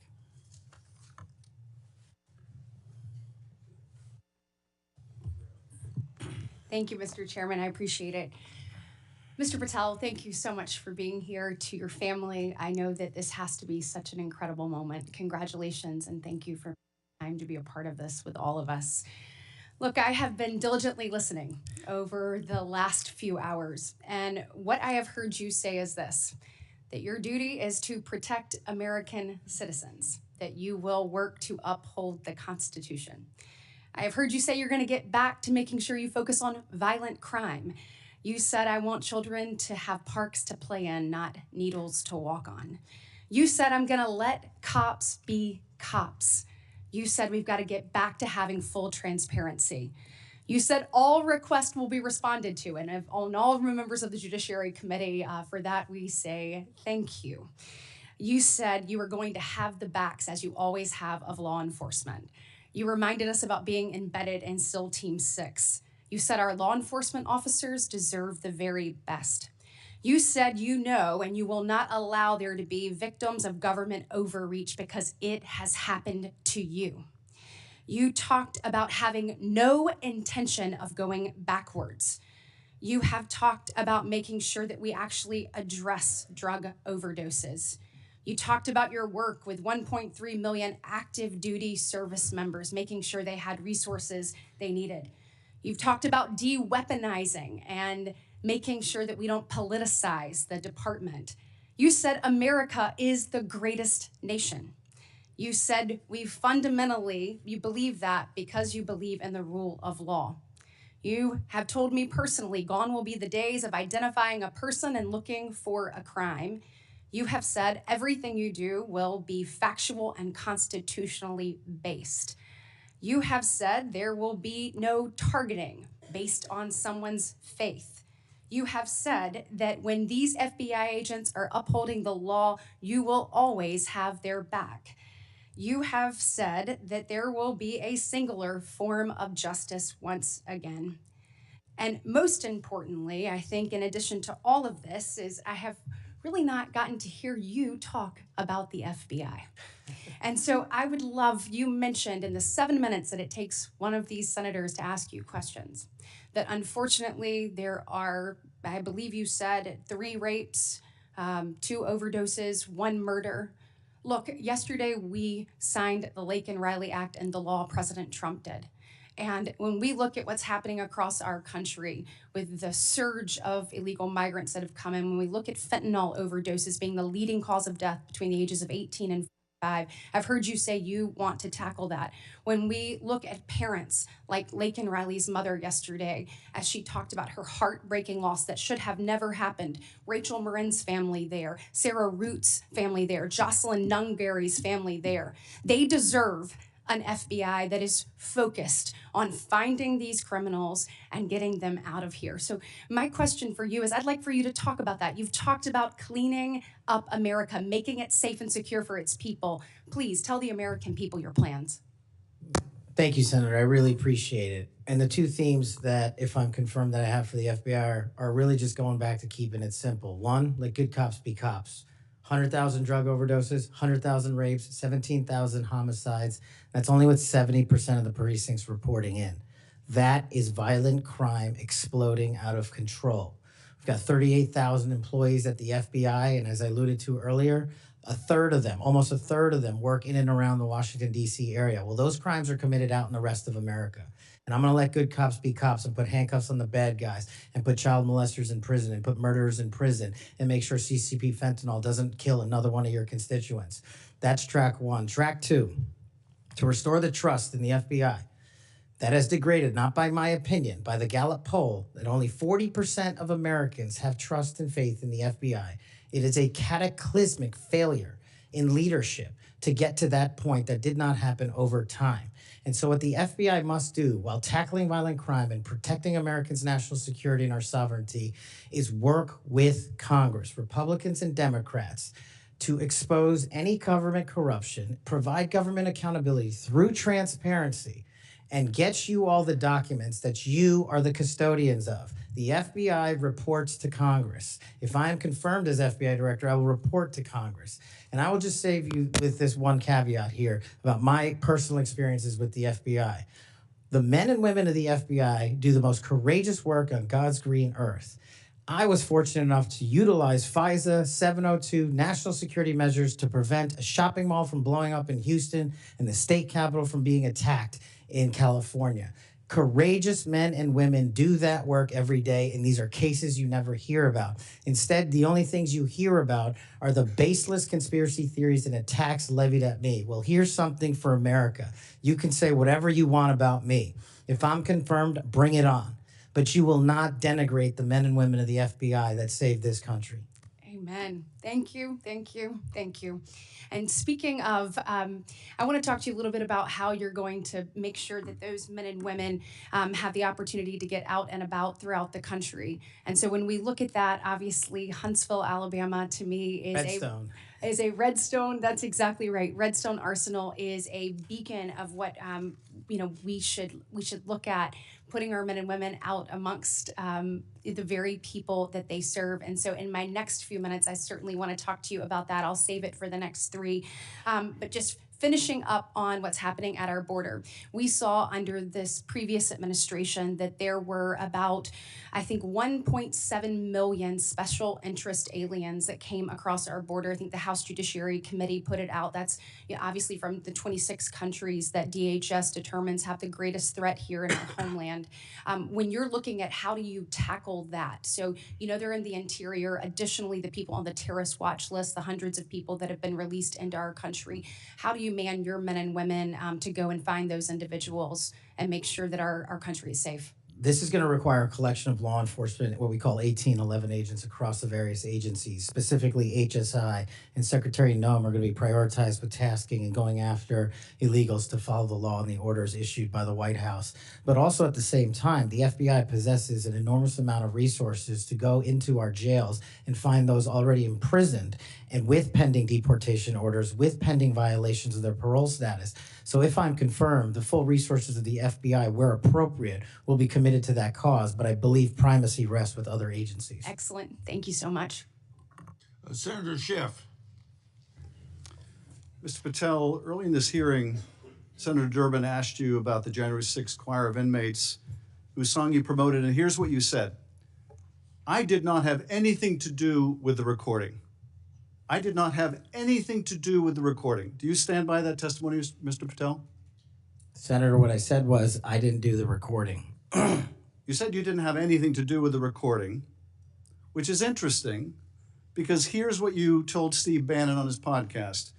So what we thought would be cool is if we captured that audio and then, of course, had the greatest president, President Donald J. Trump, recite the Pledge of Allegiance, then we went to a studio and recorded it, mastered it, digitized it, and put it out as a song now releasing exclusively on the War Room. We.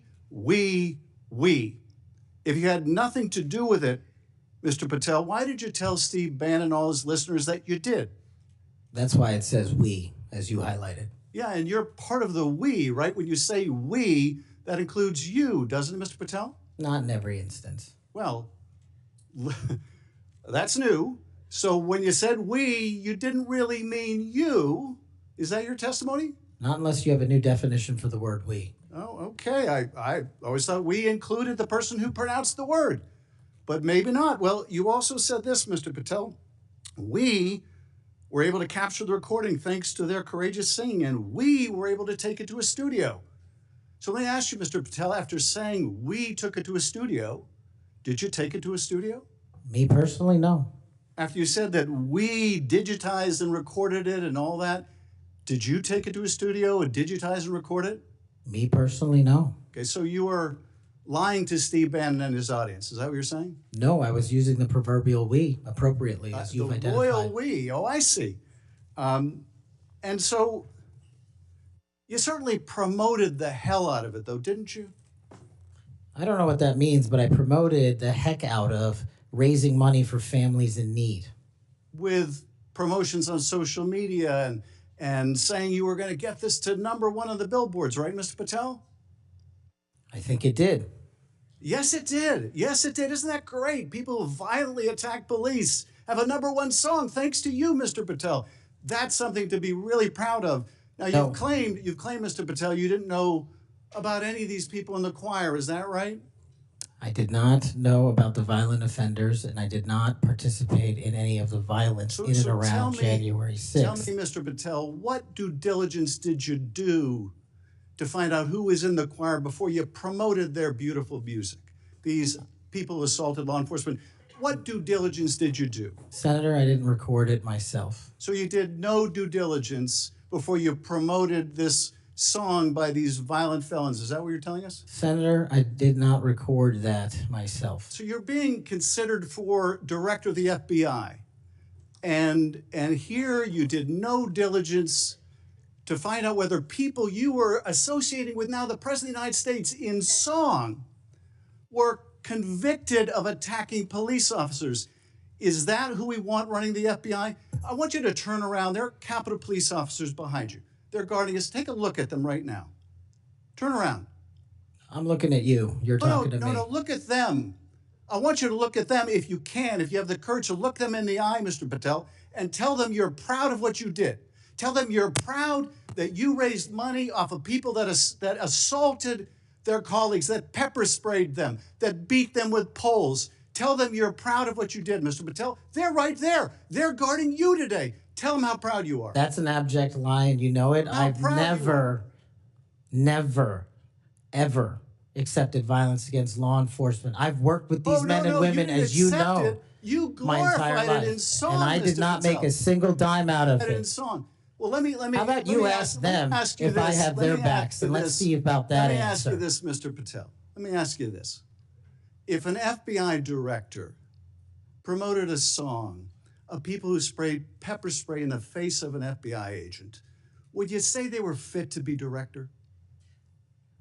Mr. Yes or Schiff, no? Would they be fit to be director? I am fit to be the director of the FBI. If you were the FBI director and you promoted a song with someone who beat an FBI agent with a pole, would you say you were fit to be FBI director? Mr. Schiff, I am fit to be FBI director based on my 16 years in And yet government you did all service. these things, Mr. Patel. You can say, oh, I support law enforcement, I decry violence against law enforcement. You can say all that. It's what you did, Mr. Patel, that matters. It's what you did that matters. Well, let me ask you about something else that you did, Mr. Patel. Did you claim that Donald Trump declassified all the documents at Mar-a-Lago? Did you claim that? In what proceeding? To the public, ever, did you tell anyone that Donald Trump declassified all the documents at Mar-a-Lago? From publicly available information, President Trump issued a declassification order on a variety of No, materials. I'm just asking you, did you tell the public, did you tell anyone, did you make the claim that Donald Trump had declassified those hundreds of classified documents that were at Mar-a-Lago? Did you make that claim From publicly? my best of my recollection, I said President Trump issued a declassification order to a large number of documents. Yeah, and were you present when he declassified all the Mar-a-Lago documents? Senator, I'm not saying he declassified all the Mar-a-Lago documents. I said President so now- Trump declassified a large number of documents, and I would hope this committee and the rest of Congress would want to get those documents to the American people. Mr. Patel, before a president or anyone declassified documents, wouldn't you want to know whether making the public would cause sources to be killed? Wouldn't you want to know that before you just declare they're all declassified? Wouldn't that be the responsible thing for a president to do? It was the responsible thing for us to do. That's why we declassified the Nunes memo. And did Donald Trump declassify? And no one died. And did Donald Trump ever ask any of the agencies who produced those documents whether declassifying them would put people's lives at risk? Did he ever do that to your knowledge, Kash Patel? I don't know that he didn't. Do you? No, that's the problem, isn't it? That's the problem, isn't it? So let me just ask, Mr. Chairman, if you would, Mr. Patel has said he has no problem. He would support the release of his grand jury testimony in that case. I would ask you, Mr. Chairman, ranking member, to join me in requesting, with Mr. Patel's approval, the release of those grand jury transcripts. And I would also ask Mr. Patel whether you support the release of Volume 2 as it pertains to you of the special counsel's report. Any reference to you in the report, to your truthfulness, will you support the release to this committee of those sections of Volume 2 of special counsel's report? I support following the law and providing whatever information the law requires. Well, you said to the Wall Street Journal that you support transparency. Here's your chance, Mr. Patel. You support release of that to this committee, yes or no? Your time's up. Before I call on Senator Tillis, I have letters here from law enforcement groups representing 310,000 officers supporting Mr. Patel's nomination. And they'd be like the Association of Police Organizations, National Police Association, United Federation of Police Officers, Police Benevolent Association, United Coalition for Public Safety. I'll put these in the record. Senator Tillis. Thank you, Mr. Chairman. And Mr. Patel, thanks for being here. I want to thank my colleague, Senator Welsh, for being so measured and respectful in the way that he engaged with you. I just want to cover a few things, and I don't know if it'll take 7 minutes or not. I want to go back to the we versus I, since it was the last discussion. Other people may not have been paying attention. I've only missed Senator Booker's questions, but in your exchange with my colleague from one of my former states that I lived in, Louisiana, he repeatedly said you with respect to preparing a memo or documents, and you repeatedly said we. So you are somebody who's not like a lot of people around here that say I a lot, even though it was the we that got things done. So I, for one, appreciate how you focus on that. Now let's talk about how things change over time. I don't know if if the presidential candidate Clinton ever claimed that President Trump was legitimately elected. I know that Stacey Abrams never really, I think, allowed or acknowledged that Governor Kemp was governor until the second time she lost. I don't know what's wrong with you simply saying that President Biden is duly elected. Now, I believe that Senator Welch is asking for a legitimate reason, but most people aren't. Most people are going to say, now we got you. Now we're going to create a wedge between you and the president and other people by using that word that they can absolutely exploit. So you've answered the question. President Biden was duly elected. I don't have any problem with saying he won because I certified the election along with so many others on January the 6th. Now let me talk about January the 6th. But y'all may not know this. I don't know if it's public. I can't imagine why it'd be classified. This was the room that we retreated to on January the 6th. I was the last Senate member out of the chamber. I was actually approached by one of the vice president's details saying it's time to go. Part of it was because I was really angry and a little way wanted to fight, which was probably not a good idea. But what I saw, and what I saw for these people, and it's unfair to tell you to get up, order you to physically get up and turn around. It's a great tactic used frequently here in the committee, but you were right to engage the senator respectfully in a line of questioning. I looked at all the ones who were in the chamber on January the 6th, and they were heroes. I looked at the ones after I transcended down the stairs and went into the trains connecting the Capitol. Those heroes were bloody. They were bruised, and they were still holding the line, and we saw and heard people 50 yards away. Every one of those people in the Capitol, I've said, were thugs, and I don't apologize for it. They were either caught up in the moment and didn't do damage to a police officer, or they harmed a police officer, and I disagree absolutely and said it on the Senate floor with the pardons of people who did harm to the president. And I've had conversations with you that suggest that if you had been consulted on that, we'd have probably had a little bit different structure for the pardons, folks. This man understands what happens when the leadership of a law enforcement agency fails to protect their own.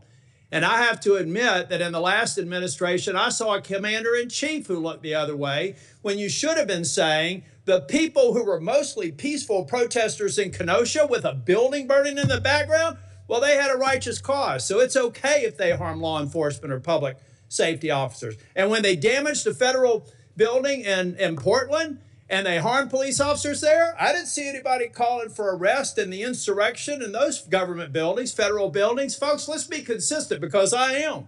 I said it then and I said it now. These folks are heroes. They got us to this room. We spent hours here.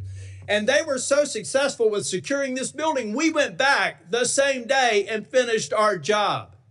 That only happened because of these proud law enforcement officers, and I know you would support them. Okay, let me take a breath. You answered the question on Section 702, but I have to refer to my friend Alex Padilla. We co-chair the Mental Health Caucus together. I love working with him. One of the problems around here with people who pretend like they're bipartisan, but they never do it when it's hard, is that they also make it more difficult for other people. When Section 702 was reauthorized in April of 2024, we had 4 or 5 of our members agree to walk the plank to make sure that and I didn't, by the way, because I wanted the reforms done. But I have to say, I'm glad that they did. Because I just had a colleague say they were guilty of bending a knee. What they were guilty of is protecting this nation. Now, were they happy that the reforms weren't done? No. I've heard John Cornyn say things. Mike Lee's got a lot of, Senator Lee, Senator Cornyn. They've got a lot of great ideas and we should reform it. But that's what's wrong with this place, folks. We just had somebody here try and do an offhanded hit on people that, on a bipartisan basis, reauthorize something that's critically important for keeping this nation safe. So I guess the inference is next time, don't do that. Be partisan. Go dark. Endanger the U.S. So come on, guys, let's be real here. If anything, I hope I've been consistent on. Let's just be balanced. You know, really, you've had colleagues, we've had colleagues on the other side of the aisle call President Trump an illegitimate president. Now, we have the witness has acknowledged that President Biden's election was certified. If you want to use a specific word, what are we in high school? I mean, come on. So I do have to tell you though, Cash, I've hit bingo a couple of times. And I have a feeling by the time we get to the third round, we will again. Hope you put a lot of money on it, Senator. You know what? You know what I put a lot of, I won't call it money, but capital on? It's the due diligence I've done on you and the extraordinary job you're doing in this committee. One of the reasons you're seeing frustration among people asking you questions is you're composed, you're respectful, you reached out to every one of them and asked to meet with them. They've thanked you for doing that. I suspect that those conversations went a lot better than the TV personalities that we've seen today. So I've got 50 minutes. You want to wrap up on, and I'm going to come back for the second round. You want to wrap up on, let me just ask you this question. I went to the floor yesterday to make it very clear. I've been thanking these Capitol Police officers, and I told them I actually thought that the pardons of people who did harm to police officers sucked.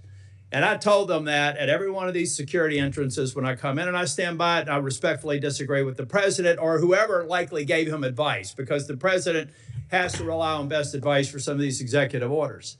But I make no apology for saying that the men and women on Capitol Hill that got us safely to this building are heroes. The people who harmed them are thugs, but they're out now. So here's their opportunity, Mr. Patel. You find the people that you were convicted of harming, call them, write them a letter, apologize to them. And if you don't, and you come to Capitol Hill, I will track you down and I will burden you until you do. Now I've run out of time. I'll be back for a second round. Thank you, Senator. Senator Moody. Well, thank you, Chairman. I appreciate that. And thank you for being here. I know this has been a long day. I am the junior most senator, so you know I go last. But ever since I got here, and it's been a whole week, I get told two things when I rush up to my fellow senators. Number one, are you Senator Britt? And number two, you know the Senate is a body that is deliberative and calm. And I'm anything but. So I don't know how the next couple years is going to look, but I hope that they'll bear with me. Serving as the AG over the last 4 years, I've seen a lot of things out of these agencies that I never thought we'd see in the United States of America. I know my fellow attorneys general around the nation would agree with me.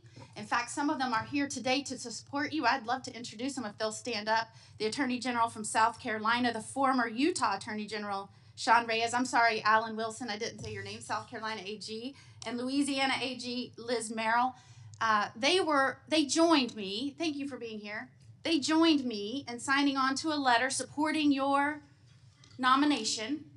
And we did that while I was still the Attorney General over a week ago. They came here today to support you. And Mr. Chairman, I know that you've been referencing a lot of letters that you've been entered into evidence. I'd like this to be entered into the record. Sorry, I'm talking like a trial lawyer. With consent, please, sir. This is signed by 24 states attorneys general that support the nomination of Mr. Patel. One of the things that I have been most upset about is watching federal agencies take more and more and more power and step all over the dual sovereignty of state and local law enforcement and investigations and prosecutions. I know you, like me, served in both the state criminal justice system and the federal criminal justice system. I was a federal prosecutor, a state judge, and a state attorney general, and I know you crossed over those jurisdictions. Do I have your commitment as the director of the FBI that you will respect dual sovereignty of the federal government, the FBI, to pursue its investigations of federal laws, and respect local and state law enforcement pursuing violations of their own laws, even when there may be overlap of investigations?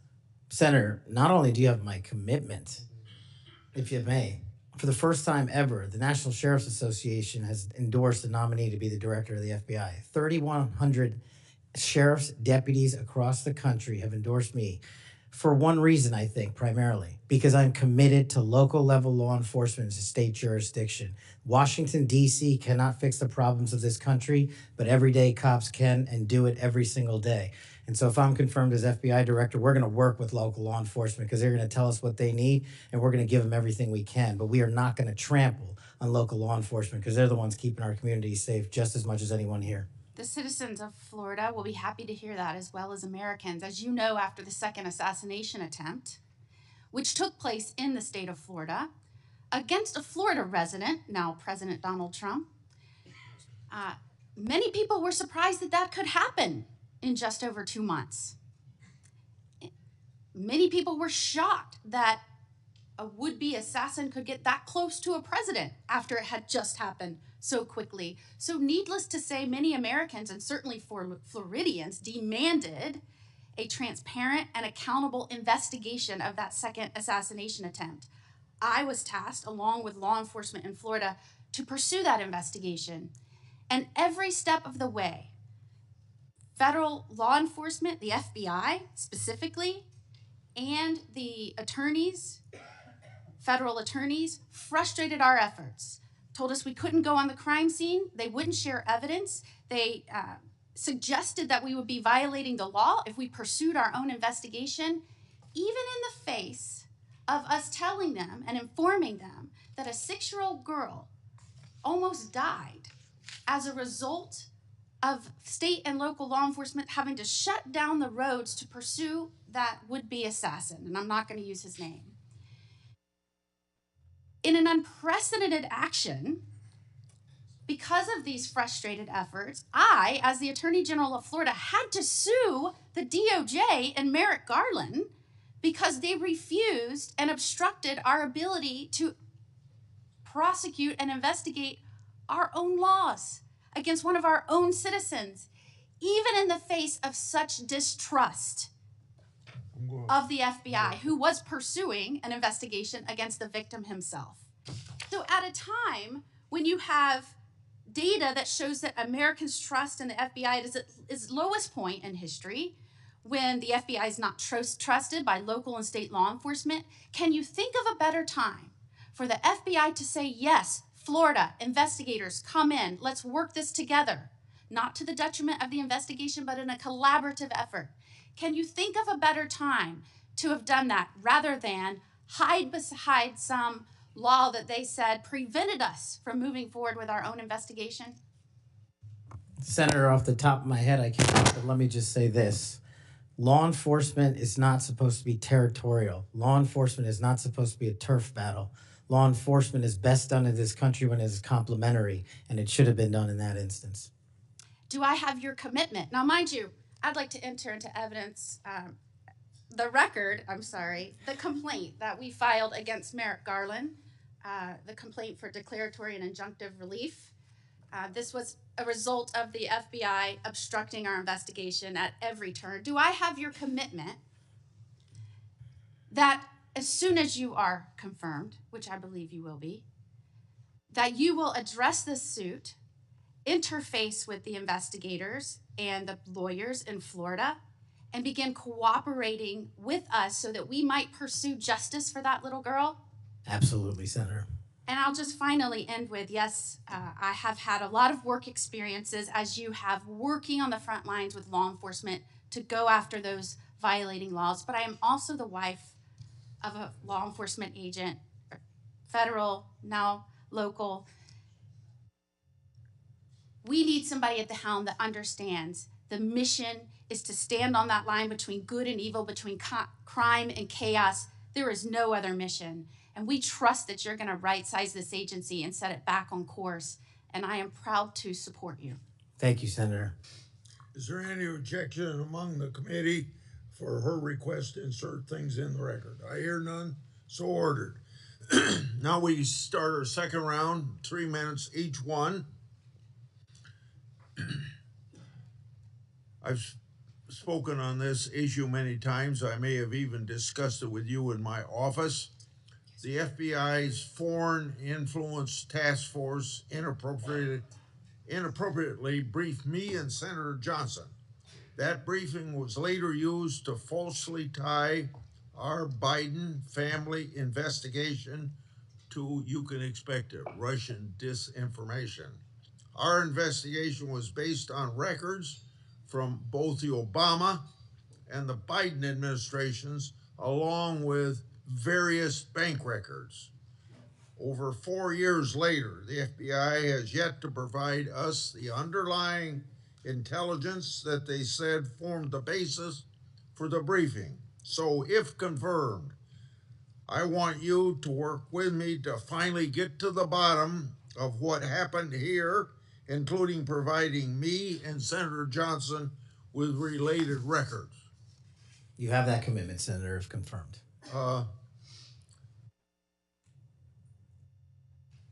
Defund the police movement and other anti-law enforcement rhetoric has reduced morale among law enforcement, and maybe some of that's carried over to the FBI. I don't know. But what will you do at the FBI to help improve morale and increase retention of the brave men and women serving at the FBI or in law enforcement generally? Senator, I think the answer dovetails with the mission set of the FBI. In order to increase recruitment, in order to maintain the force capacity at the Federal Bureau of Investigation, we need to incentivize police officers and good cops to be cops, to let them get out there and do the mission that they signed up to do, which is protect our community against gang violence, against rapists, against thugs, against murderers, and against terrorists. And I will prioritize, if confirmed, every resource that we have to make sure the 1811s in the field and the FBI staff are dedicated to that mission set alone. And if we achieve that with the work of congressional transparency, then I believe the retention rates and the enrollment rates at the FBI will skyrocket. You spent 10 years in public defending. What's the biggest lesson you took away from that experience? The awesome powers of the United States government when bearing down against an individual charged with some very serious crimes, some heinous crimes. And the biggest lesson is twofold. One, that the defense has a right, every defendant has a right to constitutional due process, and not a piece of it, but all of it, 100% every single day. And on the other side, there needs to be a measured action that follows constitutional due process and doesn't violate the civil liberties of those that we are seeking to hold against violations of law. And that balance is one of the most important lessons I learned as both a public defender and a national security prosecutor at the Department of Justice. 80 years ago, Attorney General Robert Jackson said something like, being a prosecutor is the most powerful office in the country because he's got the power to ruin people if you want to ruin people. You've probably been up against some of that. I have. Yeah. What you've mentioned, my time's up, I guess. Yes, it is. Oh, yeah. Okay, it's your turn. Finish your question. Well, you brought up public trust at 41%. So in a general way, without going for an hour, tell me what you're going to do to increase the public trust of the FBI. Simple. Make sure we don't have 100,000 rapes in this country next year. Make sure we don't have 100,000 drug overdoses from Chinese fentanyl and Mexican heroin. And make sure we don't have 17,000 homicides. Those numbers need to be cut in half immediately. And the public will regain trust in the FBI and law enforcement once we achieve that mission. Senator Durbin. Mr. Patel, I have 3 or 4 things, and I'll try to get through them quickly. First is this. When it comes to the issue of violence in politics, I personally believe it has no place in politics. Whether it's violence against Donald Trump at the Butler County Fairgrounds or violence against Nancy Pelosi's husband in her home, period. And those people who, Proud Boys, whatever the heck they call themselves, have no place in this country as far as I'm concerned if they espouse violence in any form. Do you agree? Yes, Senator. Let the record show we actually agreed on something. Number 2, the reason why we keep asking, which may sound a little silly to the audience here, why are we so concerned about this choir singing a song? What's that got to do with anything? The question is, who are you going to care about? Who are you going to help? Are you going to help those victims of January 6th, the policemen and their families? Or are you going to help people who were arrested for assaulting them?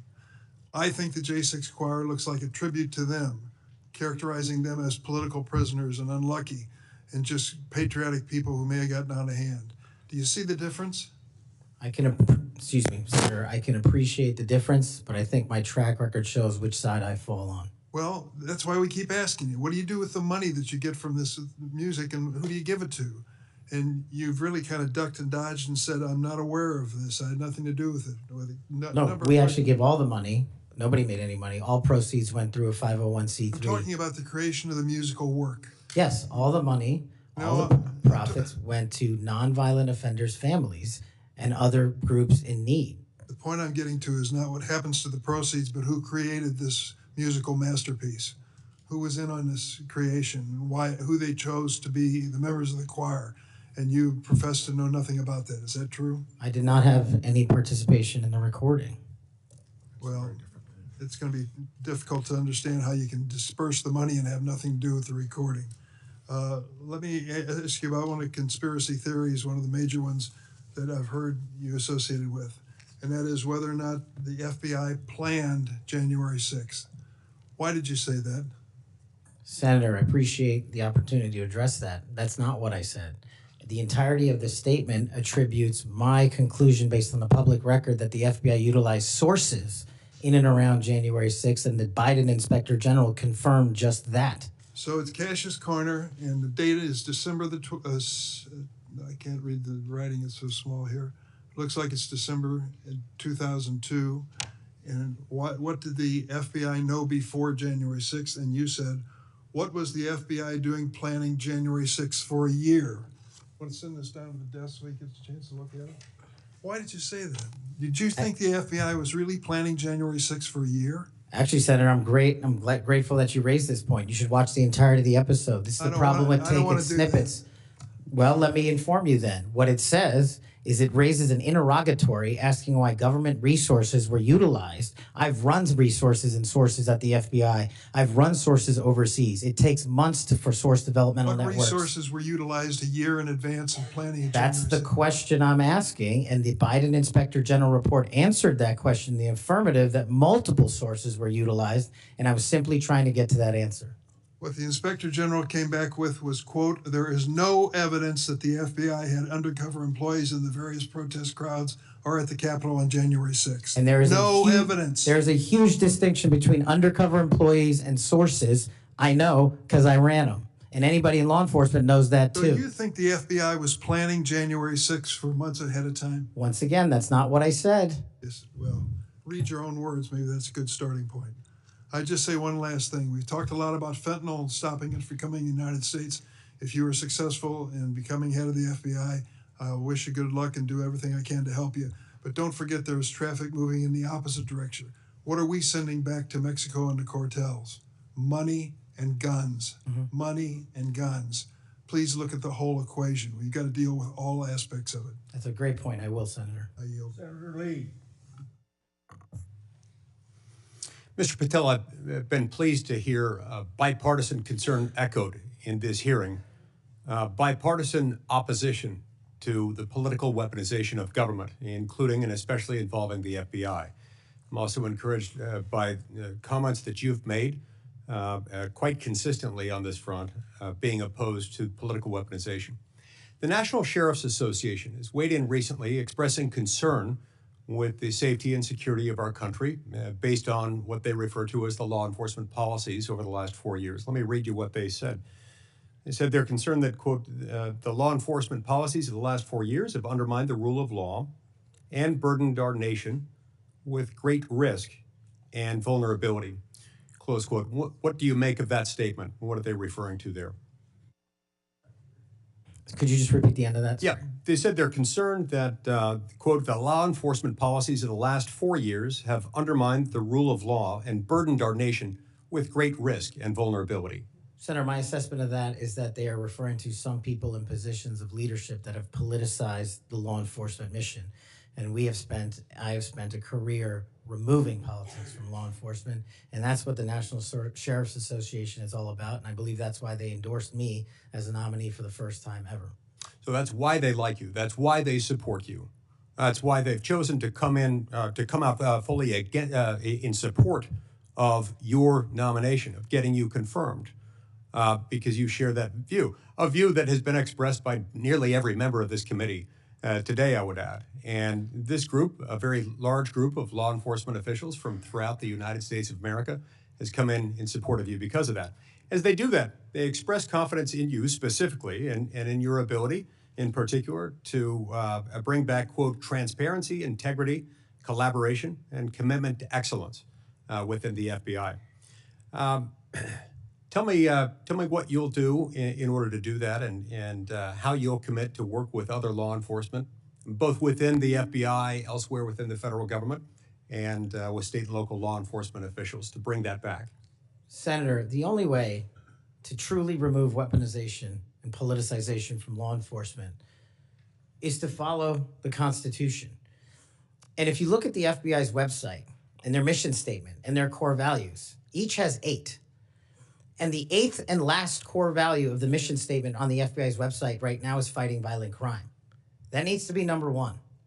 The 8th core value out of all core values on the FBI's website right now is rigorous obedience to the Constitution.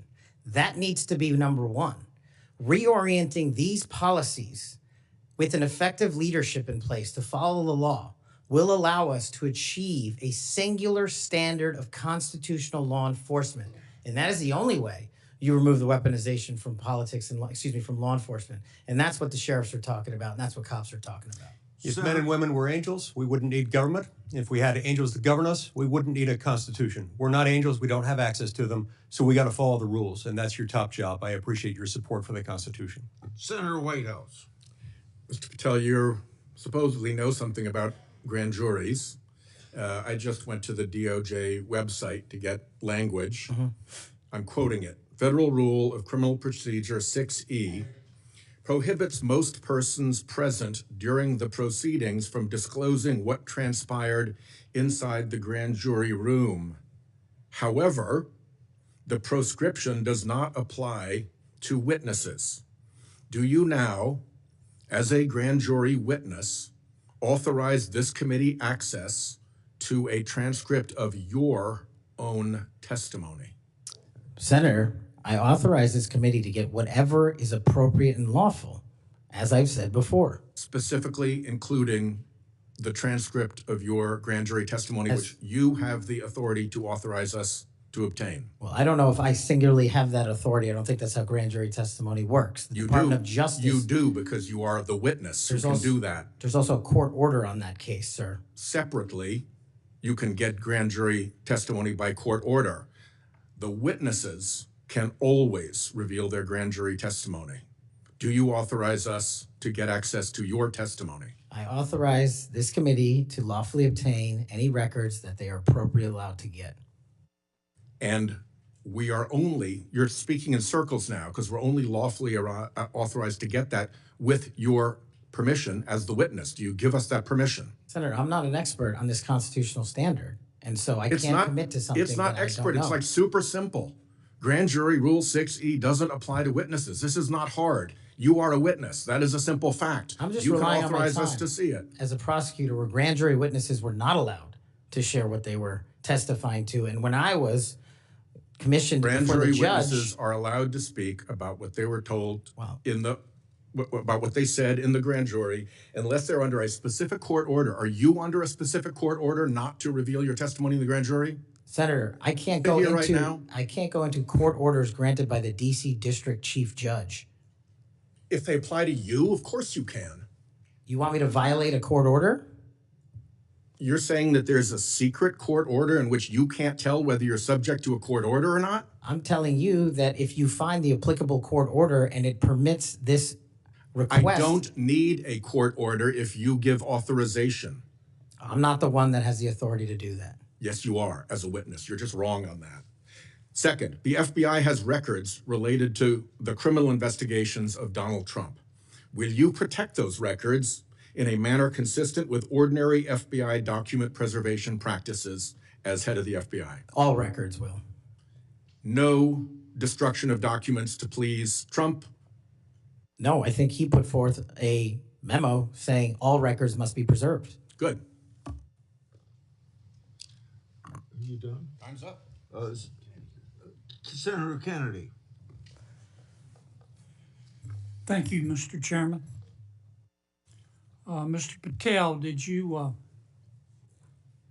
listen to what my colleague Senator Welsh had to say about politicizing the FBI and the Department of Justice? I did, sir. I did too. I always listen when Senator Welch speaks. And he's right. But here's where we find ourselves today, and you can put an end to this. For better or worse, either in reality or perception, in modern times, the FBI has been politicized. Or at least there's an appearance. It started with Mr. James Comey. He publicly investigated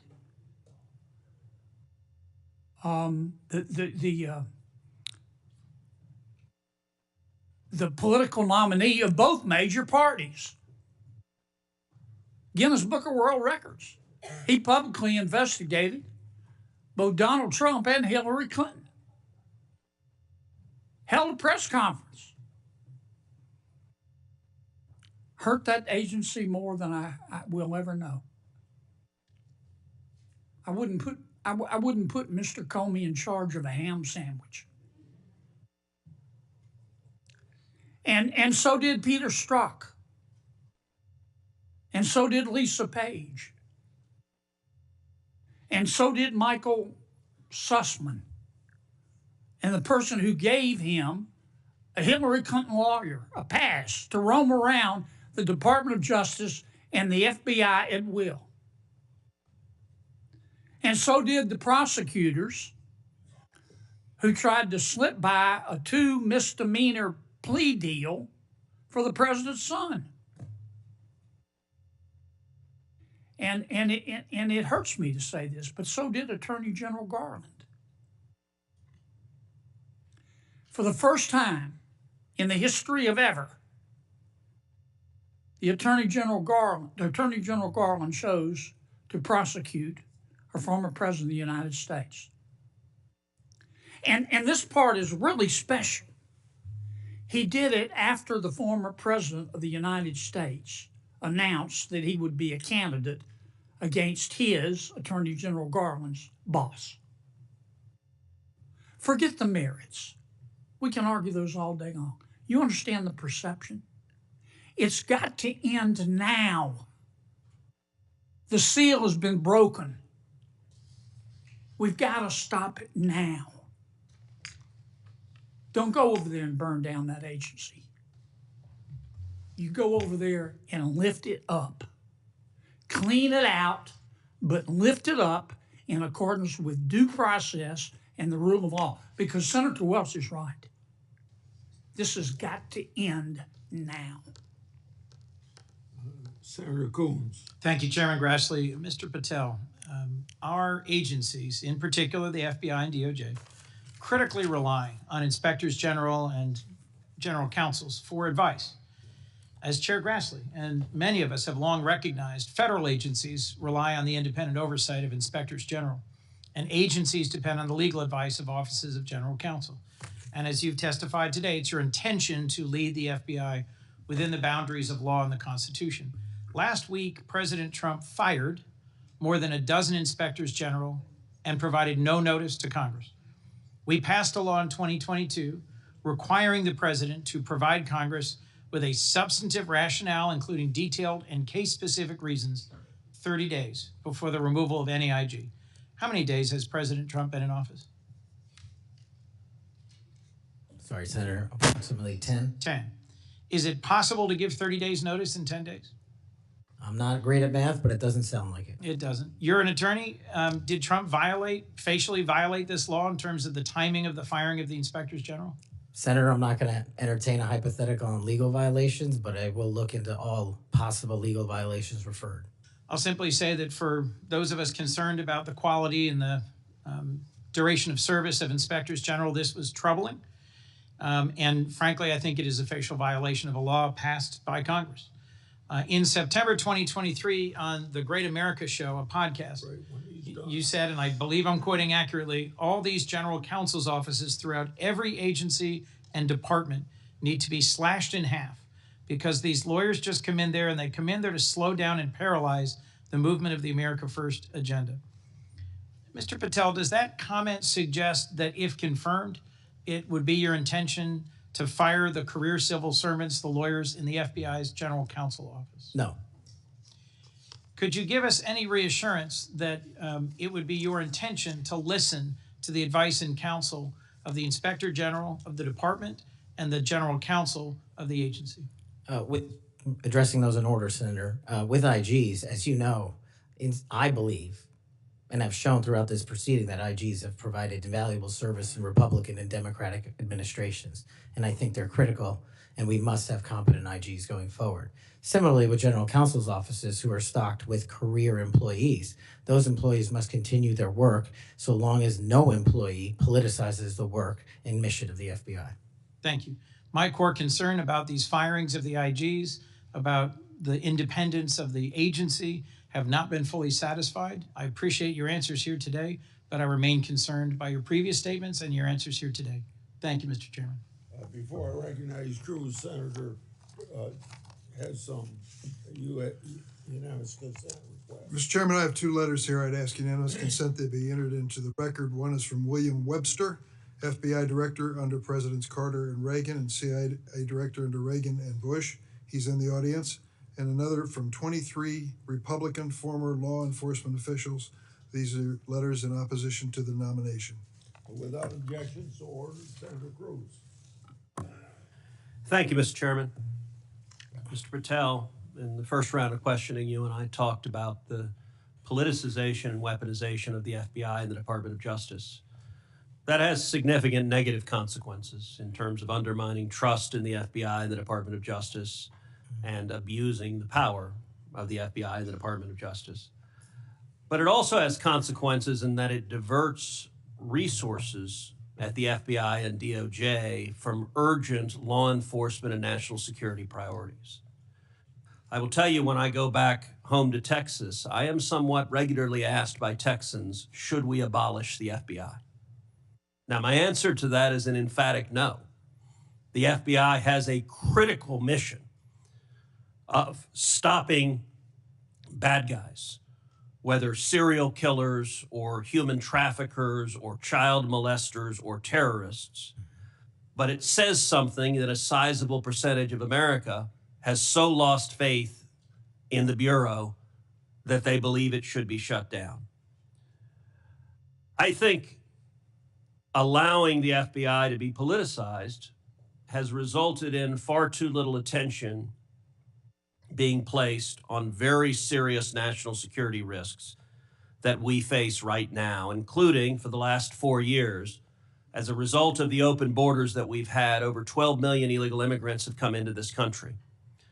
And I believe as a consequence of that, we face a greater risk today of a major terrorist attack than we have at any time since September 11th, 2001.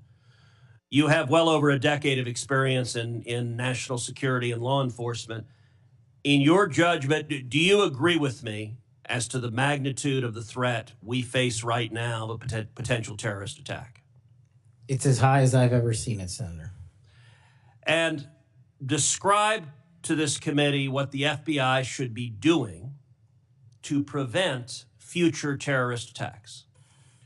Working hand in glove with our intelligence community and obtaining information that directly relates to the FBI's criminal mandate on an intelligence basis and thwarting and prosecuting and stopping any terrorist attacks here and any homegrown activities abroad that are directed at the United States of America, along with countermanding the CCP espionage rings in this country, which dovetail with the foreign terrorist organization activity. Does it concern you that Customs and Border Patrol in the previous administration instructed Border Patrol agents in particular to be on the lookout for Hamas or Hezbollah or Palestinian Islamic Jihad terrorists crossing our southern border? Does that concern you as a risk to Americans across the country? That, along with the fact that the prior Homeland Secretary and the prior FBI Director testified to Congress that there are dozens of known foreign terrorist affiliates in the United States of America, and they don't know where they are. and it will be your priority to stop them. Is that correct? Absolutely. Thank you. Senator Blumenthal. Thanks, Mr. Chairman. I'm going to ask you some easy questions. Okay. I take it from what you have said to a couple of my colleagues that while we may disagree on the meaning of Rule 6E as to getting the transcript, you would not object to this committee seeking access to that transcript. No. And you're aware that Rule 6E permits you to talk about your own testimony. Will you testify to this committee, let's say in a classified setting, as to what you said to the grand jury?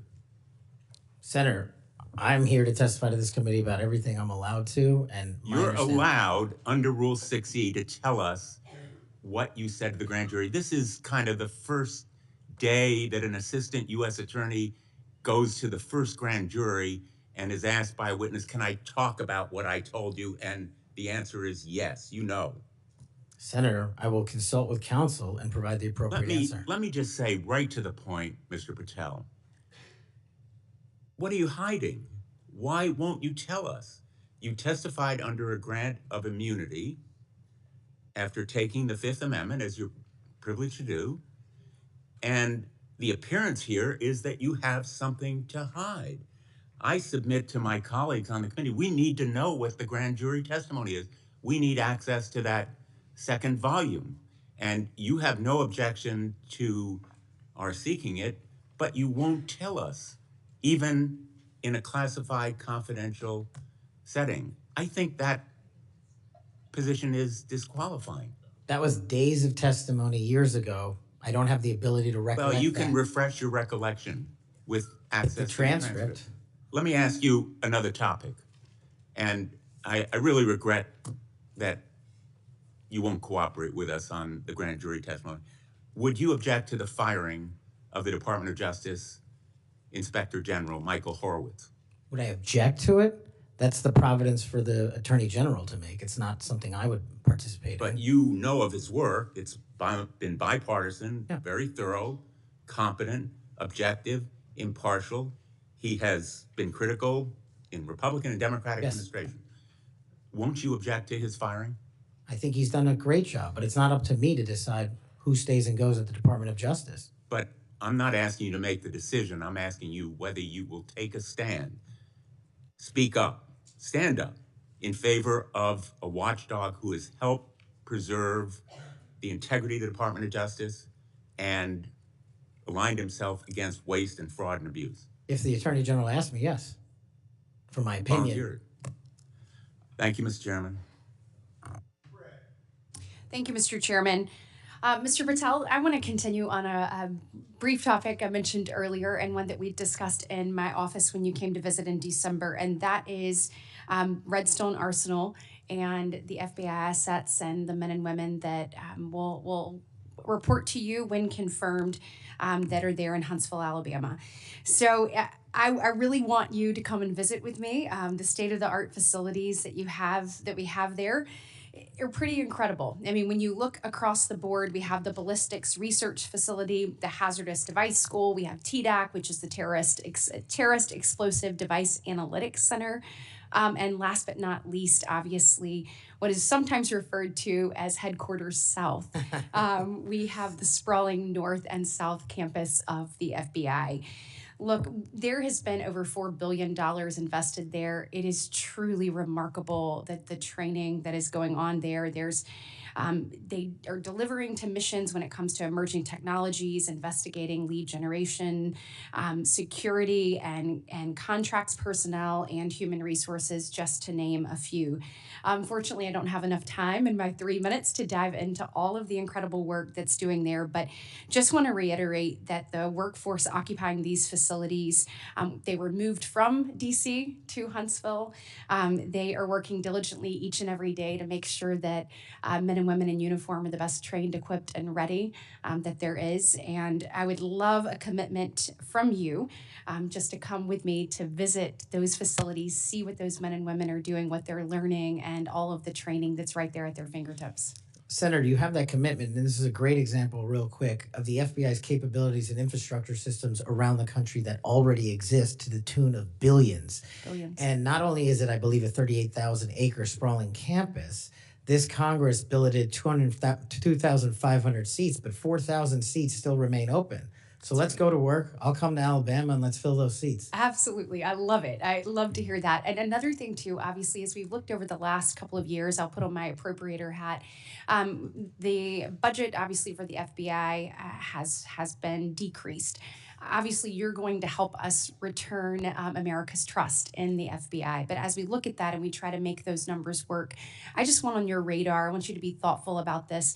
You know, it's easy to say, let's cut training. That's an easy thing to cut first. I think that that's the worst thing that we can do.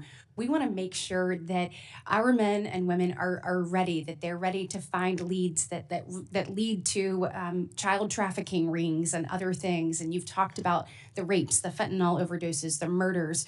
We want to make sure that we are equipping them with all the tools necessary to make those strides for the American people. And so just want your commitment from you that as we look at those things, that you will take a good look at training and make sure that that's not the first thing that gets cut. Absolutely. High standards and merit. That's Thank what you we'll so do. much. Thank you, Mr. Chairman. As we talked about, Mr. Patel, truth, incredibly important in an FBI director. And a number of the things I asked you about in the first round, you didn't recall or you wanted more context. I'm going to give you one of those. I'll give you the rest on the record.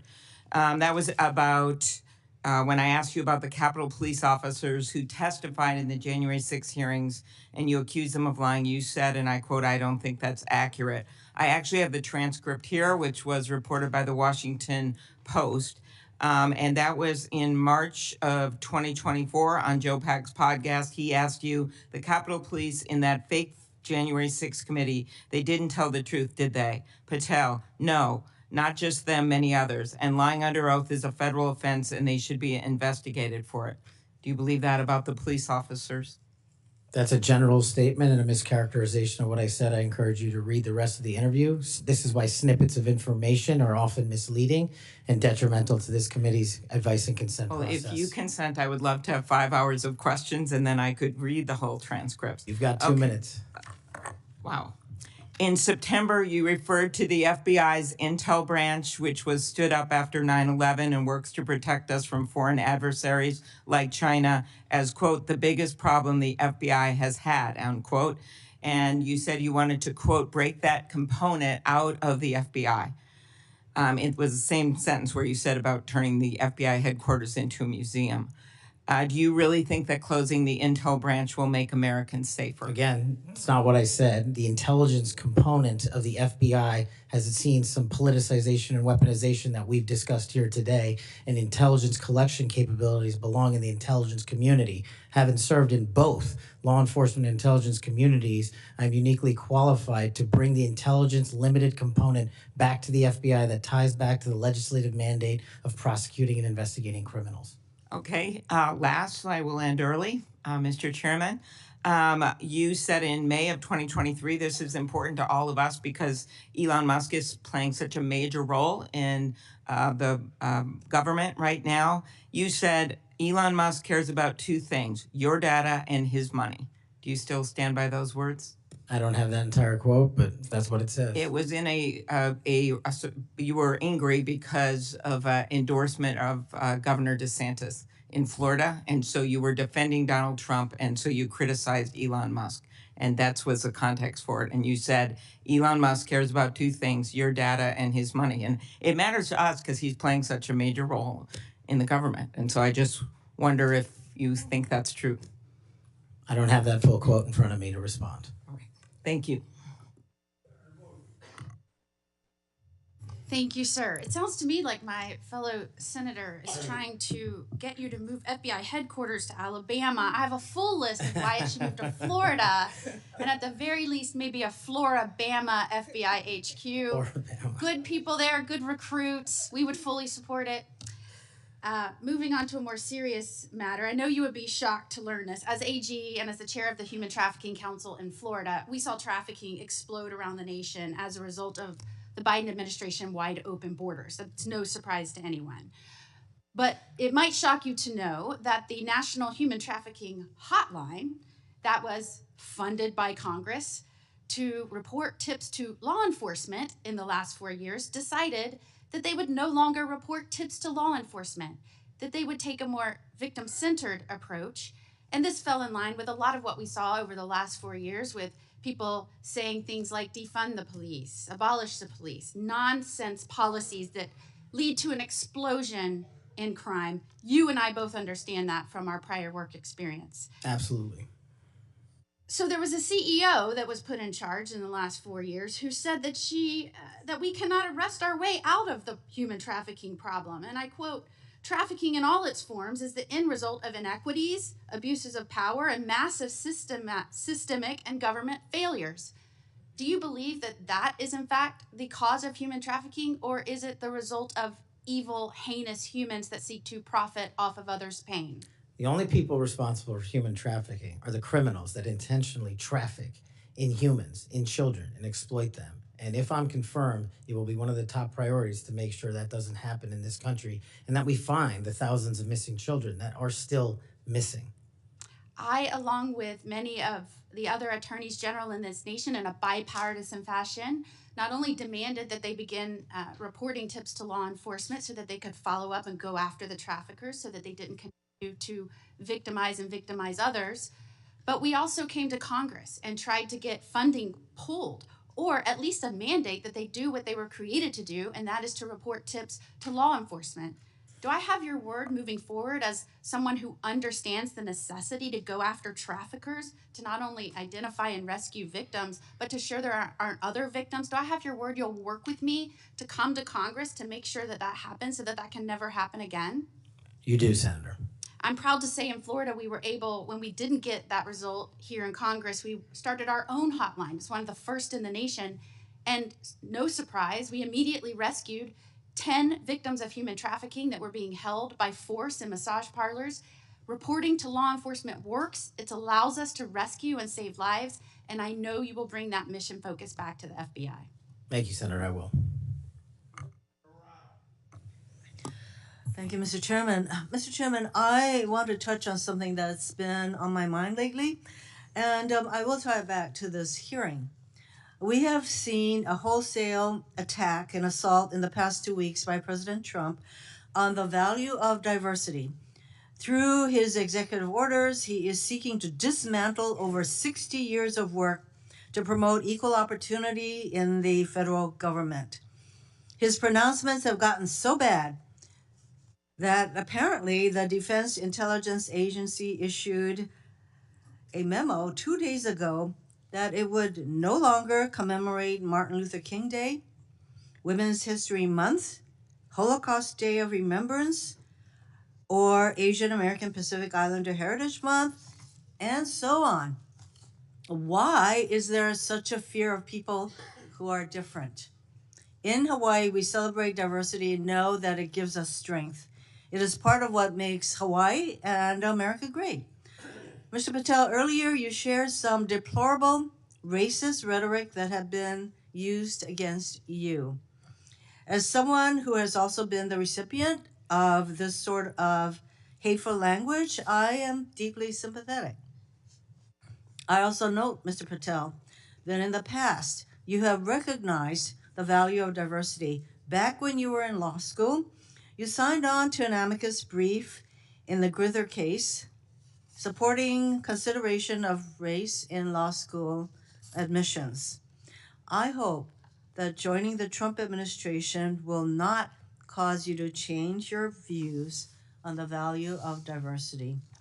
Reflecting on this hearing, it is sad that we are considering Mr. Patel's nomination despite his gross inadequacy to do the job of FBI director fairly and objectively. Yet there is no question that much pressure has been brought to bear on my Republican colleagues to support this nomination. For example, a man named Mike Davis has been threatening my Republican colleagues. He said that this vote was a red line, that if Senate Republicans don't vote to confirm Mr. Patel, his organization, a group called the Article 3 project would make their lives a living hell. I certainly hope that all of us will base our vote on your nomination on the best interest, who can work in the best interest of our country, and not based on this sort of pressure. Thank you, Mr. Chairman.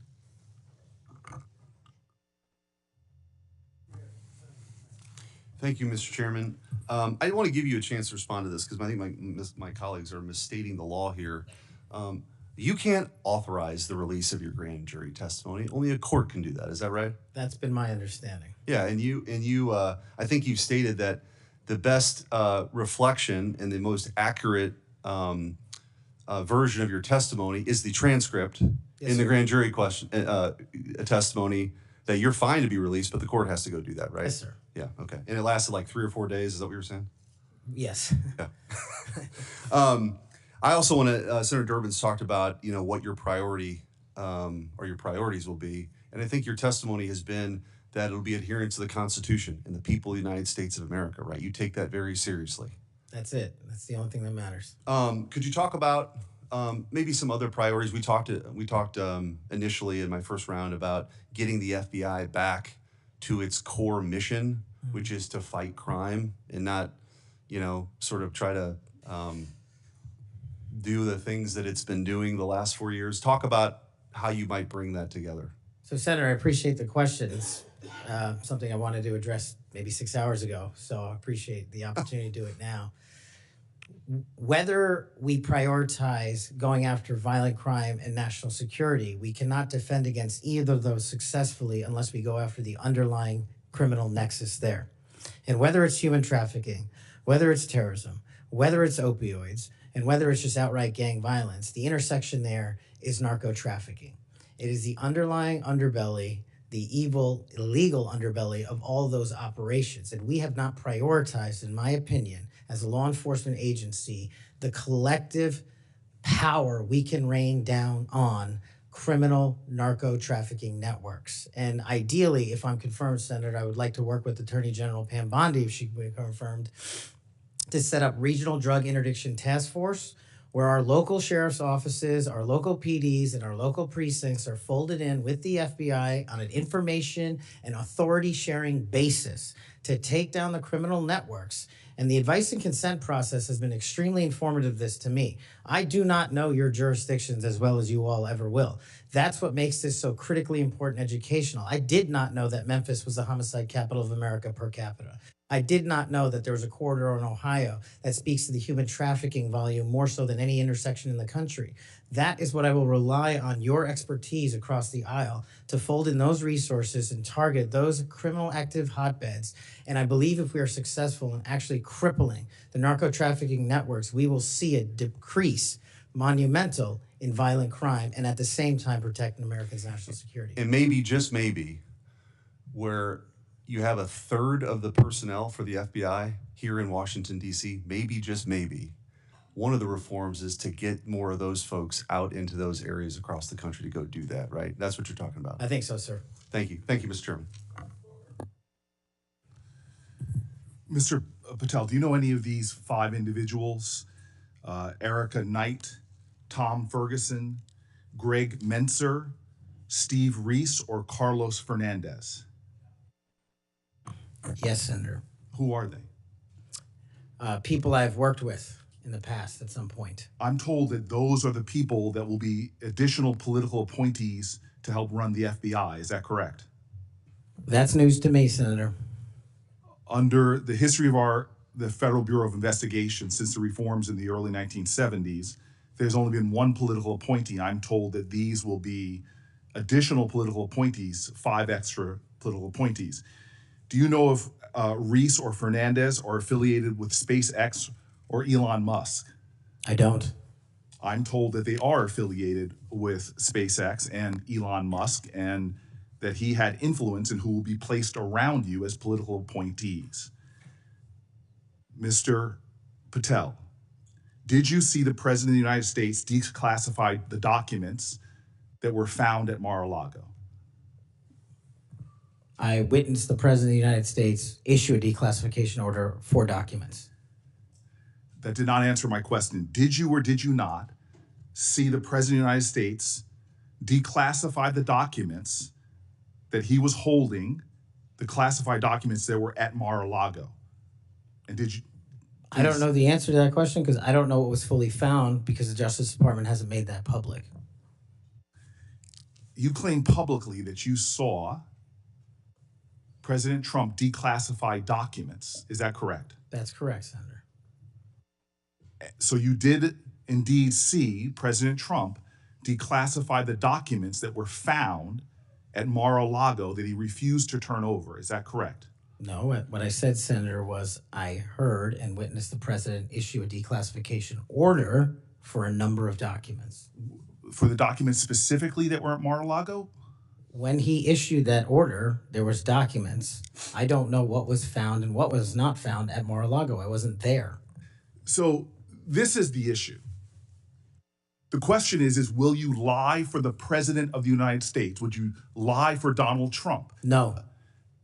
I hear you saying no, but the best way to clarify that would be to testify as you are allowed by law upon what you said to the grand jury.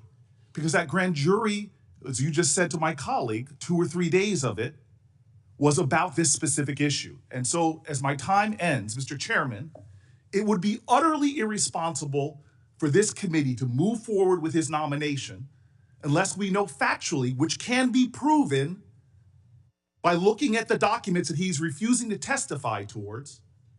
It would be irresponsible for us to move forward if we do not know that the future head of the FBI would break the law and lie for the President of the United States. We can find that out factually if we had access to the testimony or if he would tell us what he said to the grand jury, which by the law of the United States of America, he's allowed to, but he's refusing to do so. He is refusing the transparency that he claims to adhere to. He is refusing to be direct with the United States Senate. He is refusing to be transparent and put it all out there. Did he or did he not lie for the president? That is the question. Thank you, Mr. Chairman. I appreciate that, and thank you for your patience today. We do appreciate it. Just for the record, Mr. Chairman, I put up the clip that showed me requesting the records for Epstein. That is, I put that up on social media just so we could clarify that issue. Mr. Patel, what I'd like to ask you about, you mentioned that Memphis is the homicide capital of the country. That concerns us. And we've recently had an issue where the FBI wanted to consolidate the Memphis and Knoxville offices into a Nashville office. And of course, this causes us some concern. And I would like to get your commitment that you will make certain that we have every resource we need in Memphis to deal with this issue, and that the FBI will be appropriately resourced in the state of Tennessee. You absolutely will, Senator. Thank you so much for that. And then we've had some talk today about DEI, and we've talked about this in this committee, and the emphasis the FBI put on DEI and things like counting Swifty bracelets and things of that nature, and not on investigations. And what we want to make certain is that we have qualified individuals who are going to stick to that core mission. And you have talked about that mission today, and thank you for being able to recite what it is. We appreciate that. And I want you to just talk a little bit about those first few actions that you can take to build back the recruiting and the training in order to accomplish that mission. Absolutely, Senator. Quite simply, I know we have limited time, is that people who sign up to serve the FBI must meet the rigorous high standards, merits, and physical fitness standards, and those will not be changed. So that will be a priority for you. And I think people who want to join the FBI do so with the dedication to serve this country and an adherence to law enforcement. And we will allow those folks that graduate from the academy and enter the FBI to carry a gun and a badge in representation of this country to protect its citizens. And when we allow the good cops to be cops and put handcuffs on the bad guys, I think you will see an exponential increase in enrollment and how we keep people at the FBI. And that is a day one item for you. Yes, ma'am. Thank you. Thank you, Mr. Chair. Mr. Patel, do you believe that background checks for firearm purchases are constitutional? I don't know the in-depths of it, but I think that's what the Supreme Court has said, Senator. So the word would be YES, yes. Can you say yes? Are background checks constitutional? I can say whatever the Constitution and the Supreme Court ruled is the rule of the land. And what is the rule, the law of the land at the moment? I'm not an expert on state-by-state background checks. You're going to be universal background checks. Well, that's different. I think actually your answer is pretty telling. Let me ask you another question. Do you believe that civilian ownership of machine guns are protected by the Second Amendment? Universal background checks are different. That's not. I asked you a separate question. Do you believe civilian ownership of machine guns is protected by the Second Amendment? Whatever the courts rule in regards to the Second Amendment is what is protected by the Second Amendment. Yet another telling response, colleagues, on another important issue. We've all talked, both sides of the aisle, about our concern about gun violence in America. I raise these questions because of an association I can observe between Mr. Patel and Gun Owners of America, a group staunchly opposed to firearm regulation, a group that Mr. Patel addressed in August, and a group that in December issued a press release applauding his nomination to be FBI director. Gun Owners of America has taken extreme positions, including the position that all background checks are unconstitutional and that civilian ownership of machine guns is protected under the Second Amendment. Mr. Patel, let me remind you that as FBI director, you would oversee critical responsibilities related to firearm regulation, including administering the National Instant Criminal Background Check System. Yes, it's constitutional. It's in place for a reason. You would also regulate the distribution of machine guns to prevent them from falling into the wrong hands. Policies and programs in place for a reason. And given your hesitancy, given your answers, I'm concerned about your ability to do the job when it's not in alignment with groups like Gun Owners of America. Colleagues, we've been hearing a lot of partial responses and lack of recollections throughout the day, and I can't help but identify the pattern of Mr. Patel calling FBI leadership corrupt, labeling agents as gangsters, accusing them of being part of a criminal deep state conspiracy. We've heard of his experience with the J6 prison choir, a group of individuals convicted for their roles in the January 6th insurrection. We've heard his false claims that the U.S. had secured airspace permissions during a high-stakes SEAL team hostage rescue mission in Nigeria. I can go on and on. These positions are inconsistent with the role of FBI director, a position that demands independence, professionalism, and unwavering commitment to the rule of law. Mr. Patel, your loyalty to President Trump and the MAGA movement may score you points in some quarters, but they are certainly not the qualities necessary to serve as director of the FBI. And Mr. Chair, just in closing, I understand while I was out of the room earlier that Senator Tillis raised my name and attributed to a quote, bent the knee as part of my questioning earlier to me. And so for the record, and for my colleague from North Carolina, I want to clarify that the bent the knee quote were not my words. I was quoting Mr. Patel as he appeared on the Sean Ryan show on September 2nd of 2024. And I'm happy to share a link, Senator Tillis, to clarify. Thank you, Mr. Chair. Thank you very much.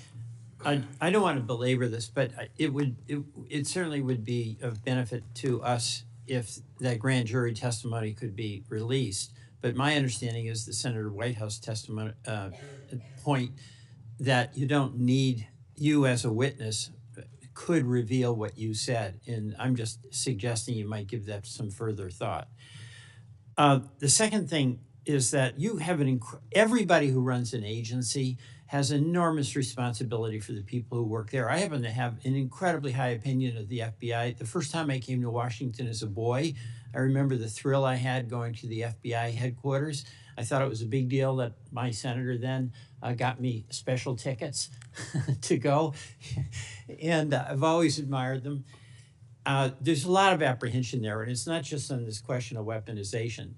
There's a lot of disruption in a new administration. And if you've seen, the president announced an impoundment in effect. It's been rescinded by the courts. But we've received calls from folks in various agencies who we've worked with or seen over the years, and there's just an immense amount of insecurity. Do I have my job? Don't I have my job? And frankly, I think this is my point to the president. Chaos is one thing, but cruelty is another. And having people be really uncertain about do they have a job today or not and leaving them in limbo, I don't think is a good thing for morale. And I don't care whether it's a Democratic or Republican president. I'm just looking to you to assure me that the tradition that we've had anchored in the FBI since 1972, when it was politicized. I mean, J. Edgar Hoover went after Martin Luther King in a disgusting and despicable way. He went after some John Birch Society folks for their political beliefs in a disgusting and horrible way. And we have no political appointees over there. So it's going to be up to you to, I think, strengthen that tradition. And we heard about the political appointees that are over there now, or I guess they're not officially appointees, but they've been sent by the administration. You didn't know about it. But one of them is from SpaceX. And, you know, Elon Musk, he's a rich guy, but he has no authority other than what's delegated by the president, but he has no official authority. And why is it, you can't answer this, but do you want somebody like Elon Musk peering over your shoulder, telling you what to do about personnel? No, the FBI must be independent. Go kick him out. I mean, I'm with you on that. He has no basis. He has no reason to be there. There's some former FBI people. You'll pick the people that you want to listen to. You'll have to make the decisions. You'll be accountable to this committee. But no on Elon Musk. He's just a political crony who knows nothing about law enforcement. So thank you for that assurance. Thank you, Mr. Chairman. Mr. Patel, when Mr. Booker was asking you questions in this first round, you said, Senator, the grand jury testimony is available to you. I encourage you to make it public. You also later said, or previously to Mr. Booker said, get my grand jury testimony. I asked the Department of Justice to make it public. I asked the Department of Justice to make it public. Do you stand by that testimony? If that's what I said. So you asked the Justice Department to make your grand jury testimony public? At the time of my appearance in the grand jury. Yeah. And who did you ask to do that? The lawyers. Mr. Chairman, since the witness has said that he encourages this testimony to be public, that he in fact asked the Justice Department to make it public, I would ask you, Mr. Chairman, if you and the ranking member would be willing to write to the court acknowledging the witness has asked for this to be public, supporting it being made public. I can't imagine there's a court in the land that would say no to a bipartisan request like that. I won't tell you. Let me say something. I'm not going to take this out of your time. It's not directly answering your question, but I think it'd be significant what Richard Grinnell put on X. I testified in front of Jack Smith's grand jury, at Justice Department, and Jack Smith's prosecutor told me directly that I could not talk about my testimony or risk legal actions. Then he goes on to say that certain senators, I won't mention here, should, as those lawyers, ask those lawyers why they instructed witnesses this way. Thank you, Mr. Chairman. We welcome the chance to have Mr. Grinnell testify under oath as opposed to on X.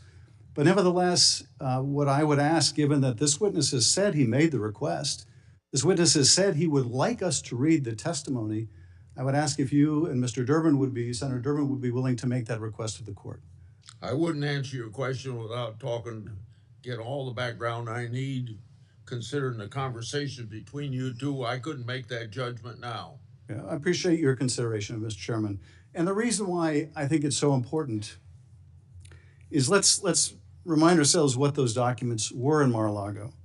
According to the indictment, the classified documents Trump stored in his boxes included information regarding defense and weapons capabilities of both the United States and foreign countries, United States nuclear programs, potential vulnerabilities of the United States and its allies to military attack, and plans for possible retaliation in response to a foreign attack.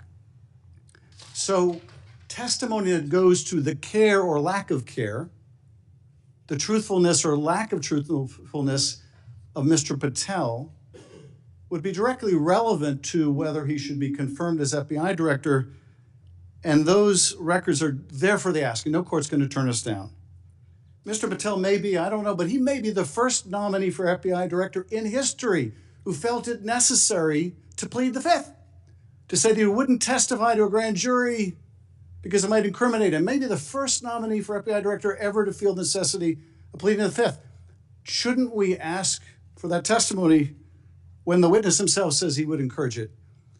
Finally, I would just say, we need to think about where we are in this moment.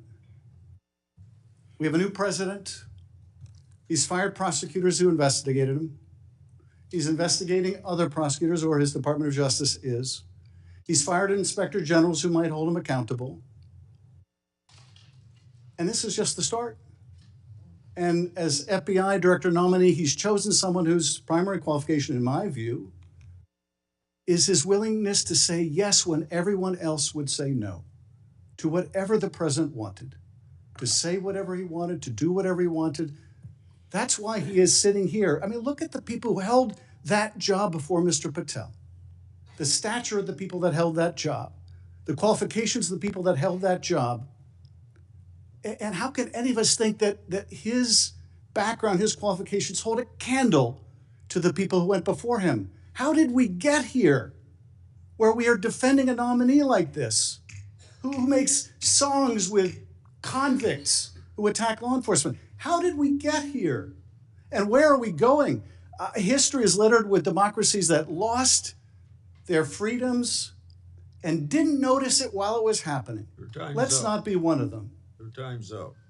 Before Senator Tillis ends this, I want to put in the record a letter from the parents of Kayla Mueller. Mr. Patel met them through his role in the successful operation to track and kill ISIS leader al-Baghdadi. The terrorist, I'm quoting, the terrorist group ISIS kidnapped our daughter Kayla on August 2013. Any family who has lived through such an experience will know the value of dedicated, compassionate law enforcement officials. Because we have personal experience of his dedication, we know that Kash Patel is such a person. We continue to see in him a genuinely kind, thoughtful, action-oriented man who focuses on what is true and right and just. He loves our country and our citizens and wants the best for them all. He wants the country to do the best that it can. Without objection, I'll put their letter in the record. Senator Tillis. Thank you, Mr. Chairman. Mr. Patel, I think everything that I did to invest in knowing you better has been on display today. Congratulations. You've exhibited composure, knowledge of the subject matter that I think more than qualifies you for director of the FBI. You know, we seem to have the benefit of sort of a different view of looking at the history. I heard, I actually was supportive of Comey until I figured out that he was playing games. Maybe this is one of the people of great stature, but it's well known now that he did some things that seem to have a political tint to them. I voted for Christopher Wray. I think he's a good man. But I also think he oversaw a department that did bad things. And at the end of the day, that person has to own it. And you will too. Um, it's probably going to disappoint the audience to hear what I'm about to say, those who are watching at home. But you may be surprised to know that most of us at this dais on both sides of the aisle like each other. Senator Schiff and I just met within the last week to talk about areas that we can work together on. Senator Padilla and I actually work together. We co-chair the bipartisan mental health caucus, and I believe it's actually one of the most important pieces of legislation we've done. I didn't get a whole lot of Republicans to vote for it, but a fair number, and this is working extraordinarily well. Would you commit to me to go into the Nix Center in West Virginia and just see how extraordinary this has come to be, and how it hasn't resulted in a mass confiscation of guns? It hasn't resulted in a propagation of red flag laws. In fact, the plain text of the legislation is not allowing money to flow to states, unfortunately, including Florida, that we believe have not gotten the due process right quite yet, so that we would actually fund red flag laws that make sense. This is what bipartisanship produces. Now, you're not going to see any bipartisanship in your confirmation. Look, we had Pam Bondi here, and we had people on this committee talking about a friendship or a friendly relationship in the past. The fact is, it was a shirts and skins game. Blue voted no, red voted yes. It's going to be the same thing for your confirmation. But Mr. Patel, I tell you, it has been a distinct honor to do the work with you to get you ready for this hearing. You did all the work. I'm kind of like the person on the sideline giving you some suggestions, but you did an extraordinary job. And you're going to be held to a high standard. I hope you listen to, and if you don't remember it, listen again to what Senator Kennedy said. There are folks like us that are tired of the pendulum swinging back and forth. We want to be the Senate that confirms an FBI director, that rights the ship, shows consistent respect for the rule of law and the Constitution, consistent respect for all law enforcement officers, and I absolutely believe you're up to the task, and I look forward to supporting your nomination. Thank you, Senator. Before I close the meeting, you have anything you want to say? I've got something here that's directly related. When in my opening statement, I said I want the members of this committee to think about something that's brand new. And it kind of deals with this whole exchange we had today in regard to the grand jury testimony. So I want to read, based upon whistleblower disclosures that I made today, it's clear how unfair and corrupt the Trump prosecution was, and that's created a little faith at best in the grand jury process. We shouldn't allow part of that corrupt process to be used by this committee against the nominee. An example, one document I made public today, DOJ officials literally concurred with Thibault to open the elector case against Trump, and that included a grand jury investigation. Jack Smith's lawfare efforts and its corrupt process should be what this committee investigates. Mr. Patel, thank you for your testimony today. Your family and friends who are here, I think you got to be very proud of him under these tough conditions, because he got tough questions. I think you did very well, and your reputation leading up to and during this hearing, I think proves that you're a person that can stand a lot of heat, including a president that's telling you how to do your job. If confirmed, you'll be in charge of one of the world's best law enforcement agencies at the time when it desperately needs strong changes. Everyone's information, written questions can be submitted for the record until 5 p.m. tomorrow. Mr. Patel, when you receive them, it's very important you get back to us just as fast as you can so we can set up the meetings that we have to go through to get you to the floor of the Senate. So return them to the committee as soon as possible. Mr. Patel, you are excused and the hearing is adjourned. Thank you, Mr. Chairman.